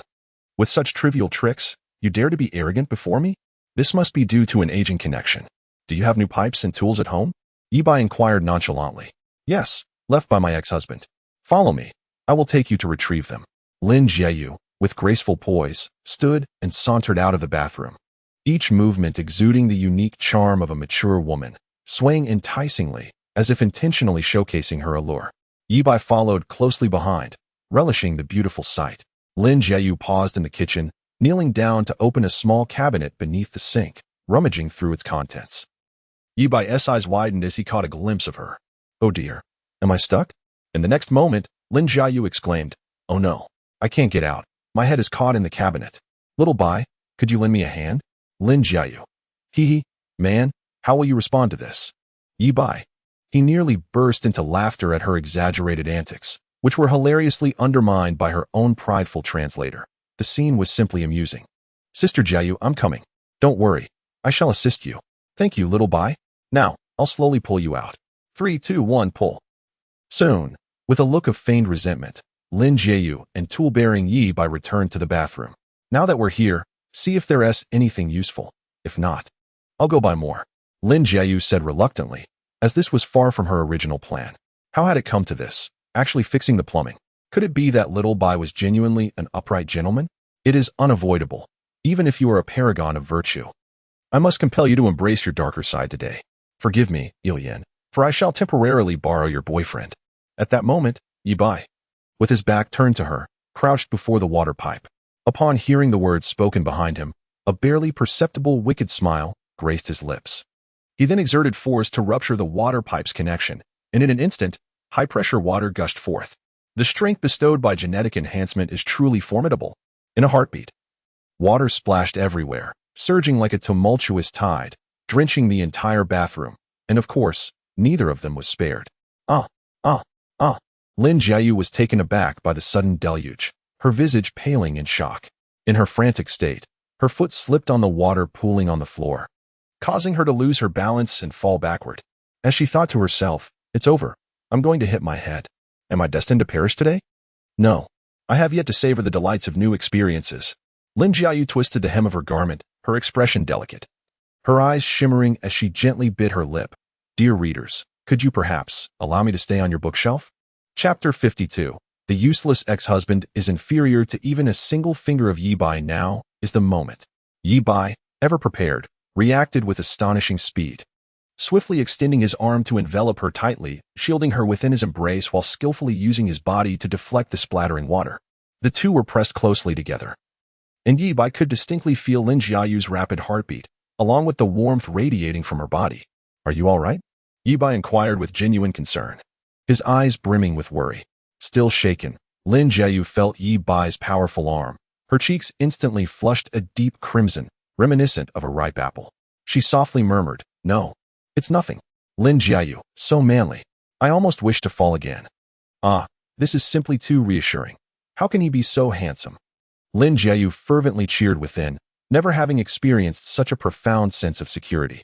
Reflecting on her useless ex-husband, who not only lacked capability but also squandered his days in debauchery, gambling, and infidelity, she felt an overwhelming contrast to the formidable Yi Bai, whose mere finger far surpassed her former spouse's entire being. Ding! Lin Jiayu's favorability towards the host increased by 10, currently at 70 points. Please continue your efforts, host. Perhaps the water pressure was excessively high. I shall turn off the valve first, Yi Bai remarked, gently releasing Lin Jiayu before turning to close the valve. Muttering to himself, It's my fault. I should have turned it off earlier. Alas, I still lack experience. At that moment, his clothes were thoroughly soaked, revealing his robust muscles, exuding masculine charm. No, it's quite all right. You've been a tremendous help, she replied. Lin Jiayu, how strong? His waist strength must be 100 times greater than my ex-husband's. As Lin Jiayu gazed at Yi Bai's silhouette, she swallowed hard, a glimmer of infatuation flickering in her eyes. She ran her fingers through her damp hair and said, This is troublesome. My clothes are completely soaked. Never mind. Please wait for me a moment. I shall return to Ilian's house to change. Otherwise, it would be inconvenient. Yi Bai pretended to leave, saying Lin Jiayu could not help but exclaim in reluctance, her heart silently lamenting the predicament. If Jiang Ilian were to discover that her boyfriend was here with me, she might very well rush over to keep watch. This could spell disaster for my plans. However, Yi Bai, being a person of great understanding, would surely provide her with an easy way out. He feigned distress and continued, Alas, she is resting.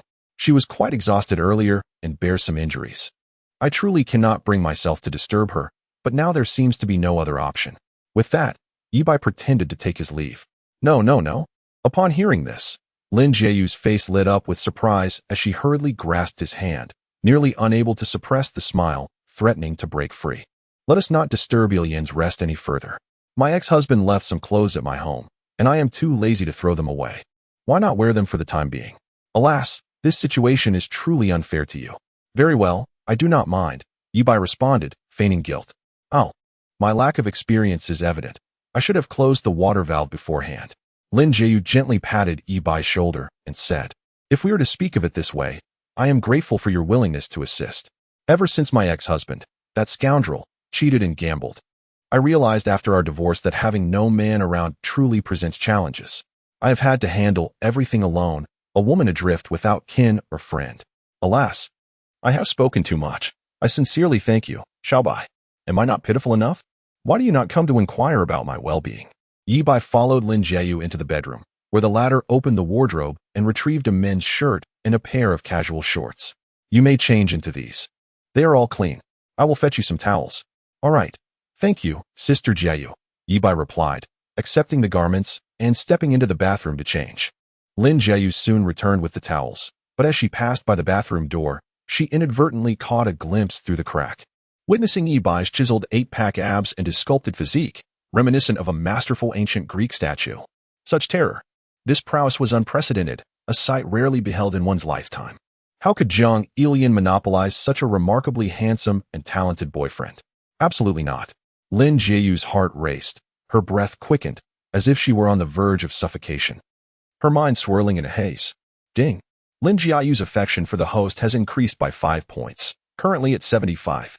Please continue your efforts. Once Yi Bai emerged from the bathroom, he unexpectedly collided with the flustered Lin Jieyu. Hee. Woman, were you spying on me? Yi Bai teased. Sister Jieyu. What's wrong? And nothing. Lin Jieyu stammered, awkwardly handing him the towel while averting her gaze to the floor, unable to meet his eyes. Dry your hair. Yi Bai took the towel and began to dry his hair, saying, I will go replace the broken water pipe. It should be fine this time. Before long, Yi Bai skillfully replaced the damaged pipe in one fluid motion, successfully completing the task. Xiaobai, you were truly impressive. Lin Jiayu crouched beside him, gazing at him with adoration, her eyes sparkling with admiration. However, this was merely a trifling matter. Yi Bai stood up, declaring, since the repairs are complete, I shall take my leave. After all, it is rather inappropriate for a man and a woman to be alone together in a room. No. Upon hearing this, Lin Jiayu, in a fit of urgency, grasped Yi Bai's arm. Yi Bai raised an eyebrow, a smirk playing on his lips. What is this? Are you attempting to keep me from leaving? Confronted by his bemused gaze, Lin Jiayu hesitated before finally articulating, You must be weary after today's exertions. It is quite late, and I presume you have yet to dine. Allow me to treat you. I shall prepare a meal for you. Lin Jiayu, please, don't go. I will make you a grand feast that you are bound to enjoy. Oh, I trust the ingredients are not. Yi Bai, merely teasing, was not about to let Lin Jiayu off so easily. Very well, let us indulge and enjoy this meal, Sister Jiayu. At that moment, a cold mechanical voice echoed in Yi Bai's mind. Ding. The high emotional intelligence choice function has been activated. 1. With a mischievous grin, Oh? Is this treat of yours sincere? If it is, then I shall head home. 2. Transforming into a devoted admirer, he sternly declared, Get lost. What do you take me for? I am Jiang Ilian's boyfriend. I would never be swayed by your petty tricks. I warn you, do not overstep your bounds. For I shall not betray Ilian. Very well, Sister Jiayu, I appreciate your kindness. I've been occupied all evening and neglected to eat. And now that I find myself quite hungry, I shall not refuse your gracious offer. I must savor your culinary skills. Chapter 53. The 36 Stratagems of a Cad. To capture by offering bait, Yi Bai's eyes involuntarily scanned Lin Jiayu's alluring figure, a smile tugging at the corners of his lips. Very well, Sister Jiayu, I appreciate your kindness. I've been occupied all evening and neglected to eat. And now that I find myself quite hungry, I shall not refuse your gracious offer. I must savor your culinary skills. Ding. Lin Jiayu's affection for the host has increased by 1 point, now at 76 points. Please continue your efforts, dear host. As soon as the words left his mouth, Lin Jiayu's previously dull gaze sparkled with delight as she turned to Yi Bai, her face alight with surprise. Really? Then I shall prepare dinner right away. Please take a seat on the couch. It will be ready shortly. Lin Jiayu strode into the kitchen, retrieving an apron adorned with a whimsical cartoon bunny from the cupboard. A striking contrast to her mature and enchanting demeanor. With practiced hands, she deftly tied the apron around her waist, forming a delicate bow, instantly accentuating her slender waist. You are in for a treat. My daughter adores my cooking and insists that my culinary skills surpass those of any professional chef. A subtle smile graced Lin Jiayu's lips, her expression laced with a hint of pride. As she spoke, she pulled open the refrigerator door, gracefully extracting an array of fresh ingredients, her movements fluid and seamless. Yi Bai narrowed his eyes slightly, admiring the graceful figure of the beauty before him, and spoke, "Oh, I must savor this moment. Allow me to lend you a hand." With that, he approached the sink, deftly rolled up his sleeves, and began assisting with washing vegetables and preparing ingredients. "Xiaobai, you truly are a good man. Alas, I am unfortunate to be married to such a gambler. If only he possessed half of your qualities, perhaps I would not be facing divorce." Lin Jiayu observed Yi Bai bustling about, a trace of melancholy crossing her face. The water in the pot bubbled vigorously over the high flame, continuously releasing steam that filled the kitchen. Upon hearing her words, Yi Bai paused his actions, gently patting Lin Jiayu's shoulder in a gesture of comfort. "Sister Jiayu, it's all right. All of that is in the past. Let us look forward. You are right, but my greatest concern is still my daughter. She has lacked a father's love since childhood and has now become insufferably rebellious. It gives me a headache." Lin Jiayu's brow furrowed tightly, her eyes filled with worry, clearly troubled by her daughter's issues. As Yi Bai continued to wash the vegetables, curiosity piqued, he asked, "Oh, Sister Jiayu, your daughter must be quite grown now. Why is she still so rebellious?" The revelation that Sister Jiayu had a daughter surprised him. The kitchen window was half open, and the night breeze gently tousled Lin Jiayu's hair. She raised her hand to massage her temples, her face a portrait of helplessness as she remarked, "Indeed, they say that children become obedient as they grow up. Yet here we are. She is on the verge of entering university and remains as rebellious as ever. Xiaobai, do you think my life is a complete failure? My marriage is in shambles, my child defies all attempts at guidance, and she frequently spends nights at her friend S house, hardly ever home. Alas, I truly feel at a loss. I can no longer manage." Noticing Lin Jiayu's despondency, Yi Bai quickly offered words of comfort. "Every generation has its own blessings, Jiayu. Do not weigh these matters too heavily. Life's margin for error is quite generous. Moreover, you are incredibly strong. The dissolution of your marriage is not your fault. It is he who failed to appreciate your worth. After all, she would soon be one of his own." And Yi Bai felt a duty to help mend the rift between them. As for how to assist, listening to Yi Bai's words, Lin Jiayu lifted her head slightly, tears of gratitude shimmering in her eyes. "Xiaobai, thank you for your comfort. I feel much better now." The two engaged in a light-hearted exchange, their conversation flowing effortlessly until, without their notice, the meal was prepared. "Let us eat first." Lin Jiayu deftly plated the stir-fried dishes, the steaming food filling the air with an enticing aroma that was simply irresistible. At the dining table, the two sat across from one another, savoring the delightful dinner. It smells divine. To marry someone as wonderful as Jiayu is a blessing earned over 8 lifetimes. Your ex-husband did not cherish you. He will surely face retribution." Yi Bai stated earnestly. "The dishes before me are indeed quite delectable, yet they pale in comparison to the culinary delights prepared by Aunt Bai. Nonsense. In my view, being able to marry a man as wonderful as Xiaobai is a true blessing." Lin Jiayu laughed heartily, urging, "Hurry and eat. It will turn cold soon and one tea taste as good." "All right, Jiayu, do indulge yourself as well." After the meal, Yi Bai glanced at the clock on the wall. It was already past 9, quite late indeed. It was time to attend to serious matters. He rose from his seat, saying, "Jiayu, it's getting late. I must take my leave. It would reflect well on your reputation for us, a man and a woman alone in a room, to be seen together." The cunning man's strategy of pursuing and retreating teaches that one should never speak before a woman. Proactive men seldom end in favorable circumstances, allowing women to take the initiative instead. Lin Jiayu felt a sudden rush of panic. Wasn't she putting in all this effort to spend a lovely evening with Yi Bai? Now, just when the opportunity seemed to slip away, how could she bear it? No, she must take decisive action. Hesitation would lead to losing everything. She stood up as well, her face betraying her anxiety. "It's so late. The roads are quite unsafe. Listen to me. Stay here for the night and return home in the morning. I have a guest room that just needs a little tidying up." As she spoke, she stepped forward and blocked Yi Bai's path, her demeanor resolute and determined not to relent without achieving her goal. Ding! The Tsundere translator has detected a woman whose words contradict her heart. Automatic activation in progress. Lin Jiayu, thinking of leaving? If you fall into my hands, you want to escape without leaving something behind. This is rather inappropriate. I assent it. Yi Bai struggled to suppress a smile. If the neighbors caught wind of this, or if your daughter returned home, wouldn't rumors circulate? I wouldn't mind. But I fear it might affect you, Sister Jiayu. Oh, it's perfectly fine.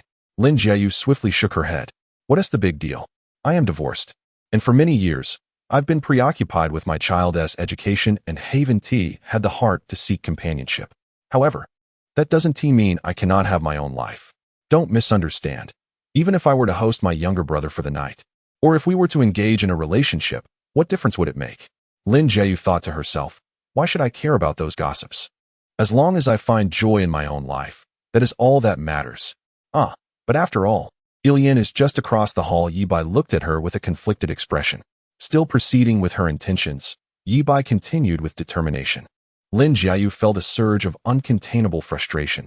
Did they expect her to take the initiative? Very well, she resolved to take a bold step. Enough talk. As she spoke, Lin Jiayu gently rose onto her tiptoes, wrapping her arms around Yi Bai's neck. In the midst of his incredulous gaze, she leaned in and kissed him. Kiss me. Let us forget everything tonight. Her voice trembled with emotion. Lin Jiayu, with a flirtatious demeanor, implored, Dear reader, might you allow me to reside upon your bookshelf? In that case, even if I were to be confined, you could still behold my presence. Chapter 54. The ex-husband arrives? How fortuitous in that moment. Lin Jiayu's world revolved solely around Yi Bai. At long last, heaven has indeed bestowed its gaze upon me. I have finally conquered this stubborn man. As unyielding as a block of wood. Just as our lips met in a fateful embrace, a thunderous knocking reverberated through the room, shattering the intimate atmosphere. Who on earth could it be, at such a late hour? How absurd. In an instant, Lin Jiayu transformed into a firecracker, releasing Yi Bai from her grasp. Her cheeks still flushed with lingering warmth, now consumed by indignation. Cursing under her breath, she strode fiercely toward the door, her footsteps echoing sharply as her slippers struck the floor. Yi Bai observed the furious beauty before him, stifling a laugh. Who would have imagined that beneath her typically gentle and alluring facade lay such a fiery spirit? This striking contrast rendered her even more captivating. Open up. I'm from the property management. Downstairs reports a leak in your bathroom. A deep voice called from the other side, sounding deliberately altered and rather peculiar. How utterly ridiculous. Could this not wait until the morrow? Lin Jiayu ground her teeth in frustration before yanking the door open. However, upon seeing the figure standing outside, her expression paled. Her once rosy lips drained of color. What are you doing here, Sun Yuanzhong? You are not welcome, she exclaimed, attempting to slam the door shut, only to be thwarted by a robust hand that pressed firmly against it. Jiayu, we were once husband and wife. Surely you cannot bear to leave me outside? I have missed you and our daughter dearly. Let us remarry, shall we? I swear I shall never gamble again. Sun Yuanzhong wore a plastered smile, attempting to force his way through the door. You filthy wretch, I see you've run out of money from gambling and now covet the properties under my name. Lin Jiayu scoffed disdainfully, her gaze akin to that of a spectator observing a mere jester. Let me make this abundantly clear. Do not harbor any delusions. This inheritance is bequeathed to me by my parents and has no connection to you whatsoever. It is absolutely impossible for you to claim it, so abandon such thoughts. Leave now, or I shall call the authorities. Unfazed, Sun Yuanzhong persisted like a scoundrel, forcing his corpulent frame into the room while muttering, Jiayu, listen to me. I am not deceiving you, and Xiaoyan needs a father's love too. Before he could finish, his gaze darted past Lin Jiayu, landing on Yi Bai, who stood behind her, his eyes widening in sheer disbelief. Who is this? Who am I? Where am I? Why is this pretty boy in my ex-wife's home? Have I been cuckolded? Sun Yuanzhong's eyes bulged with rage, an internal tempest erupting like a volcano, obliterating all semblance of reason. Who is this? So, you have taken a lover behind my back. You wretched woman. As he bellowed, he charged into the room, his hefty form trembling with fury, his steps somewhat unsteady, resembling a rampaging bull. Have you lost your mind? How absurd. Who the hell is cheating? We have been divorced for ages. What authority do you have? What gives you the right to meddle in my affairs? Lin Jiayu retorted fiercely, her own temper ignited, ready to confront him head-on. Sun Yuanzhong, incensed and humiliated, turned crimson, resembling a thoroughly cooked pig's liver, while incessantly hurling insults, calling her a worthless wretch, and raising his hand to strike Lin Jiayu. In a critical moment, Yi Bai sprang forward, deftly seizing Sun Yuanzhong's wrist. Sun Yuanzhong struggled fiercely, only to discover that his wrist was ensnared as if in an iron vice, utterly immovable. You are just as despicable, a worthless pretty boy, undoubtedly after her fortune, right? Get lost if you know what's good for you, or I will have my brothers from the underworld chop you into pieces to feed the dogs. Sun Yuanzhong threatened vehemently, his greasy face contorted with rage, veins bulging on his forehead. Mind your language, Yi Bai replied, his expression impassive as he gazed at him. What pretense is this from someone as inept and degenerate as you? At these words, Sun Yuanzhong's eyes instantly filled with bloodshot fury, resembling a madman. I will kill you, he roared, swinging his fist at Yi Bai.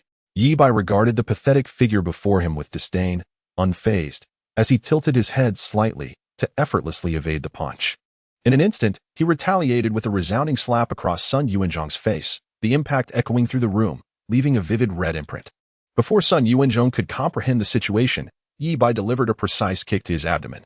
Sun Yuanzhong's corpulent form flew backward like a kite with a severed string, crashing into the wall with a dull thud before landing heavily on the ground.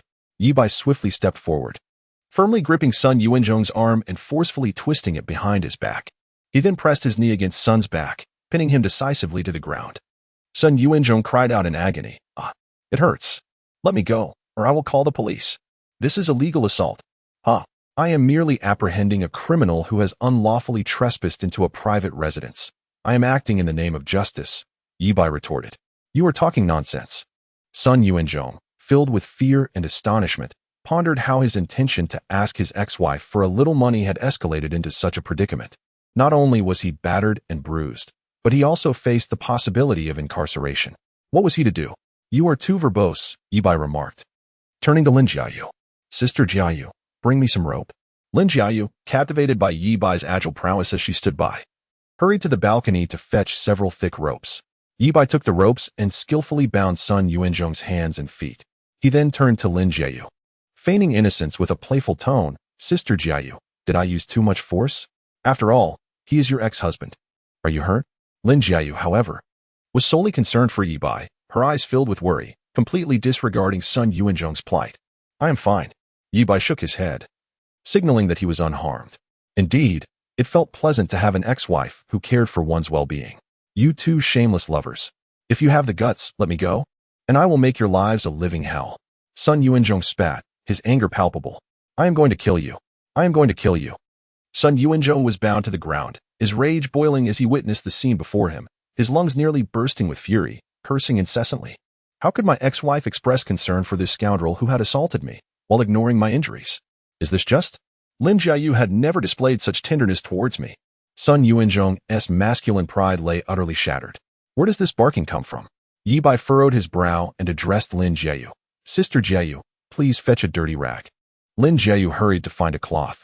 Once Yi Bai received it, he stuffed the rag into Sun Yuanzhong's mouth, who could only shake his head desperately, emitting muffled sounds akin to a trapped beast futilely struggling.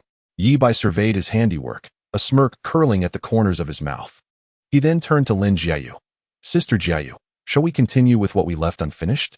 Lin Jiayu glanced at her ex-husband, sprawled on the ground like a dead dog, deliberated for a mere moment, and then resolutely replied, All right, Xiao Bai, you must cherish me. With that, she slowly approached Yi Bai, her eyes brimming with anticipation. Chapter 55. You deserve to listen from outside, all right, Xiao Bai. You must cherish me. Wait a moment. Yi Bai's lips curled into a mischievous smile as he gently raised a hand, halting Lin Jiayu's eager advance. His gaze shifted to the side, landing on Sun Yuanzhong, who at that moment was bound like a zongzi, desperately struggling. In Yi Bai's eyes, he resembled a buzzing fly, an unbearable nuisance. Lin Jiayu, with a perplexed expression and her large, glistening eyes blinking rapidly, looked at Yi Bai as if to inquire, with the situation so dire, why the delay? Yi Bai raised an eyebrow, a hint of mockery in his tone as he remarked, to allow someone as spineless as General Sun Yuanzhong to watch the live stream would be a grave injustice. Such a character deserves to remain outside. With that, he strode purposefully to the bound Sun Yuanzhong and, with a grip akin to that of lifting a chick, effortlessly hoisted him to the door of the bedroom. Sun Yuanzhong's eyes bulged with fury, flames of rage seemingly emanating from them, as if he wished to devour Yi Bai alive. Yet, bound and helpless, he could only glare in frustration. With a cloth stuffed in his mouth, he emitted muffled sounds filled with resentment and anger. Having dealt with Sun Yuanzhong, Yi Bai eagerly turned around and, with a graceful lift, cradled Lin Jiayu in his arms. She gasped in surprise, instinctively wrapping her arms around his neck, her delicate demeanor reminiscent of a startled fawn. Yi Bai, holding her securely, strode confidently into the room. Meanwhile, Sun Yuanzhong struggled futilely, his body twisting in a futile effort. Had his glare possessed lethal power, his venomous gaze would have already condemned Yi Bai to countless deaths. Alas, he was left with no choice but to endure the humiliation. Ding. Lin Jiayu's affection for the host has increased by 10, currently at 86 points. Please continue your efforts, host. Lin Jiayu's affection for the host increased by 10, currently standing at 96 points. Please continue your efforts. Ding. Lin Jiayu's affection for the host has increased by 4, now reaching 100 points. Ding. Lin Jiayu's affection for the host has reached 100. To ensure the purity of love and prevent any betrayal, the affection level has been locked and cannot decline. It shall remain unwavering. Uncertain of how much time had passed, Yi Bai reached for the mobile phone resting by his pillow. The screen illuminated, revealing the time had already struck midnight. At that moment, a melodious voice, akin to the sound of silver bells, resonated from the entrance. "Mom, I'm back. Aren't you asleep yet?" This voice pierced through the atmosphere of the room like a bolt of lightning. Lin Jiayu, whose face had flushed with shyness, now turned pale, her eyes brimming with panic. "What should I do? Xiaoyan is back. If she sees me like this, how will I survive?" She clutched Yi Bai's arm tightly, her voice trembling. Yi Bai gently patted her hand, reassuringly stating, "It's all right. I'm here. Just watch me." With that, he swiftly rose from the bed, hastily getting dressed. In the living room, upon returning, Sun Xiaoyan noticed the absence of Lin Jiayu's response, feeling puzzled. The lights in the kitchen and living room were clearly on. Yet where were the people? She took a few steps forward, scanning her surroundings, and soon spotted Sun Yuanzhong bound at the door. He was struggling desperately, emitting muffled pleas for help, his gaze filled with hope as he looked at Sun Xiaoyan, yearning for her to release him from his restraints. He contemplated that if he could unleash his full potential and start afresh, he would undoubtedly triumph over that dandy. The preceding hours had been the darkest moments of his existence. The cacophony reverberated in his ears, an unrelenting assault on his eardrums, producing sounds he had never encountered before. And there was no escape from it. The torment was so excruciating that he longed for death to relieve him. During this ordeal, Sun Yuanzhong had attempted to bash his head against the wall, hoping to render himself unconscious, but upon trying, he found the pain unbearable and relinquished the idea. At this moment, the sight of Sun Xiaoyan felt akin to the arrival of an angel upon the earth. A flicker of hope ignited within him. Salvation was at hand. Once liberated, he vowed to exact revenge upon that wretched woman and that dandy. However, Sun Xiaoyan's subsequent words doused this flicker like a bucket of cold water, extinguishing all hope and striking him like a thunderbolt. "Sun Yuanzhong, who permitted you to be here? Have you harmed my mother? Mom, where are you? Are you all right?" Observing Sun Xiaoyan's disregard for his bound state, she instead interrogated him about his presence. Sun Yuanzhong felt utterly despondent. Was it merely a matter of gambling a few times? Losing over 1,000,000? Was it simply indulging in a few hundred escapades and straying a few times? It was one thing for Lin Jiayu to harbor animosity towards him. But why did his own daughter, Sun Xiaoyan, also despise him? Why? It must be that wretched Lin Jiayu sowing discord. Sun Xiaoyan paid no heed to Sun Yuanzhong's thoughts. Her face was etched with anxiety, convinced that Lin Jiayu was in peril. She extended her long legs, stepping over Sun Yuanzhong, and proceeded to open the bedroom door. The door to the room was gently pushed open, and Sun Xiaoyan stepped inside. Upon entering, she appeared as if struck by lightning. Her gaze immediately fell upon Yi Bai, and after a moment of shock, her eyes sparkled with delight as she exclaimed, "Oh, it's you. I owe you a debt of gratitude for saving me last time. Otherwise, I would have been tarnished." As she spoke, she hurriedly approached Yi Bai, her eyes brimming with appreciation. She had not anticipated encountering her long-cherished savior in such circumstances. Just a few days prior, while returning from her friend's house, she had been cornered by a group of ruffians in a dark alley. Had it not been for Yi Bai's timely intervention, her innocence would have been lost. Gazing at the girl with twin ponytails before him, Yi Bai felt utterly bewildered. Who was she? Was she Lin Jiayu's daughter, Sun Xiaoyan? Did he even know her? He quickly recited in his mind. Check Sun Xiaoyan's information. Name, Sun Xiaoyan. Gender, female. Age, 19. Appearance, 91. Height, 169 centimeters. Weight, 50 kilograms. Measurements, 81 centimeters, 51 centimeters, 83 centimeters. Bra size, C. Personality, lively. Interests, novels. TV series, anime. Affection level, 60. Natural charm, 20. Experience, 0. Marital status, single. Health, none. Current situation, worried about Lin Jiayu's health. Current mood, depressed. Current wish, to see that gambling fiend Sun Yuanzhong disappear swiftly. Location, Jiansheng Happiness Community. Oh, he suddenly remembered. It was the twin-tailed girl he had casually saved. It was merely a trivial act on his part. Yet he was astonished to discover that she was indeed the daughter of Sister Jiayu. How serendipitous! Yi Bai chuckled and waved his hand. He had not anticipated that Lin Jiayu's daughter would turn out to be Sun Xiaoyan. To be candid, his actions had been instinctive and not specifically intended to rescue Sun Xiaoyan. His true motive had been to manipulate those three ruffians into targeting Luo Yifan and his companions. Sun Xiaoyan then turned her gaze towards Lin Jiayu, who lay beneath the covers, flushed and drenched in sweat.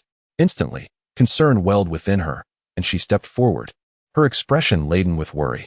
What is wrong? Are you feeling unwell? Chapter 56. Physical discomfort. What is wrong?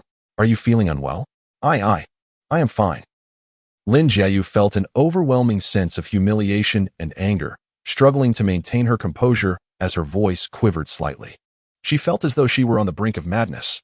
She had clearly heard the sounds of chaos next door and had impulsively sought out Yi Bai to ascertain the situation. Little did she expect that not only would her detestable ex-husband arrive to stir trouble, but her daughter, who was supposed to spend the night at a friend's house, would also return prematurely. What on earth was happening today? Why was everyone gathered here? Yet, in a way, it was quite a bargain. Lin Jiayu's dazed gaze rested upon Yi Bai. She had never imagined she would find herself in such a predicament, especially with her ex-husband bound outside. Observing Lin Jiayu's bewildered expression and Sun Xiaoyan's skeptical demeanor, Yi Bai realized the gravity of the situation and hastily interjected to clarify. She is fine. It's just that earlier. That scoundrel burst in, startling her. However, I have subdued him, and all is well.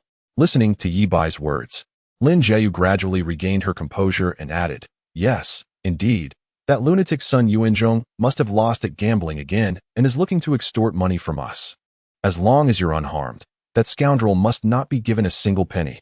Sun Xiaoyan nodded, then turned to Yi Bai, her brow furrowed in confusion as she asked, how did you end up here?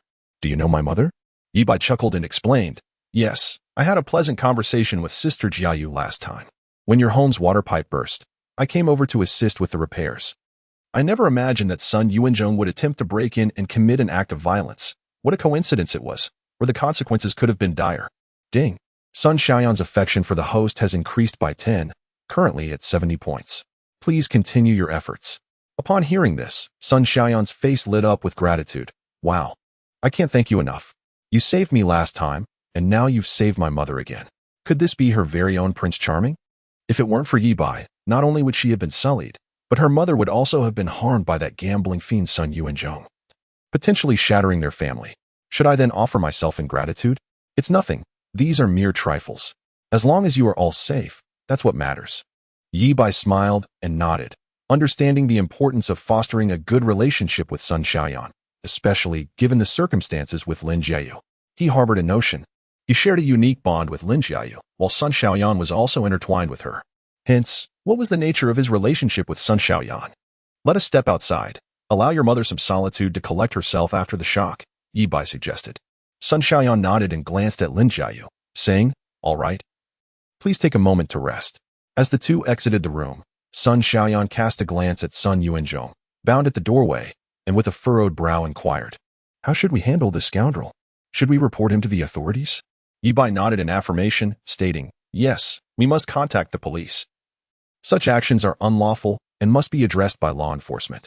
Sun Yuanzhong's face turned ashen. He yearned for the moment he could escape and exact vengeance upon this young man and Lin Jiayu, willing to embrace mutual destruction if necessary.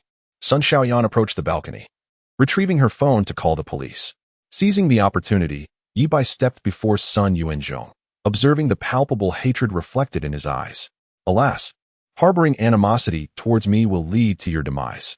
He shook his head and remarked, regrettably, as much as I would like to spare your life, I adhere to a principle. One must eradicate the root of the problem. While you may lack the capacity to harm me, you possess the capability to endanger Jiayu and Xiaoyan. You might wish to argue that you are not that kind of person. However, I am not one to enjoy inconvenience. Nor do I have the inclination to engage in a battle of wits with someone as inept as you. As the old saying goes, while a thief may operate for 1,000 days, one cannot expect to guard against theft for the same duration. Wouldn't you agree? Observing the look of terror on Sun Yuanzhong's face, Yi Bai retrieved the soul-capturing pocket watch from his pocket and activated it. In an instant, Sun Yuanzhong's demeanor shifted from rage to a dazed stupor. Forget my previous words. Upon your imprisonment, you shall repeatedly strike your head against the wall until you meet your demise. Soon, Sun Yuanzhong regained his composure, his eyes now brimming with fury and hatred, fixated on the man before him, who wore a mocking expression. At that moment, Sun Xiaoyan, having just concluded a phone call, returned, approaching with a look of concern. She said, "You saved me last time, and I haven't had the chance to properly thank you. Were you injured? I saw in the news that those thugs killed several people, and I feared the worst for you." Yi Bai smiled and shook his head, replying, "No worries. They were merely a bunch of blustering small-time hoodlums." Sun Xiaoyan let out a sigh of relief. Thank goodness, she genuinely believed Yi Bai might have been in danger. Her inquiries at the police station yielded little, as she was unaware of Yi Bai's name or contact information. That is a relief. I wanted to express my gratitude, but I lacked your contact details. Pausing, she looked at Yi Bai and continued, "By the way, my name is Sun Xiaoyan. What is yours?" Yi Bai responded with a smile, "I am Yi Bai." Sun Xiaoyan's eyes lit up as she exclaimed, "Let us exchange WeChat. When are you free? I invite you to dinner." "Sure." Upon hearing this, Sun Yuanzhong's face twisted with rage, his eyes bulging as if they might pop out. He felt an intense irritation at the sight of his daughter showing such enthusiasm for this dandy. Just then, Lin Jiayu emerged, having composed herself. However, as soon as she stepped outside, her legs suddenly weakened, and she nearly fell. Sun Xiaoyan hurried over to support her, asking with concern, "What's wrong? Are you feeling unwell?" "I'm fine, just startled." In truth, her legs felt a bit wobbly from the vigorous exercise she had just done. As she spoke, she shot a resentful glance at Yi Bai, her eyes conveying a hint of reproach. As if to say, "It's all your fault for putting me in such an embarrassing situation." Yi Bai quickly added, "Sister Jiayu is merely shaken. She just needs a good rest tonight." Lin Jiayu, feeling somewhat gratified, affectionately patted Sun Xiaoyan's head. Xiaoyan had finally grown up and learned to show concern for her. "I'm fine, Xiaoyan. Why did you come back early? Were you not supposed to stay at your friend's house for the night?" Lin Jiayu cast a wistful glance at the readers, saying playfully, "Could you perhaps grant me a written 5-star review? I would be truly grateful." Chapter 57. What is this situation where the one bound hand and foot is the victim? Lin Jiayu brushed back her slightly disheveled hair, which added a touch of allure and forced a smile onto her face. She looked at Sun Xiaoyan and said, "I'm fine, Xiaoyan. Why did you return early? Were you not meant to spend the night at your friend's?" In her gaze lingered a trace of the residual turmoil from moments past. Yet, before Sun Xiaoyan, she endeavored to maintain an air of composure. Sun Xiaoyan pouted, explaining that relatives had come to visit, creating a clamor she could scarcely endure, prompting her retreat. With a sidelong glance at Sun Yuanzhong, who was writhing on the floor like a worm in its death throes, her brows furrowed in indignation as she vehemently exclaimed, "How dare that scoundrel Sun Yuanzhong show up again? Has he lost another wager? Is he attempting to swindle us out of our money once more? This time, he must be incarcerated. My previous leniency cannot persist, for I cannot allow this scoundrel to disrupt our lives any longer." Lin Jiayu nodded vigorously, a resolute expression gracing her features. They could not permit this man to cast even the slightest shadow over Xiaoyan's existence. Their daughter must not suffer any further harm due to this former husband. As the trio engaged in fervent discourse, the sudden chime of the doorbell pierced the air. Sun Xiaoyan rushed to answer it. Upon opening the door, 2 police officers stood erect on the threshold. One, a strikingly beautiful female officer, surveyed the somewhat chaotic scene within, her brow furrowing in astonishment. What was the situation? Was the bound individual truly the victim? Who had lodged the complaint, and who was the assailant? She raised her hand and delicately pointed at the squirming Sun Yuanzhong on the floor, her voice ringing clear yet imbued with professional gravity as she inquired, "What is happening? Who is this bound individual?" Upon sighting the police, Sun Yuanzhong reacted as though he had grasped a lifeline in the midst of drowning. His previously weary body surged with newfound vigor, and he struggled desperately, writhing and emitting pitiful cries for help. His voice was so hauntingly despairing that it seemed he might draw his last breath at any moment. Yet his eyes sparkled with a glimmer of hope as they fixated on the officers. Yi Bai stepped forward, adorned with a polite smile, and calmly elucidated, "Officer, this individual is Sun Yuanzhong, the former husband of Miss Lin Jiayu. He has frequently engaged in gambling and, under the guise of property management, deceived us into opening the door, subsequently forcefully invading a private residence." The female officer, named Sheng Yuqi, possessed a visage reminiscent of finely crafted jade, strikingly beautiful and exuding an aura of determination. Her athletic physique, accentuated by taut lines, radiated a sense of health and vitality. Upon hearing Yi Bai's remarks, Xing Yuqi furrowed her brow and turned to her male counterpart, saying, "Xiao Wang, please untie this individual." The other male officer nodded and responded succinctly, "Understood." Shang Yuqi then regarded the assembly with a serious demeanor, inquiring, "Who tied up Sun Yuanzhong?" Yi Bai, appearing perplexed, shrugged and replied, "It was I. Is there an issue? What is this? Instead of apprehending the wrongdoer, you question me, the victim?" Xing Yuqi shook her head and stated, "In that case, we will need you to accompany us later to provide a statement." Meanwhile, the recently unbound Sun Yuanzhong, fueled by fervor, shouted vehemently as he charged toward Yi Bai. His mind was filled with the recent encounter he had overheard, and he could hardly bear the humiliation. At that moment, a singular, frenzied thought consumed him, to perish alongside that foppish youth. "Ah, I will kill you. I want you dead," he roared like a maddened bull, charging towards Yi Bai with clenched fists, as if he intended to tear him apart. "Stop!" the two officers shouted in unison, rushing forward in an attempt to restrain Sun Yuanzhong. Yet, someone was swifter than them. Scarcely had the words left their lips when Yi Bai, with a flash of movement, executed a graceful side kick, fluid and precise. In an instant, Sun Yuanzhong soared through the air like a kite severed from its string, crashing violently against the wall with a resounding thud. He felt a sharp pain in his chest, nearly gasping for breath, as stars exploded before his eyes, accompanied by a muffled groan of agony. "Officers, you seem a bit sluggish.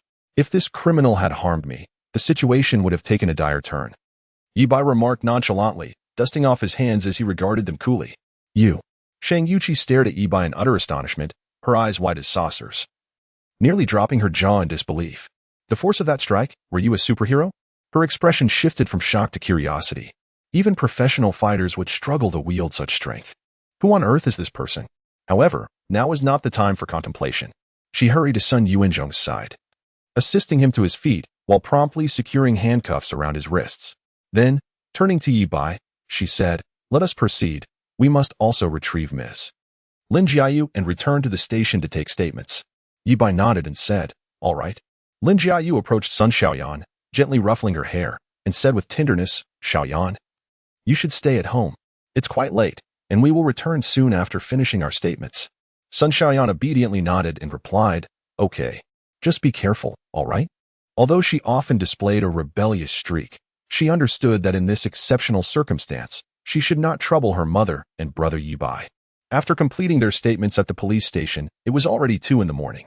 The female officer, Shang Yuqi, escorted Lin Jiayu and Yi Bai to the entrance, her once fair and delicate face now slightly flushed.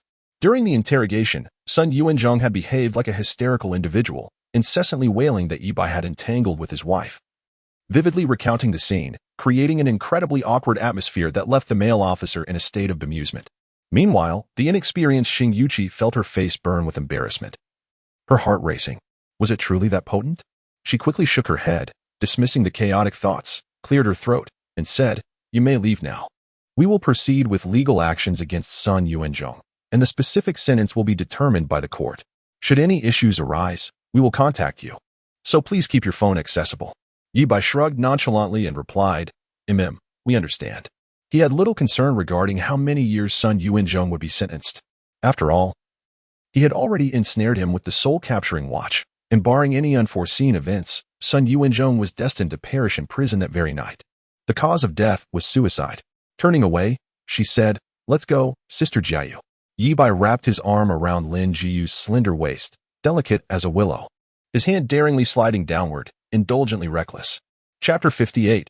Bai Jie, I can't sleep for missing you. Lin Jiayu instantly blushed, her face turning crimson, nearly burying her head in her chest, casting Yi Bai a resentful glance. Strangely, she did not refuse him. Instead, a surge of inexplicable excitement welled up within her.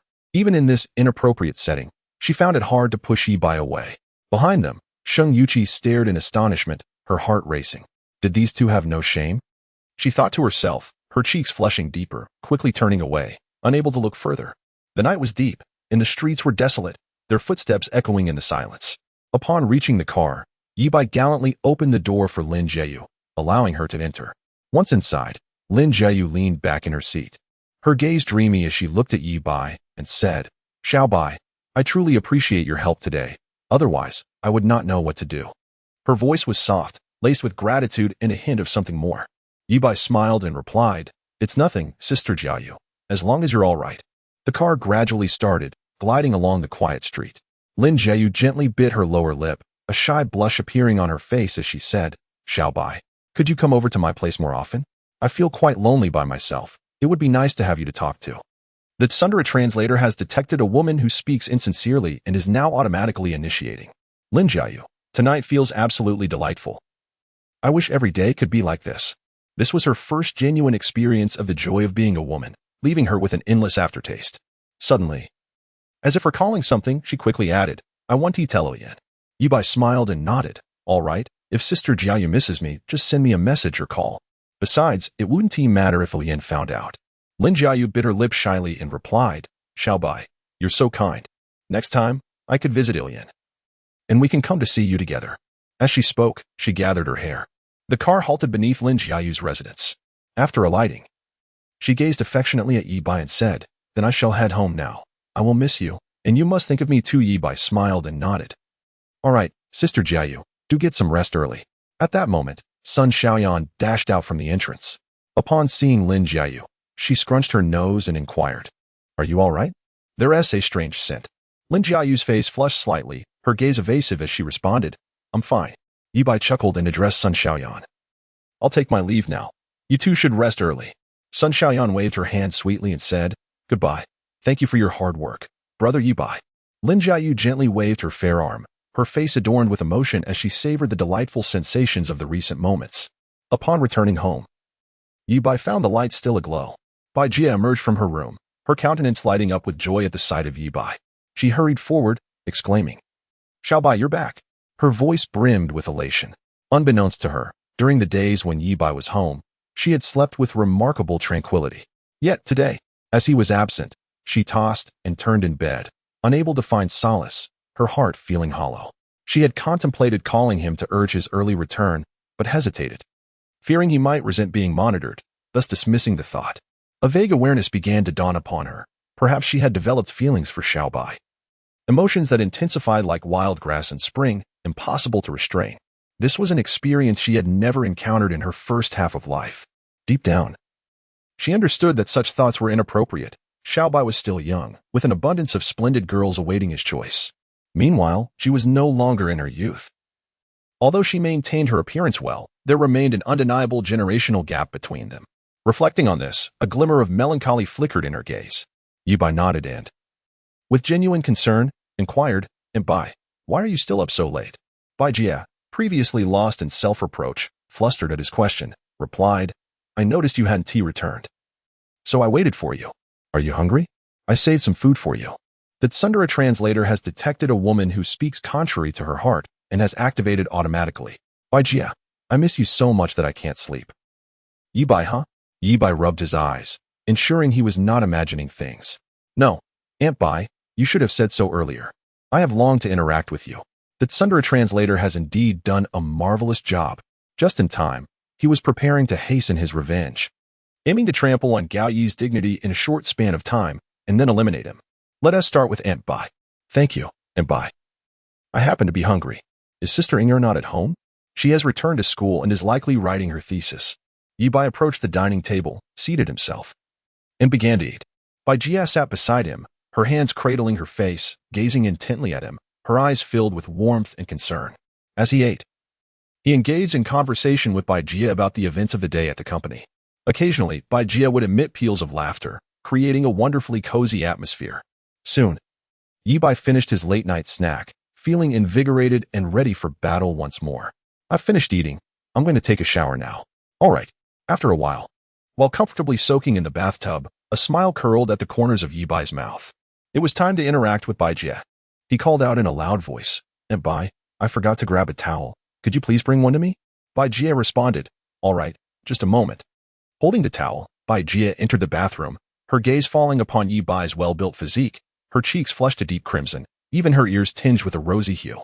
Her heart raced, fluttering like a startled deer. She had just intended to hand the towel to Yi Bai when, suddenly, her foot slipped, and she found herself uncontrollably plunging into the water.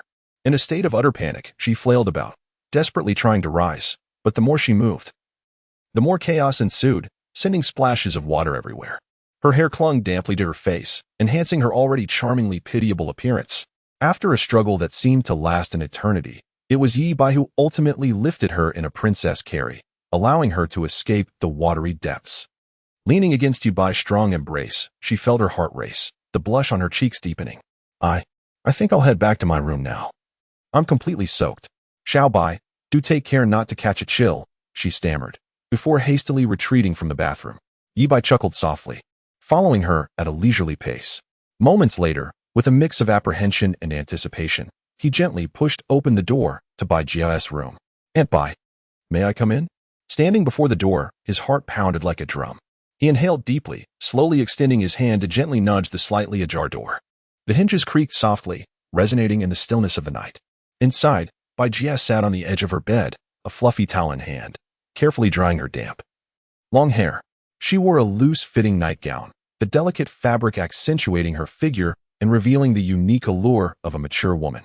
A droplet meandered along her alabaster neck, cascading over her delicate skin, before disappearing into the slightly ajar neckline, tracing an arresting contour. Upon hearing the door creak, Bai Jia paused, her countenance a mixture of surprise and shock. Xiao Bai? How did you get in here? You'll catch a cold. You should leave. Bai Jia's voice trembled slightly as she unconsciously clenched the towel in her hand. Her rosy cheeks flushed crimson, akin to a ripe apple. Her gaze darted about nervously, avoiding Yi Bai's eyes, her heart pounding like a trapped fawn. What to do? Xiao Bai is actually here. What should I do? Should I send him away? Would that hurt him? Or should I just let it be, not think so much, and just silently accept it? I am his elder. This is not right. Bai Jia, how can you have such thoughts? Her mind was in turmoil, a maelstrom of conflicting ideas that left her unsettled. Yi Bai advanced toward Bai Jia, his gaze intensifying. Aunt Bai, the truth is, I have always been fond of you, since long, long ago. To Yi Bai, Bai Jia held an unparalleled significance. In the years following his parents' demise, Yi Bai felt as though the world had been plunged into darkness. He became withdrawn, isolating himself, unwilling to engage with the outside world. Bai Jia was like a ray of warm sunlight, bestowing upon him boundless patience and understanding, guiding him, caring for him, and gradually dispelling the gloom within his heart. Even after being wrongfully imprisoned by Lu Ruyan in her previous life, Bai Jia unreservedly chose to believe in him. She tirelessly sought the truth, traversing great distances and enduring hardships, sacrificing everything for him, only to ultimately be betrayed by Gao Yi and meet her demise far from home. In this life, he silently vowed to cherish Bai Jia and ensure that she would never again suffer even the slightest harm. Bai Jia bit her lip tightly, lowering her gaze. Unable to meet Yi Bai's intense, almost devouring stare, her hands anxiously twisting the hem of her nightgown. Yet, the disparity in our ages is so great. This feels wrong. Her voice was as soft as a whisper, laced with hesitation and inner turmoil. Bai Jia, the age difference is too significant. I cannot surmount that hurdle. Otherwise, Bai Jia felt as though she were on the brink of madness. She had not outright refused him, but rather began to contemplate, even fantasizing deep within her soul, how wonderful it would be if their ages were more aligned. She repeatedly admonished herself, no, I must maintain control.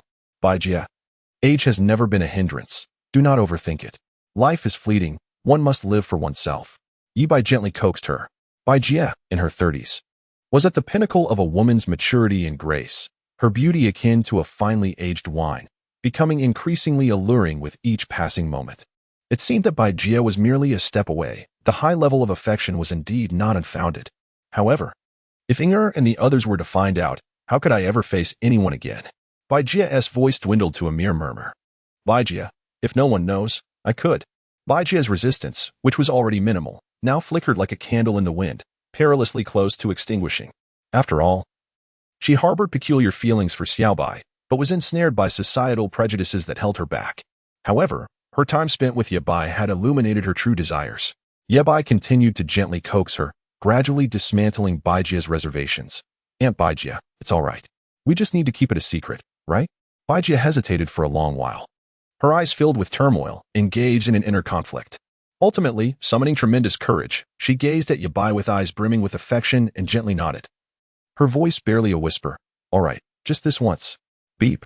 Bai Jia's affection for the host has increased by 5 points, currently at 100 points. Beep. Bai Jia's affection for the host has reached 100. To ensure the purity of their love and prevent any betrayal, the host's affection has been locked and cannot decrease, promising eternal loyalty. As Yebai beheld Baijie before him, an unprecedented surge of joy and accomplishment welled up within him. Aunt Baijie, you are finally mine. He gazed at the enchanting scene before him, licking his lips, and then silently commanded, "System, display Baijie's information." A pale blue virtual screen suddenly materialized before Yebai. Name, Baijie. Gender, female. Age, 35. Beauty, 99. Height, 169 centimeters. Weight, 58 kilograms. Measurements, 92 centimeters, 59 centimeters, 98 centimeters. Cup size, E. Personality, gentle and virtuous. Hobbies, yoga, cooking, shopping. Affection level, 100. Fixed. Experience, 19. 3. Illness, none. Current status, resting. Mind completely blank. Never before experienced such intense. Current mood, happy. Current wish, hopes to be with Yebai like this forever. Location, Jiangxing Rich District, Dingxing Villa number 32. After some time, Baijie gradually regained her composure. She felt as if she had undergone a dreamlike journey, her mind and body immersed in an unparalleled happiness. Sitting beside her, Yebai immediately extended his hand, gently stroking her hair, and softly inquired, "Aunt Bai, are you all right? Would you like to rest a bit longer?" The blush on Baijie's delicate face had yet to fully fade. She cast a lingering glance at Yebai, then playfully retorted, "Isn't it because of you? Baijie, I hope there will always be." Little Bai has truly grown up. She once held the young Yebai in her arms. Her mind involuntarily conjured up the image of Yebai from her childhood, when he was so small and had such delicate, rosy skin. How adorable he was, unlike now. Utterly mortifying. At this thought, Baijie's face flushed deeper, her embarrassment making her wish to find a crevice to hide in. Yebai teased her with a smile, "But Aunt Bai, you seem to enjoy it." Chapter 60. This will hinder Xiaobai. There is such an age difference between us. Baijie's pretty face instantly turned crimson, from her earlobes down to the nape of her neck, resembling a ripe tomato. Infuriated with embarrassment, she seized a pillow beside her and lightly tossed it at Yebai, playfully scolding, "You mustn't say that. Forget it quickly. How can such things linger on one's lips?" She lamented, "Just this once shall I break my vow. It will never happen again." "Absolutely not." With a gentle smile, Yebai looked at Baijie, feeling a long-lost happiness. He quickly reassured her, "But that is the truth. I haven't lied. What can I do with you?" "Aunt Bai? All right, I shall say less." Baijie picked up a piece of clothing and threw it at him. "It's not about saying less. It's about you not saying anything at all." Though her words were sharp, her lovely face bore a hint of playfulness. After the events of the evening, she felt as if she had shed 10 years. This was her first time being playful with a man, and he was younger than her.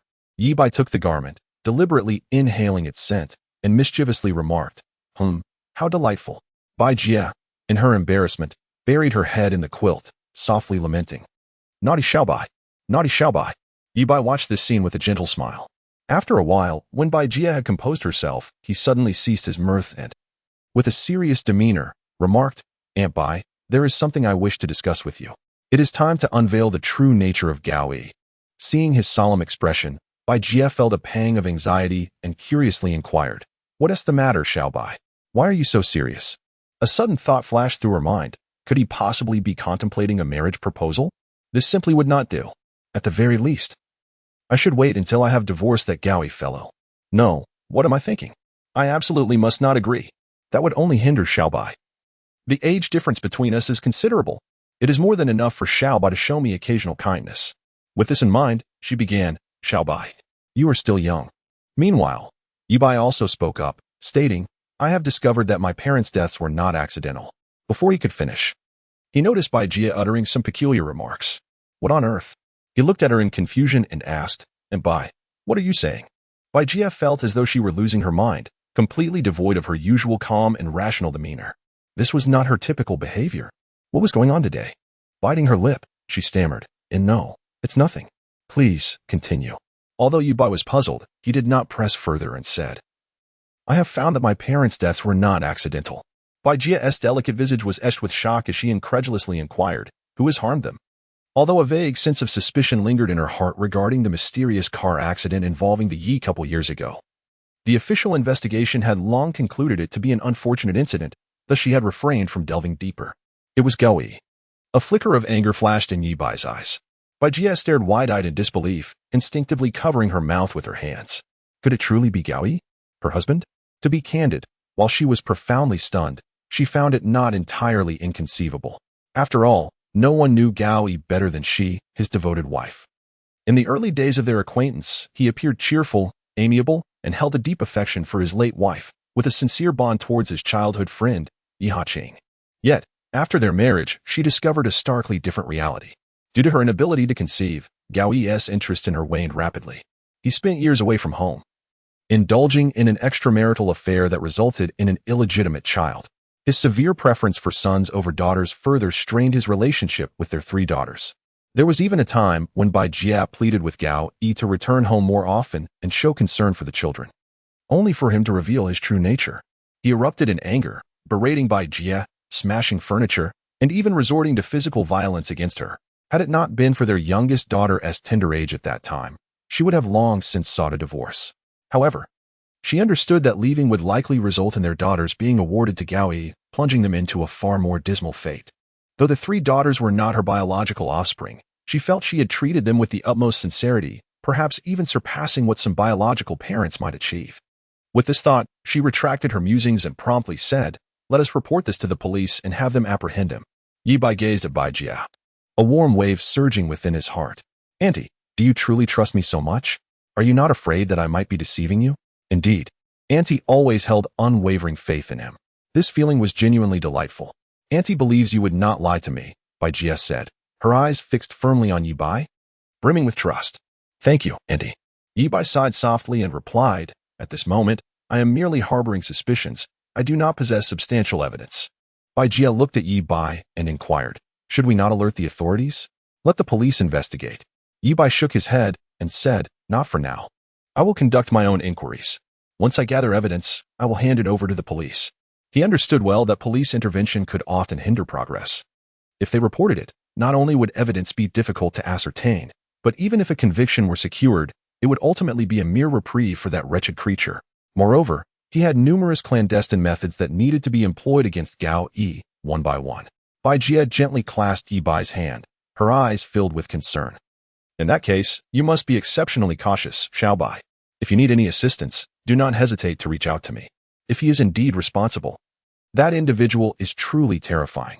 I fear he may turn his malice towards you, so you must remain vigilant." Over the years, I have been aware of Gao Yi's extramarital affairs and illegitimate children. However, at that time, Kur was still in school, and I did not wish for her to discover the true nature of her father, nor did I want to jeopardize her college entrance examinations. Thus, I chose to feign ignorance.